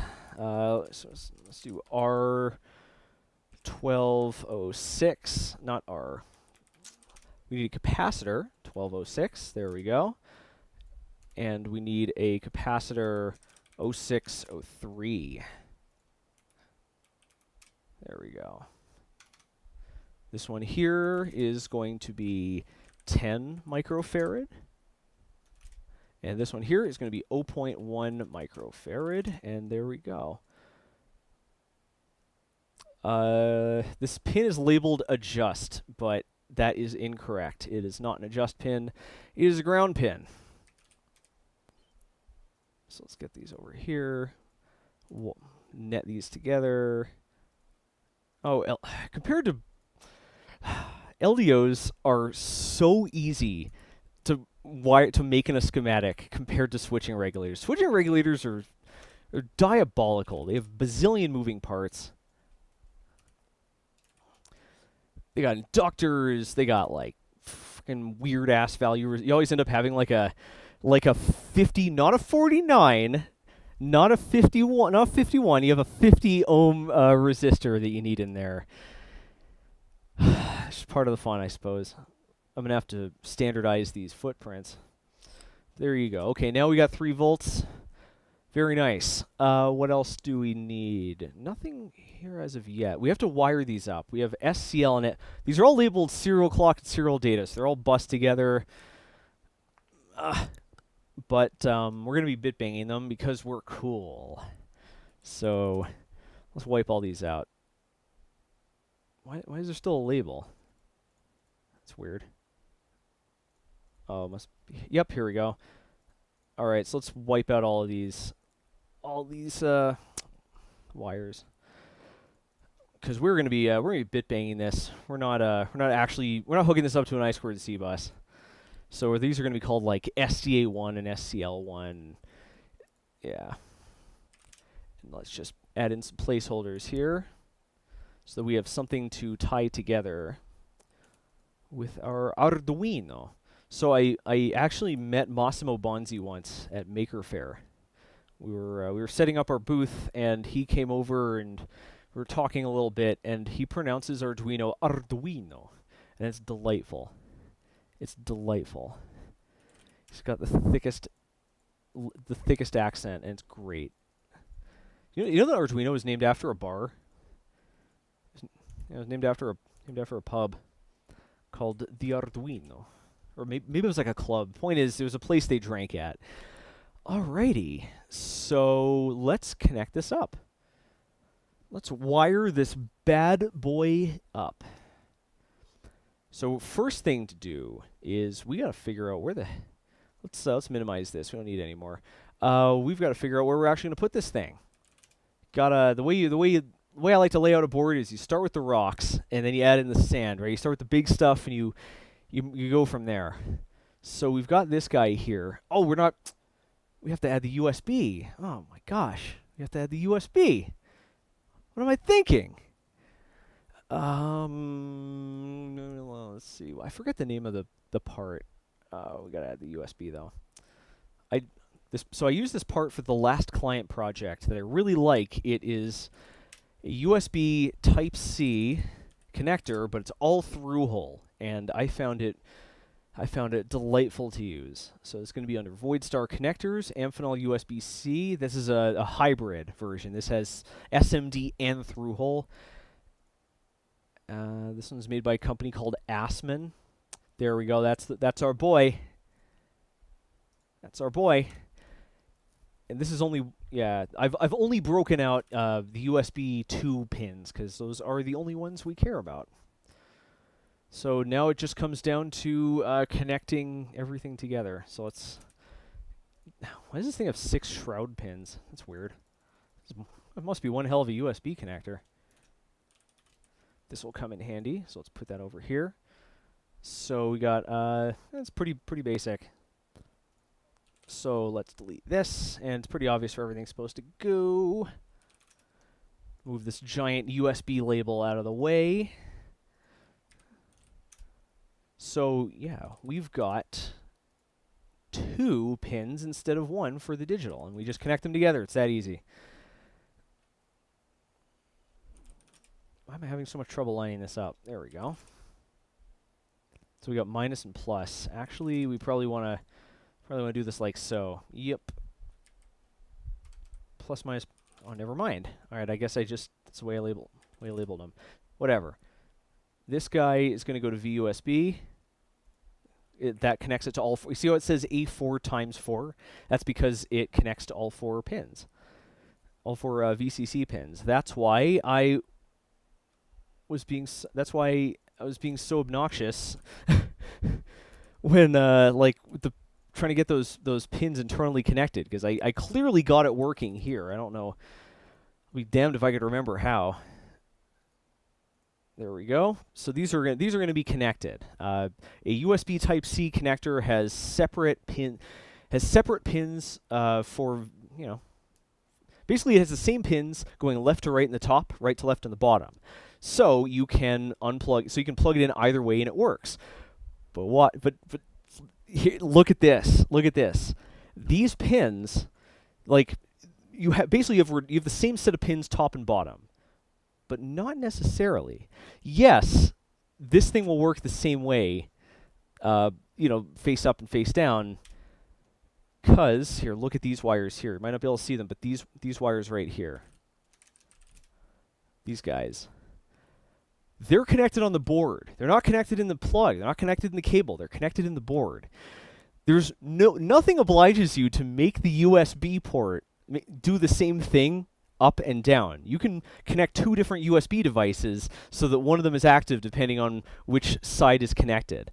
Nothing forces you to actually implement it this way. You can make it do completely different things, whether you insert the plug face up or face down. There's your USB Type-C fact of the day. I've only seen one person abuse that, and it was vaguely terrifying. I'm going to be honest. We need to look up what we need for the VCC pins. These tell the host device how much current this thing needs, and I know that 55 k ohms, I think, is for give me an amp, but we don't want an amp. We only want 500 milliamps. So yeah, we gotta look that up. see. Let's get our grounded to ground. All right, let's consult the almighty oracle here. Let's see. USB type C current resistors. Not.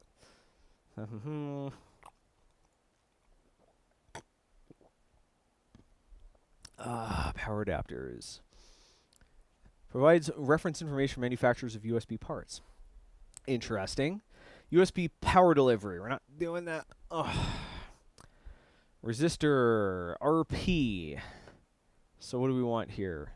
A USB-C to USB 2 Type A plug. So this is going to be USB-C plug to Type A receptacle, right? USB-C plug to Type A receptacle. I think that's right. This is for cables. I don't know. I don't know what this means. Maybe this is it. Over power delivery, yada yada yada. All right. Source port, sync port. This is going to be the sync. CC pins, port termination characteristics.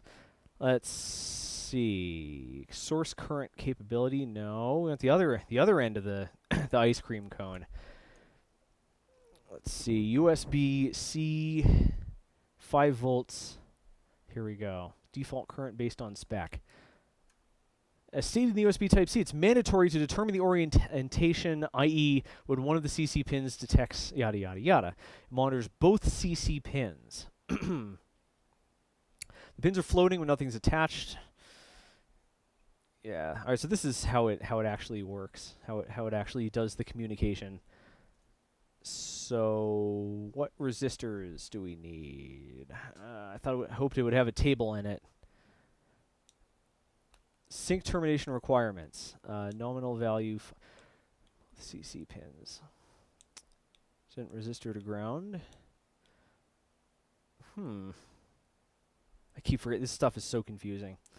I can see why no one ever implements this correctly. A source must assert RP pull-up resistors. A sync must assert pull-down resistors. So that's what we want. So we're a sync, so we got to put in the pull-down resistors. And I think we just want pin 1. Pins are floating, nothing's attached, but it's connected. One line is pulled down, signaling that a connection's been made. Which CC line detects a valid resistance? Source capabilities. I keep forgetting how this works. Oh my gosh. I just need to know what resistors we need. Default USB power. 56K. Resistor pull. So this is the sourcing. No, we want the syncing. The USB Type-C cable needs a pull-down termination to signal it needs power. Must be able to differentiate between RD and RA. And all that good stuff. Minimum impedance, maximum impedance. When the power detection phase is complete, these devices have the ability to remove the RA resistor. Oh, that's interesting. So we just pull these down to ground. Yeah, just put a 1K resistor. Huh. This is why I look it up, because I always forget this crap. Add. No, you know what? We're just going to copy. Where's our squiggly boys? There we go. Change this guy's value to 1K. Copy. Group. Copy. Group. Wait a second. No, we don't need 4 of them. We only need 2 of them. Derpy. Herpy derp. Put these FUD puckers here. Give ourselves a little more room to play around with. There we go. There we are. And let's connect these guys. Yeah. Oh, USB, you so crazy. This doesn't change my opinion of USB Type-C. I think it's really clever. I think it should be implemented. I don't see any reason to implement micro USB like unless you need the thing to be compatible with cables people already have lying around. I don't see any reason why you should use micro USB.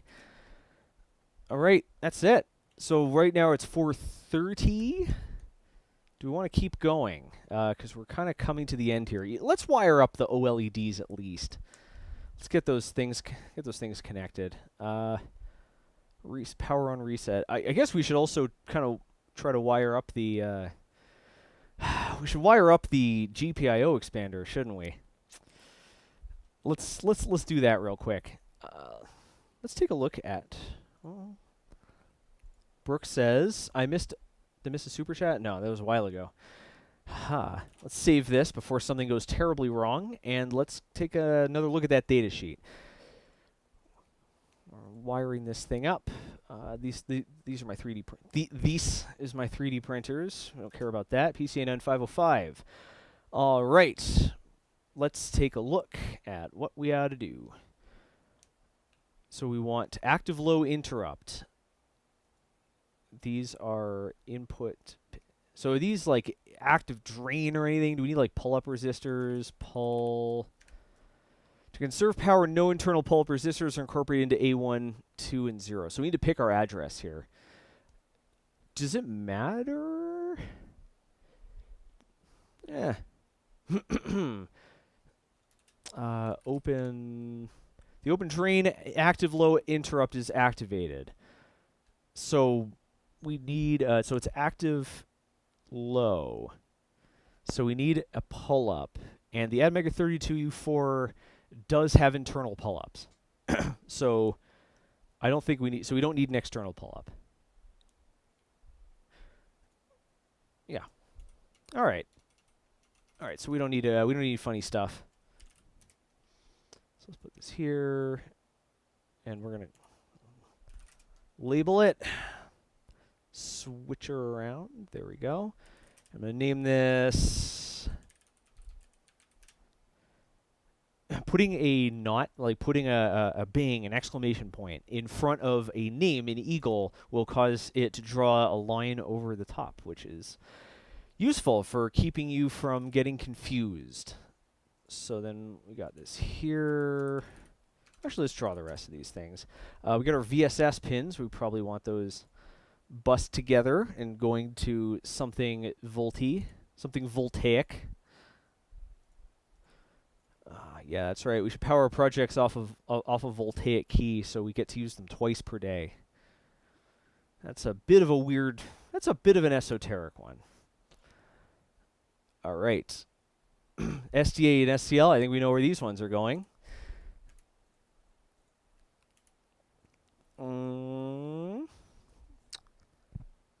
Pardon me. I guess we could connect serial date and serial clock. I guess we could connect two of the displays to it.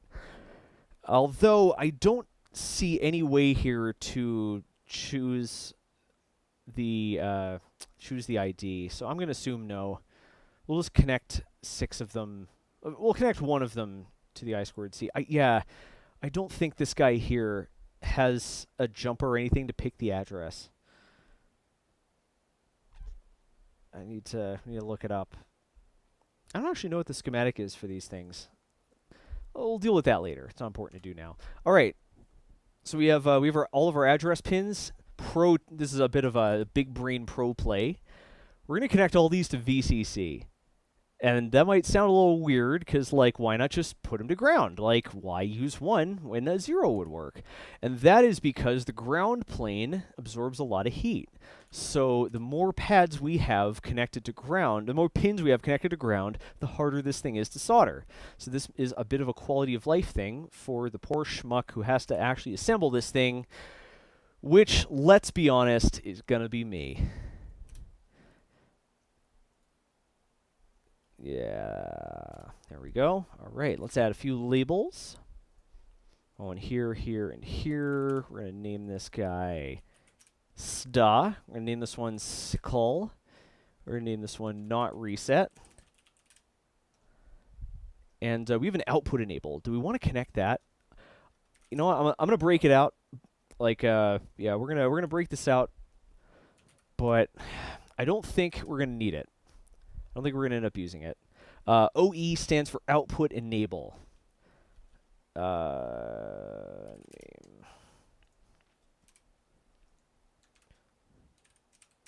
And basically, that when this is asserted, when this is deasserted, when it's low or high or whatever counts as being off, it switches all of the outputs into high impedance mode. Basically, it's a safety measure during boot up to keep anything from taking damage, as like basically to keep yourself from momentarily creating a short as you switch things to output mode. But I don't think we're going to need it, because as far as I can tell, we don't have any outputs. Maybe we will, but at least for now, I don't think we'll need it. Output enable, it says it's active low. Let's take a look. The active low output pin enables you to enable or disable all IOs at the same time. When a logic low is applied, all the IOs configured as outputs are enabled, and the logic value programmed are applied. When a high level, all the IOs configured as outputs are 3 stated. So, for applications requiring LED blinking with brightness control, this pin can be used to control the brightness by applying a high-frequency PWM. Oh, that's kind of cool. LEDs can be blinked using the output port registers and dimmed using the PWM signal on the output enable pin, thus controlling the brightness by adjusting the duty cycle. That is really tricky. I'm not going to use that. Let's see. I'm going to leave myself a note. Pull this down if you don't use it, you jabroni. There we go. And that should be all of them. Let's see what decoupling we need.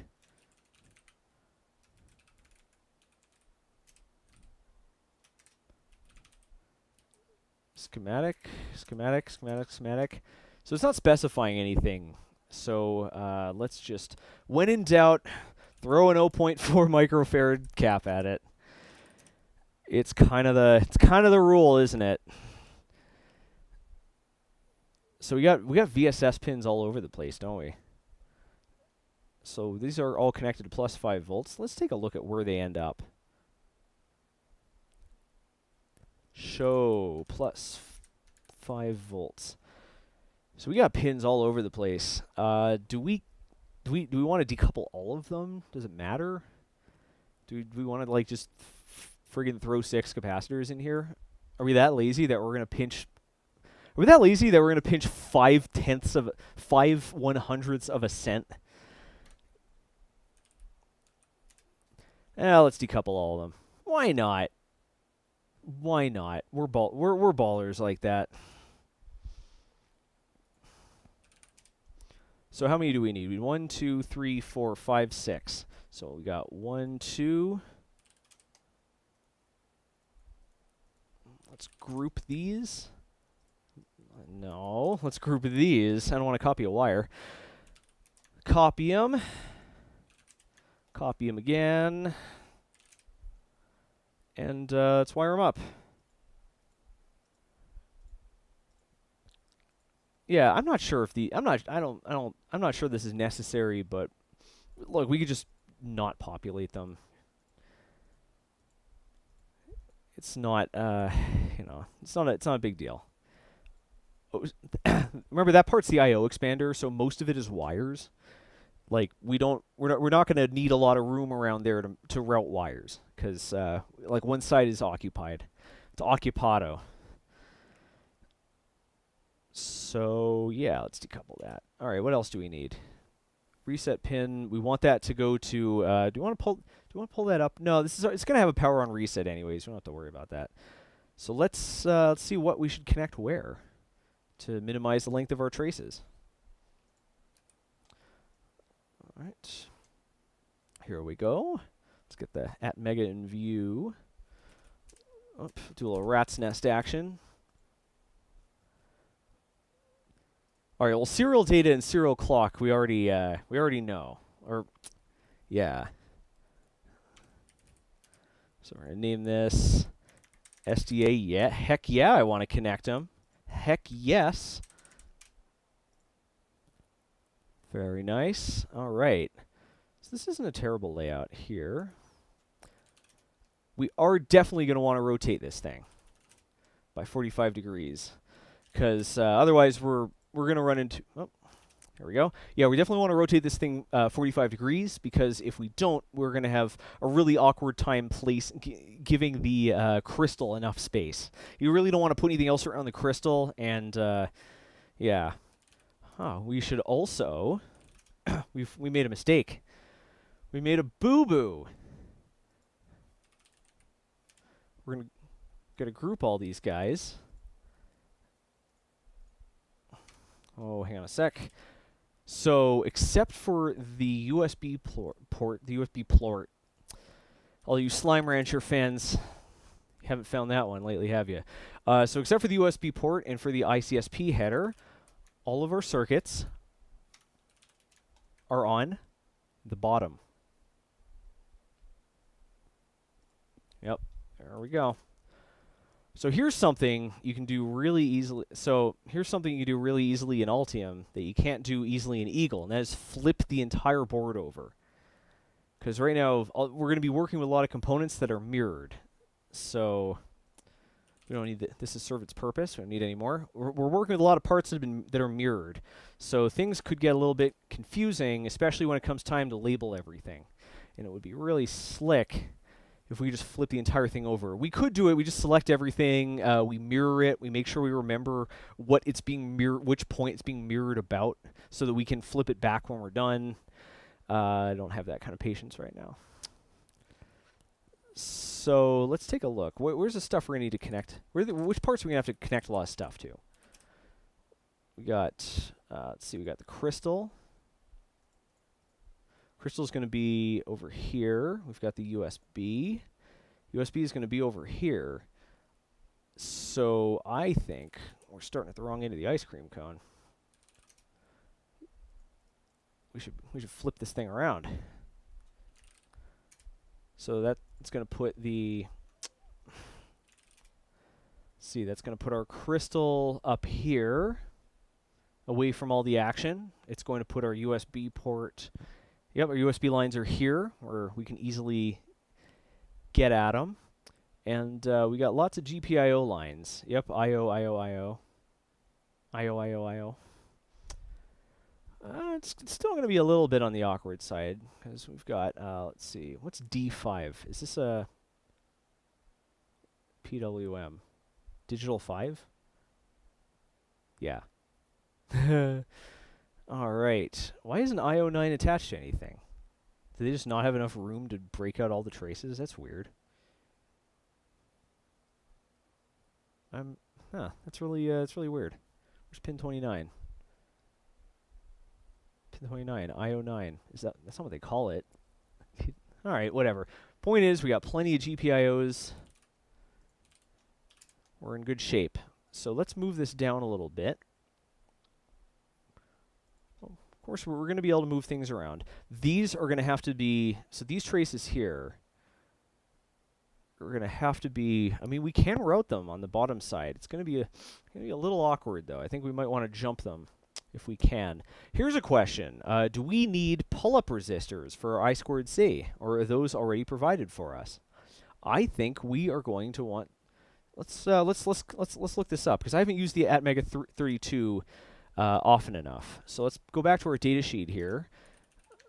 Let's see. Let's look if the I squared C.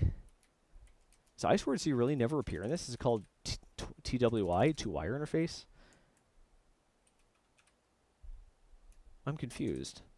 What else is this called? It's called on the computer. Oh. This is really weird. I think the search broke. I think the search broke.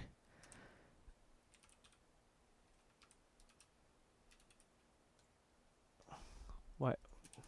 Let's save this and open this in a big boy PDF viewer. Yeah. What? Why? No. Why is this opening in this? No. Okay, what was this thing called? This was called, sorry for the radio silence for a sec. the heck is this thing? Sort by date modified. There we go. Group by nothing.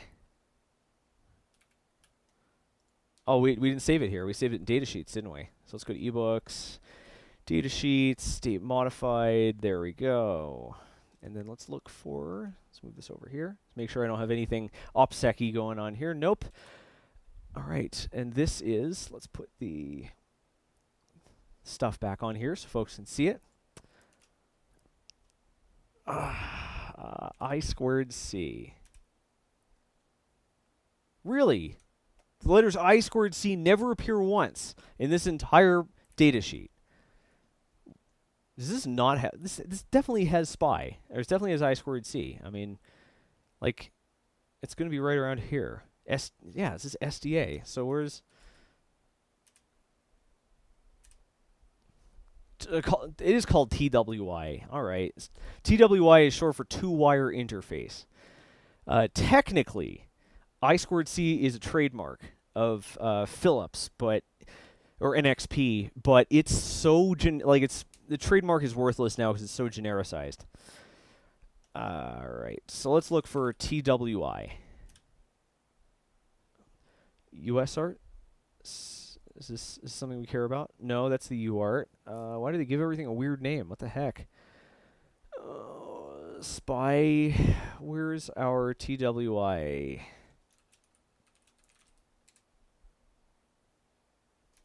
No, it's not called two-wire interface. How about TWI interface? There we go. It's for pull-up resistors. Pull-up resistors on these can be JTAG. Pull-up disable. Oh, and here, oh, great. They use the numeral 2 here. Excellent. All right, the only external hardware needed is a single pull-up resistor for each of the lines. Okay, so we do not get built-in lines. Ideal Sound says, if those USB resistors are CC, they have to be 5.1K for USB 2 over USB-C. I don't think 1K will work. All right, I'll take your word for it. It's confusing as heck. I don't want to get demonetized by swearing on stream. Value, 5.1K. There we go. All right, so we need to, let's just copy this. Change this to 4.7K. Just your good old basic I squared C pull-up resistor. Why does this need pull-up? Why does it need pull-up resistor? You may ask. Well, that's because let's get rid of these labels. I don't need them. That's because I squared C is an open collector. It's an open drain signaling system. So basically, it's not. Basically, I squared C wasn't designed to use, like, for instance, 5 volts means high, 0 volts means low. Instead, the way it works is a high impedance means 1, or a high impedance means 0, and a low impedance means 1. In other words, instead of it being high voltage for 1, low voltage for 0, it is connected to ground for for 1, disconnected for 0. And the reason they did that is because in theory, this lets you connect multiple devices to the same bus that have different logic voltages, right? Because there's never going to be enough voltage going through there to damage the system. And all right, fair enough, except that in practice, the way these things are implemented generally leaves them vulnerable to voltage. So you do still need, like, voltage converters for I squared C. All it does now is mean that every I squared C device ever now has to have a pull-up resistor. Now has to have a pair of pull-up resistors on it. Oh, legacy design constraints. You so crazy. So let's look into. All right. So let's lock in the rest of the GPIOs that we need. So our interrupt pin's pin 55, and that's right here. Oh, they're right next to each other. Isn't that nice? So let's get these guys. Let's give these guys some. Are there any GPIOs on this side here? We got analog 0 and analog 1, A0 and A1. Can those be used as digital? Remember, every corner we cut, everything we're too lazy to look up is going to be punished. So we have to look this up. So we're looking. So the question is, where's our schematic? How did it get moved over this side? That's weird. So yeah, question: is PF7 digital, or is it just an analog input? So let's see, PF7. Let's see, ADC7.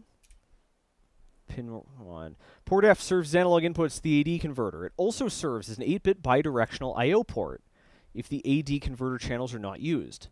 Port pins can provide pull-up resistors if the analog digital converter channels are not used. So can you do so like would this require me to do any funky stuff with registers? These are all analog pins over here. Yeah, so well, let's do this anyways. So, all right, we're going to connect pin 36 to our pin 56 reset pin. And so on. All right, so let's name this. Call it not reset. Indeed. This one here is going to be called not interrupt. Very nice. All right. Route those nicely out of the way. Okay, the last one, we have two more or one more? One more. Output enable. Which one of these is our output enable pin? Here, let's take a look. Show not OE. Okay, it's this guy here. So we're gonna have to jump. We're gonna have to via this, and that's fine. We'll connect that to pin 38 of our TNC. There we go. Or not our TNC, our at Mega 32 U4. It's just not the same. Not the same. Doesn't have the same zing to it. Yes, let's connect them. Heck to the yeah. All right, now we got to wire these up. Yeah, there's nothing else to. We don't have anything else to worry about. We already have SDA. So all right. So yeah, let's wire up our serial. So let's name these things. All right. Let's name these guys. So we're gonna label them first. Probably should have done this when I adjusted the length of these wires. Should we just like for shiggles hook one of them up to the I2C bus? Yeah, let's hook the bottom one up. The bottom one's actually going to be on hardware I2, or hardware I2C. So it gets labels anyways, except naming those is super easy. I have one here because the pins are labeled, so I don't have to consult my memory. Because again, every single corner cut, every assumption is going to get punished. All right. Yeah, this thing's starting to take shape. This thing's starting to take shape. So this is 3-volt device and 5-volt bus. Is that going to cause us any problems? It's probably going to explode. I don't trust. You know what? Let's get these guys off the bus.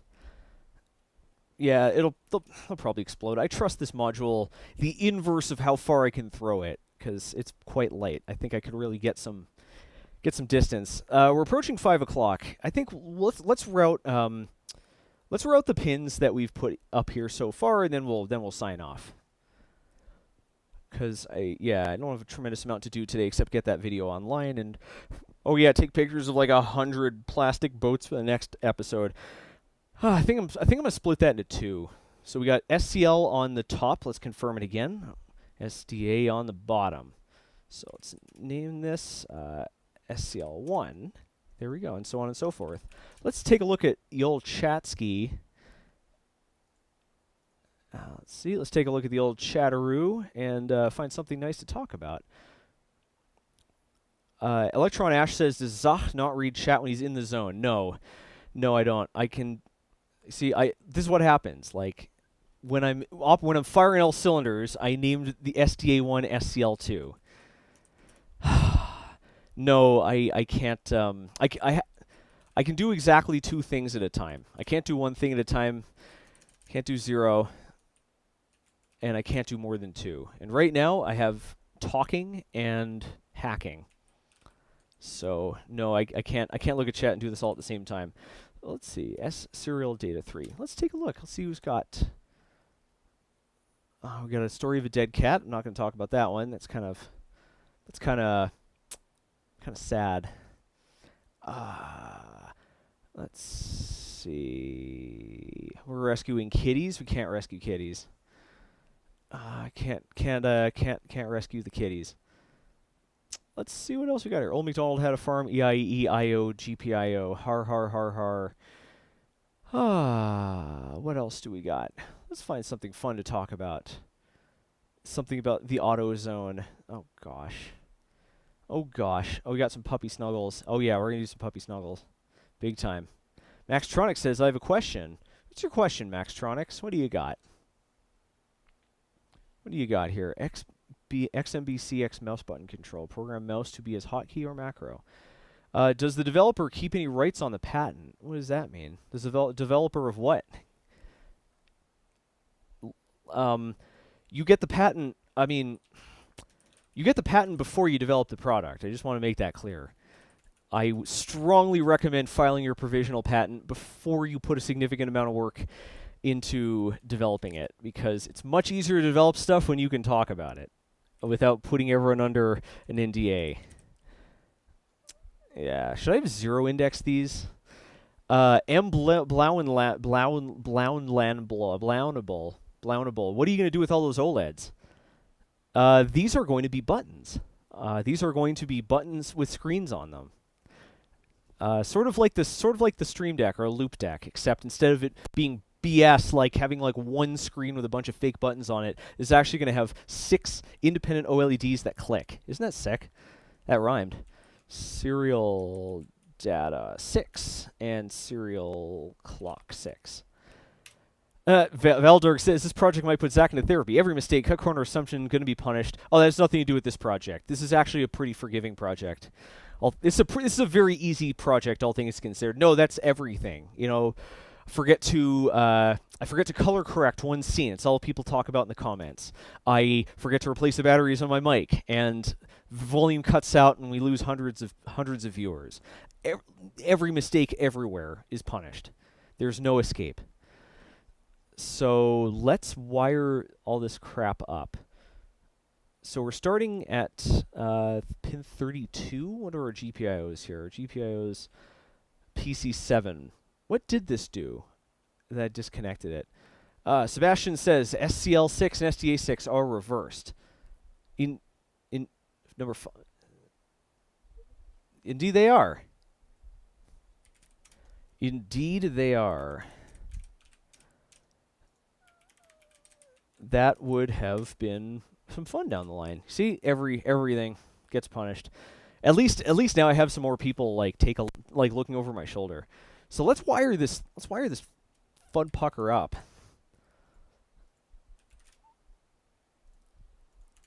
Alrighty. So we've got these both open. So we have to remember serial data is at the bottom, serial clock is at the top. So looks like pin 32 gets to be our very first GPIO pin. Serial data 6. Heck yeah, I want to connect them. And one next to it gets to be serial clock 6. Let's see what we got. Maxtronic says, darn, I missed my chance. That's what I get for typing like an idiot. Maxtronic says, if you're hired or commissioned to develop a product, do you keep rights as part of your payment? I assume you're asking, do I personally retain any rights to it? That's negotiated on a per client basis. Generally, no. Generally, the client has, and it's also not a patent. It's a copyright. It's a patent, not a copyright. You generally want to file a patent before you bring in anyone to develop it, because you know because like nothing stops them from filing the patent. Do I get my name on the patent? Absolutely not. No one would ever put a consultant's name on a patent. That's one of the biggest reasons you use a consultant. It's also not my idea. I'm being told to develop something specific. Let's see. Apparently, D plus and D minus on our USB-C connector are also reversed. Minus is going to plus, and plus is going to minus. I just can't win today, can I? Just cannot win. Our D plus is here, and our D minus is here. I'm D minus 1 brain. Oh, I'm wrong all the time. I think it's important to acknowledge it. Ego, like, you can't consider yourself a rational person and have an ego at the same time. They're mutually exclusive. You have to pick one. Either you keep everything consistent with reality, or you feel good about or you get a. I don't want to say feel good about yourself, or you have a puffed up sense of accomplishment. Everyone makes mistakes. The world is too complicated for people to move through it properly. Yeah, I want to connect them. I want to connect all of them. Yeah, and plus, the sooner you admit to a mistake, the less people notice it. It's better to just quickly handle it without before too many people spot it, or before it has too many knock-on effects. So next up is pin 28. There we go. Serial data 4. And next to it is pin 27. Serial clock 4. Oh, this is going to be so easy to route. Oh, it's going to be so delicious. It's going to be so spiffy. Speaking of spiffy, get your butt to the store and buy some clothes. Buy the fanny pack. That I put that. I was just messing around, and that turned out to be so hysterical. I was laughing my friggin' head off about that fanny pack. Serial data 3. Oh, that fanny pack is so funny. I hope it's as terrifying in real life as I think it is. I'm definitely going to buy it. The way I do business, I don't want to sell things unless, like, I don't want to sell stuff without playing around with the merchandise. Like it's part of being a respectful capitalist. If you believe that such a thing can exist, is you don't sell something you can't believe in. Why is PD5 not connected? What's the story here? What's wrong with PD5? Why is PD5 not connected? I'm going to confirm this. PD5 is it was an LED. Yep. It was a late emitting diode. So we're going to name this guy serial data 2. Yep, there we go. And we should probably throw a label on it so I don't confuse the living crap out of myself. We got our RX and TX. What are those going to? RX and TX. What are these I squared C? Oh, I connected the things to the wrong things.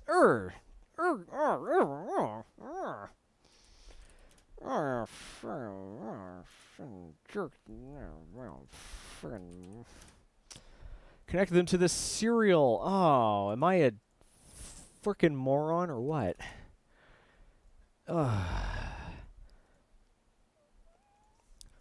Oh boy. There we go.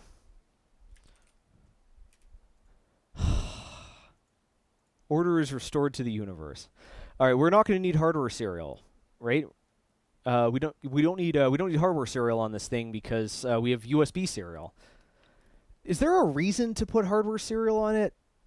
Like, because it still enumerates as both a keyboard and a serial port. So, right? Am I correct here? It enumerates as both. I think it does. I think it enumerates as both. I've done this. I feel more confident in this because I've done it before. But let's check this. So the Pro and the Micro, the Arduino Nano, or this is a Micro. The Arduino Micro and the Arduino Pro Micro are roughly the same, except one of them is a bit smaller. So let's see. I'm just going to hook this up. Let's go to Arduino. Again, punished for everything. We're going to change our board to, let's see, an Adafruit AVR board. This is going to be a Pro or Pro Mini. No, we want the Micro. Oh, the dog's barking. I wonder why. He's been so much quieter since... Here we go. We got the Micro. He's been so much quieter since Edmund got adopted. He doesn't have to compete with his buddy. So this enumerates as an Arduino Leonardo. Why isn't this letting me file examples? Why isn't this letting me make this a keyboard? Because it totally can. We can keyboard this up. Where are keyboard examples? Can you not make this thing a keyboard? Or you can totally make this thing a keyboard. You would totally make this thing a keyboard. I literally have a keyboard with this in it.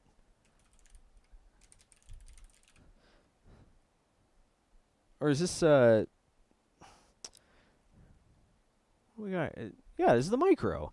Arduino Micro keyboard. Keyboard functions enable 32U4 or SAMD, Edmega 32U4, to send keystrokes. Oh, all right. Well, then there you go. Okay. So let's see. File examples. Maybe it's just under like general libraries. Examples for any board? No. Communication? No. This is so sensitive. Jeez. I don't. Where's the keyboard? I don't see the keyboard. Where's keyboard? Arduino AVR boards? Like, I guess we could just burn this as if it were an Arduino Leonardo. Maybe that'll help in some way. File examples. Still nothing. No. Where's the friggin' keyboard library? Why? What? What? What the? What? Why? Oh, man. Oh, I just got really lightheaded.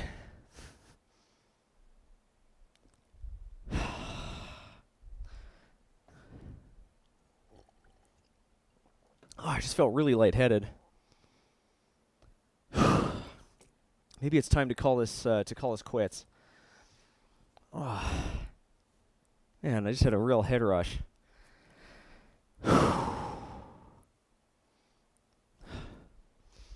Yeah, that gave me a good scare.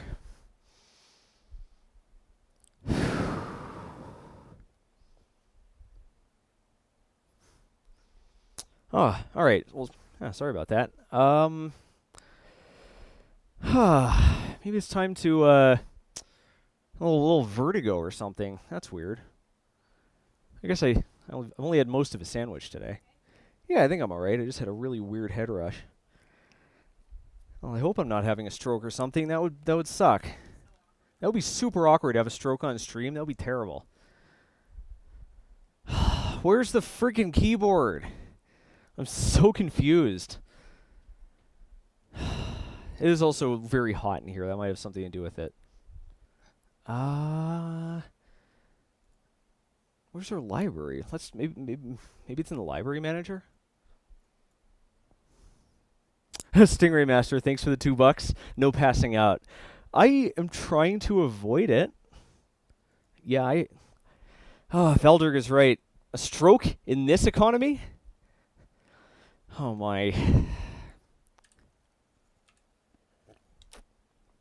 Oh, that was spooky. I'm not noticing any other signs of a stroke or a seizure. So I'm thinking it was. So it says it's installed. What the heck? Enables an Arduino board with USB capabilities to act as a keyboard. What the heck? This thing has USB capabilities. I'm really confused now. Where is our examples? Oh my gosh. Here it is. Keyboard. Well, you can include. Does it not have examples?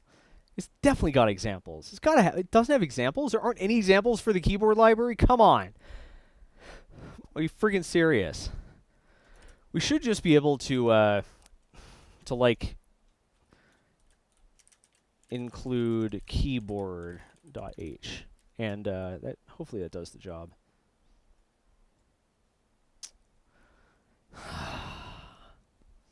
Reagan says, so I saw you blow up a toaster. Now this? Yes. All right. Let's load this up. Oh, no, we don't want that. We want this. All right. So it should still be connected, right? Yep, it's still connected. And let's go to, I can't do it with the launcher. I have to do it from the system. Man, really rattled me. Health stuff scares the crap out of me.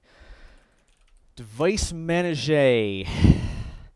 This one time at Bandcamp says Stingray Master. Somebody today. Oh, today someone passed out. Keyboards.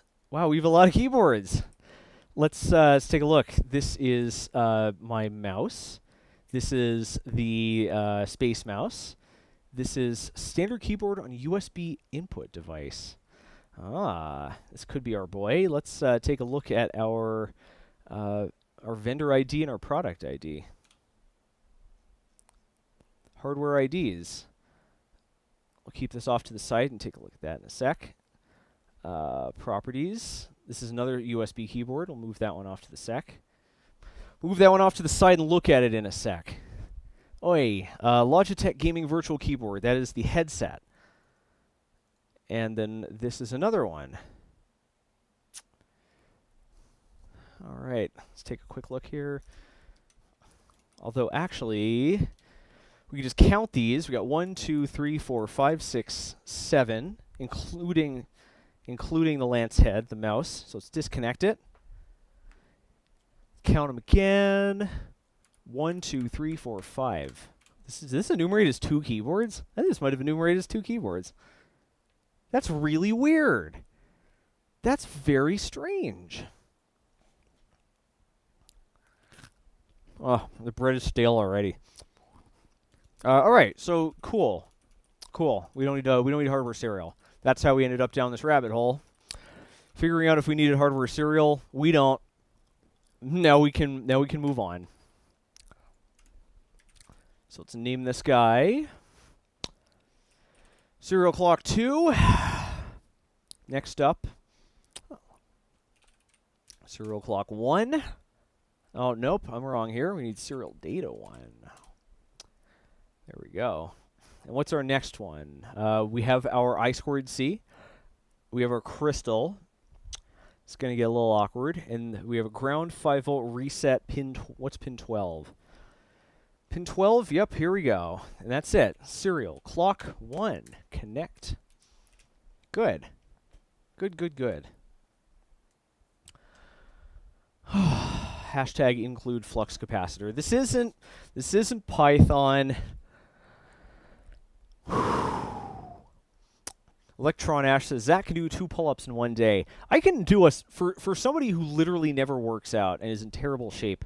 I can do a surprising number of pull-ups. I'm pretty sure I can. It's been a while since I have. The last time I think I did like a good 15 pull-ups before I like.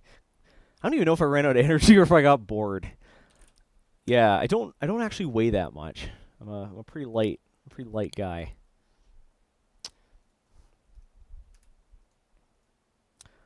All right, let's switch over to the underside. Get ourselves some. All right, let's route these things. What time is it? 5:15.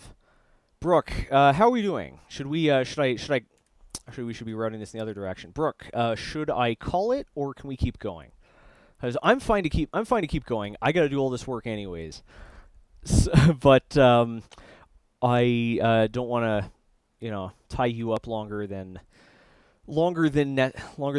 absolutely necessary for love reasons. Oh, man. Arrow Raider says, when Zack eats stale bread, it sounds like Handsome Jack eating pretzels and talking about how much they suck. The first, 3 hours of that game is one of the funniest games around. And then it just turns into, it's at least in terms of story. The gameplay is on all the Borderlands series is great. But in terms of humor, it turns into a gigantic wet fart. Brooks says, you actually fine to keep going. I feel like I need to eat something. Oh, that's a good point. That's a good point. But the content. Yeah, I think we'll do a little more routing, and then we'll call this one off for purposes of indulging my biological weaknesses. There we go. Alrighty. Brooke says, maybe lure, or Veldorg says, Brooke, lure him away with a laser engraved Pop-Tart. Oh, that Pop-Tart. This is what people come here for. For a high quality content style video experience. I'm not going to space those out. I don't think I have to. Alrighty. Out of the way.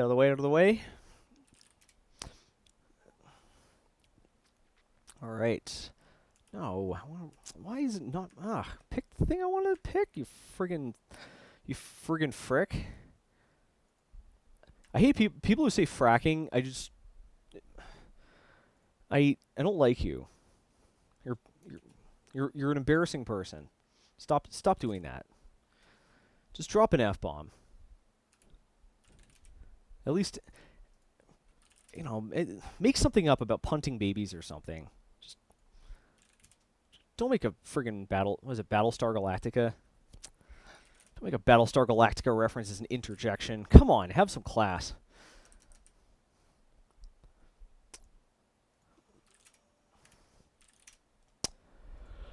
All right. Well, let's. I think after I'm done with this, we'll wind down the show. Don't forget, today's episode is sponsored by Next PCB. That's who we're going to be using to make this project. And no matter what you're making, Next PCB is a pretty freaking good choice. They got all kinds of services. Like, I didn't realize you can make like a friggin' 6-ounce copper board. I don't know what kind of nutcase you'd have to be to make a hobby project that needs 6-ounce copper, but they got it. And for the next I don't know, they're giving everyone 20% to 30% off. Reagan, thanks a lot for the super chat. He reminds us to not forget the merch store. We also do have a mailbox, Discord, Patreon. Oh, you were asking before if this thing's going to have ergobleds. I don't think this is going to have ergobleds. I don't have time to route all that. They're also, I don't know if they're any through-hole or, I think all the WS2812 LEDs are leadless. I don't think it's practical. Stingray Master, thanks a lot for the $2. Another vote for ergobleds. Yeah. I as much as I'd love to put some ergobleds in here, I don't think it's going to happen. So we still have a fair amount to route. Yeah, we still have a fair amount to route. We've got to lay out the Arduino part of this thing. We still have to lay out the other half, right? Because we've only done half of a keyboard here. So we gotta lay that out. Yeah. Halfboard says, you realize your head covered up the Patreon ticker for most of the stream. Oh no, I haven't been looking at my head so very much today. Oh, oh no, I'm leaning in. I knew I shouldn't have read that book. I knew I should have read that book about empowerment. Now I'm leaning in and I'm blocking the... Anyways, thanks a lot to all our Patreon patrons. Real quick, I'm just going to snoop around in the email and see if we got any patrons during the stream.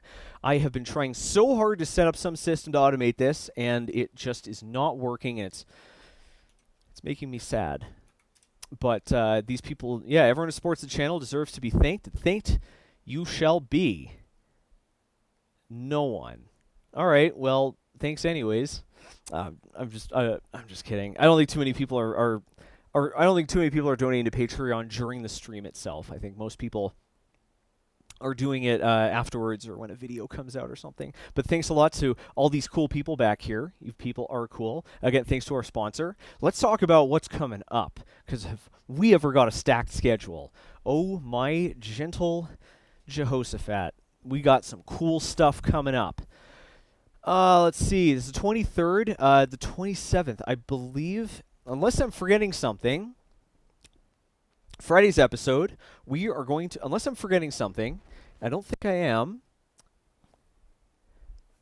I might be mixing these up a little, but I believe that on Friday, we are going to be taking a look at the brand new Anycubic Photon Ultra. It's one of their newest resin printers, and they say the quality and the speed are supposed to be like unparalleled. And first one's nice. Second one I'm impressed with. But another so here's something that I really like about this. They are using a different design to protect. They're using a different design to protect the user from the ultraviolet, so it can have a smoked cover, which will make it much easier to photograph it, which is super nice. We're going to be taking a look at that. We're going to be doing some resin printing. I've got our resin setup is better than ever. I've got our fast. I found our Soraya fast resins, so hopefully we can bang out some cool stuff. Other things that are afoot. Revo Point has provided me with a 3D scanner, so Brooke and I are going to 3D scan each other, and we're going to let you watch. It's going to be very scandalous. What else? We have a 3D printer, Biku or Big Tree Tech. You might not have heard the name, but if you've been to Micro Center, you've definitely seen the name. They sell a lot of really interesting 3D printers and 3D printers and 3D printer accessories. And they provided me with a pretty neat Ender clone. It's very, very large. The box is enormous, and I'm looking forward to playing around with this. The Anycubic Viper. Unfortunately, it doesn't work anymore. I opened it up to do some maintenance, and I think I did something to the load cell. Now it won't level itself, so we got to figure that one out later. Procrastination. What else do we got? We got cool stuff coming on. Things wants me to do some stuff next month. We're going to be designing this project. We're getting a robot at some point. We're going to have a robot come in. That's for a future episode. But I think we'll play around with it first on stream. Just mess with a robot. I think that would be fun. I don't get to keep the robot, unfortunately. The robot is a rental. But it's going to be a cool-ass episode. At some point, we'll probably do a little more coding. Of course, at some point, hopefully I can withstand such an onslaught of content, but I really like to do not a patron only stream, but I'd like to do a Q&A stream that we're going to take questions from patrons, and more information about that later. I know I haven't updated the patrons in a while. It's a pain in the butt. Finally, last order of business, I promised Puppy Snugs, and we are going to deliver on the Puppy Snugs. Brooke, present the puppy. Puppy me. In the meantime, let's update our to-do list, because I don't want to forget where we're at. Yeah, we got a lot done today. We routed a lot of traces. Doesn't look like it, but we routed I think 120 signals, give or take. We still have 183 left. Welcome to circuit boards. A lot of these are ground. They don't count. Come on, let's get a little pupper in here. A little pup. Oh, he's been such a good boy. The other day, I went out to the main room and Brooke was asleep and the dog was asleep It was very cute. Oh yeah, and this bastard peed on the floor in here. I yelled at him last time he was here because he peed on the floor. Come on, come here, Peter. Peter Pupper. As long as you don't pee on the floor, you're fine. Come here, pup. Come here, pup. I think he's too scared. I think he's scared because I engaged in a little dog shaming after he peed on the floor.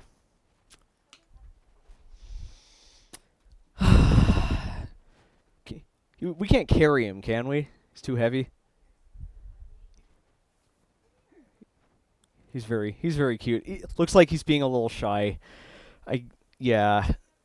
We're trying to housebreak him, but I think he thinks carpet is grass. I don't think he knows the difference between carpets and grass yet.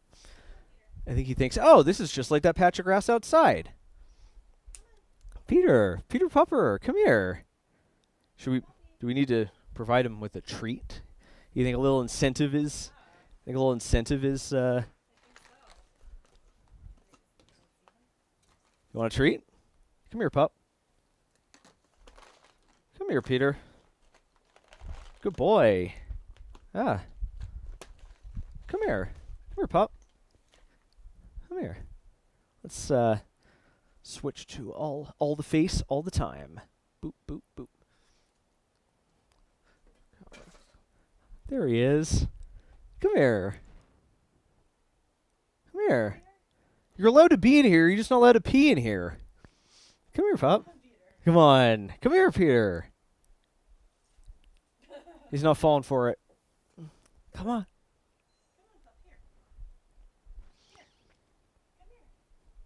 I think he thinks we're trying to pull a fast one on him. He is very suspicious. That is a suspicious dog. Aw. I didn't even yell at him that much. All right, well, it looks like Peter's a little camera shy. So, yeah, I think he's being a little camera shy. Anyways, thanks to everyone for watching. We got a lot done today. Apart from me almost fainting, this is a pretty good stream. Yeah, expect more in the future. I'm taking a different tone with the streams, and hopefully it came across. I'm taking them less seriously and focusing more on the project.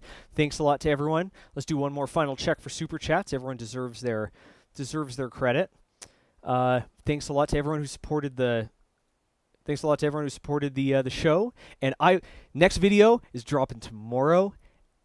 And I will see you then. You know why? Because tomorrow is in, you guessed it, wait for it, the future.